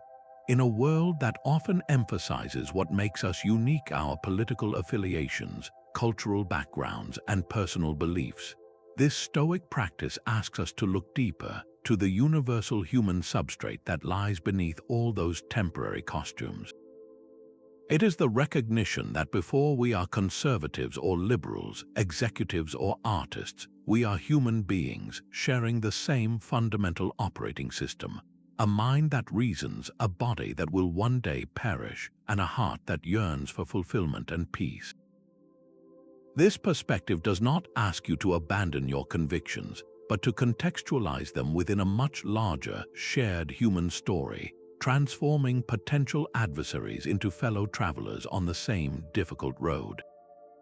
Marcus Aurelius, who governed a vast empire of countless cultures and tribes, constantly returned to this idea to guide his leadership and maintain his own equanimity. He wrote in his Meditations, "What is not good for the swarm is not good for the bee." This simple biological truth extends directly to human society. But he went further, offering a quote that perfectly captures the spirit of this filter, reminding himself of our fundamental kinship: "You have been a citizen in this great world city." What difference does it make for 5 years or 100? The laws apply to all equally. And most powerfully for this concept, he stated, "If this is true, that men are rational beings, then the rational faculty is common to us all. If so, then the reason which tells us what to do and what not to do is also common. If so, then law is common. If so, we are citizens. If so, we are part of the same community. If so, the universe is a kind of state." This chain of logic is the ultimate foundation for the commonality filter. We are all citizens of the same cosmic city, bound by the shared law of reason, and this shared citizenship outweighs all our minor, human-made distinctions. The practical application of this filter is a conscious mental shift, especially potent in the heat of disagreement. Consider the modern challenge of a political argument, perhaps with a family member during a holiday gathering. The discussion turns to a contentious issue and positions quickly harden. The unfiltered interaction focuses entirely on the points of disagreement, the specific policies, the contrasting ideologies, the loaded terminology. Each person becomes a representative of a category, a label, and the human being underneath vanishes. Now, apply the focus on commonality filter. Instead of engaging with the surface-level conflict, you consciously redirect your attention to the shared human ground you both occupy. You might silently remind yourself, this person, like me, wants to feel safe. They, like me, want a better future for their children. They, like me, are acting based on their reasoning, however flawed I might believe it to be. They, like me, are mortal and will one day be gone. This shift does not mean you have to agree with their conclusions. It means you change the frame of the interaction from a battle between opposing teams to a discussion between two members of the same human family who have arrived at different solutions to shared problems. This reframing has a profound effect on your tone, your listening, and the entire dynamic of the conversation. When you see the other person as a fellow citizen rather than an opponent, your goal shifts from winning the argument to understanding their perspective. You might start asking questions driven by genuine curiosity. I can see this issue is really important to you. Help me understand what you feel is at stake for your family. Or it sounds like we both want a strong economy, we just have different ideas about how to get there. This approach acknowledges the common desires, security, prosperity, well-being while creating space to explore the different paths. It de-escalates the conflict because you are no longer attacking the person's identity. You are engaging with their ideas from a place of shared humanity.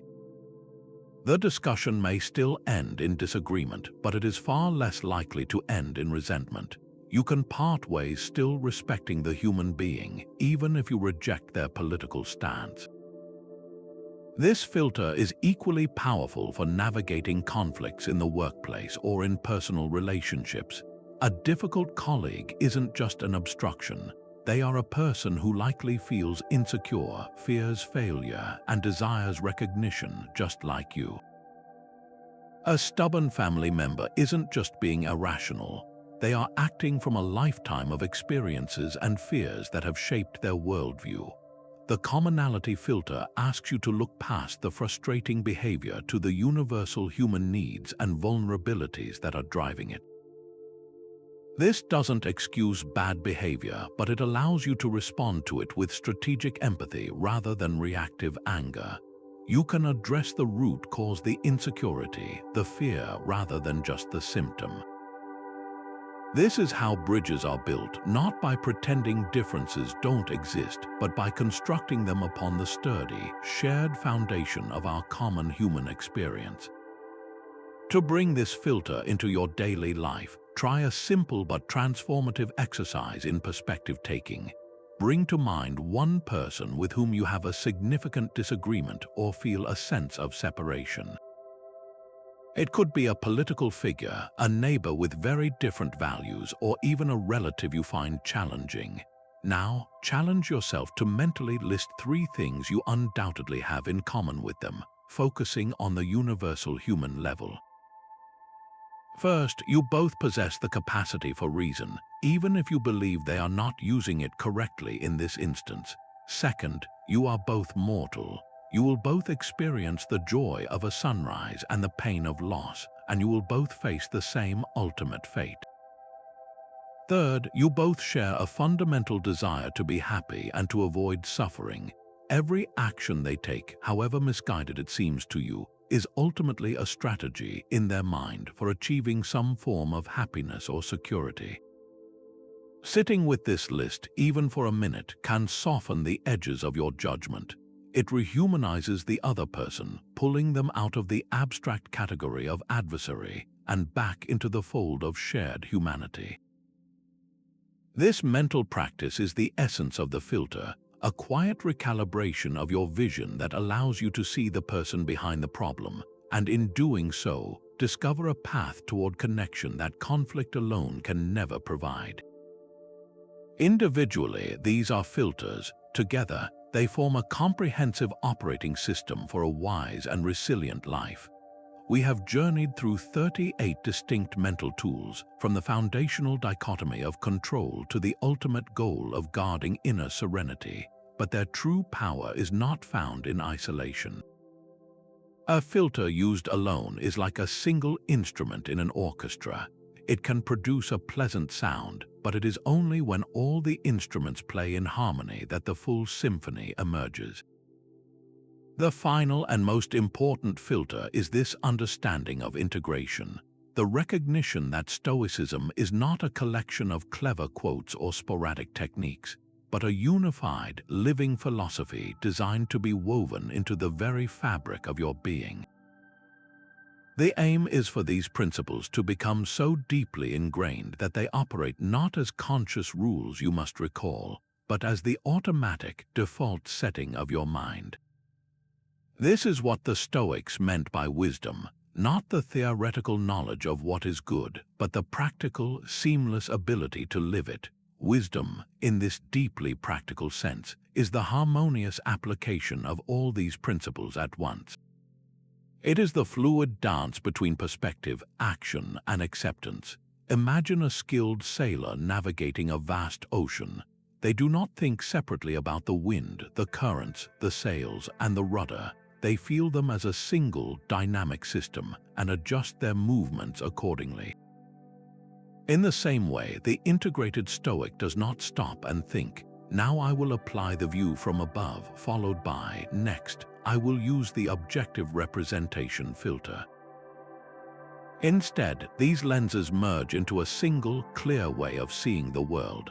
A challenge arises, and the mind instantly registers what is within control, sees the event objectively, seeks the opportunity within it, and responds with virtue, all in a fluid, almost unconscious flow.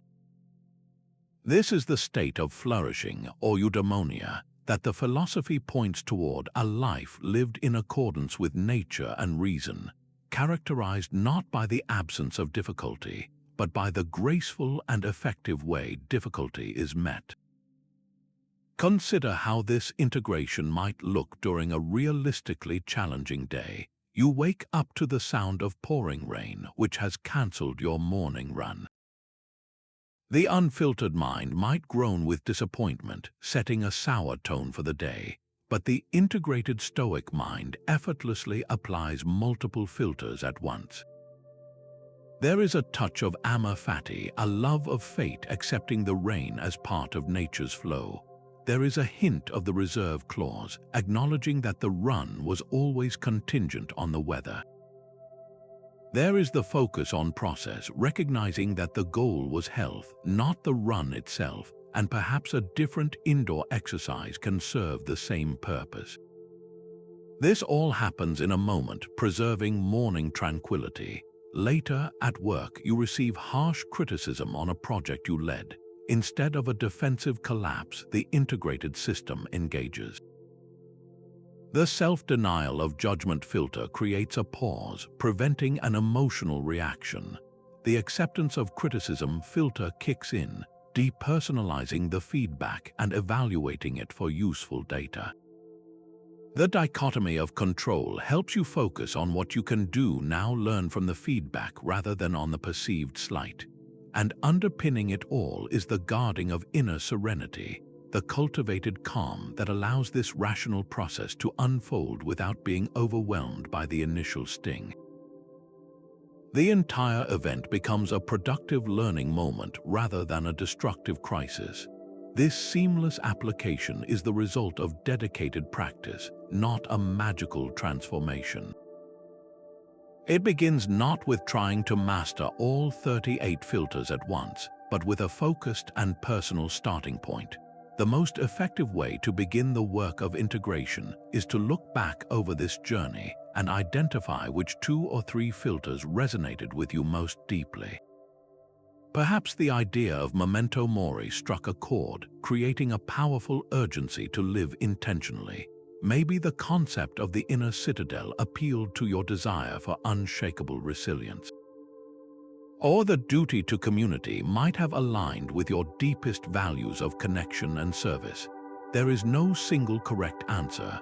the right filters to start with are the ones that speak directly to the current challenges and aspirations of your life. These are your entry points, the levers that will most effectively begin to shift your entire perspective. Once you have identified these core filters, the next step is to commit to a simple plan for weaving them into your daily routine. This is not about grand gestures, but about small, consistent acts of attention. If the view from above is your chosen filter, you might decide to practice it once a day, perhaps during your commute, by consciously pulling your perspective back to the cosmic scale for just 60 seconds. If the journaling filter resonated, the commitment might be to 5 minutes each evening with Seneca's 3 questions. The goal is to move these principles from the page into the laboratory of your own experience. With consistent practice, you will start to notice these filters activating automatically. You will catch yourself beginning to worry about an external outcome and feel the dichotomy of control gently reorient your focus. You will feel the rise of anger and witness the proportional response filter softening its edge. This is integration in action, the slow, steady transformation of philosophy from a set of ideas you study into the intuitive wisdom by which you live. The journey of 1,000 miles begins with a single step, and the path to a wise life begins by choosing just 1 or 2 of these powerful filters and walking with them today. And so we arrive at the end of our journey through these 38 mental gates, not as a conclusion but as a starting point for a new way of being. We began with a simple, powerful question: what if you could install a filter in your mind? Now you possess an entire toolkit, a comprehensive operating system derived from the most resilient minds in history. The overarching themes are clear. We learn to focus our energy solely on what is within our control, releasing the exhausting burden of everything that is not. We practiced seeing events with objective clarity, stripping away the dramatic stories we tell ourselves. We built resilience by embracing challenges as training and by holding all things, even our own lives, with a loose and appreciative grip. And through it all, we oriented ourselves toward the North Star of virtue, acting with courage, justice, wisdom, and self-discipline because it is the right way to live, not because it leads to a specific reward. This is the Stoic ideal, not a life free from hardship, but a life of profound inner tranquility and purpose, regardless of the hardship. These filters are not ancient relics to be admired behind glass. They are living, breathing tools designed for the exact challenges you face today: the stress of a demanding job, the complexity of modern relationships, the constant noise of digital life, the anxiety of an uncertain future. They are as relevant now as they were in the Roman Forum because human nature has not changed. The same impulses that troubled Marcus Aurelius trouble us. We simply have different set dressings. The promise of Stoicism is that you do not have to be a victim of those impulses. You have the agency to choose your response. You can, as Seneca powerfully advised, retire into yourself whenever you need to, because the truest peace is found not in a change of scenery, but in a change of perspective. He wrote, "The mind that is anxious about future events is miserable. But the mind that has learned to dwell in the present, to accept what is, and to act with virtue, has found a refuge that no external event can violate." This is your path forward. You do not need to master all 38 filters at once. That would be like trying to learn every instrument in an orchestra simultaneously. The most effective way to begin is to choose just one. Let it be the filter that resonated most deeply with you, the one that addressed a specific struggle you recognize in your own life. Perhaps it is the simple power of the dichotomy of control, which you can practice the next time you feel anxious about an outcome at work. Maybe it is the calming perspective of the view from above, which you can invoke during a moment of overwhelm. Or it could be the gentle gratitude of acknowledging impermanence, allowing you to cherish a simple moment with a loved one more deeply. Carry this single filter with you for the next week.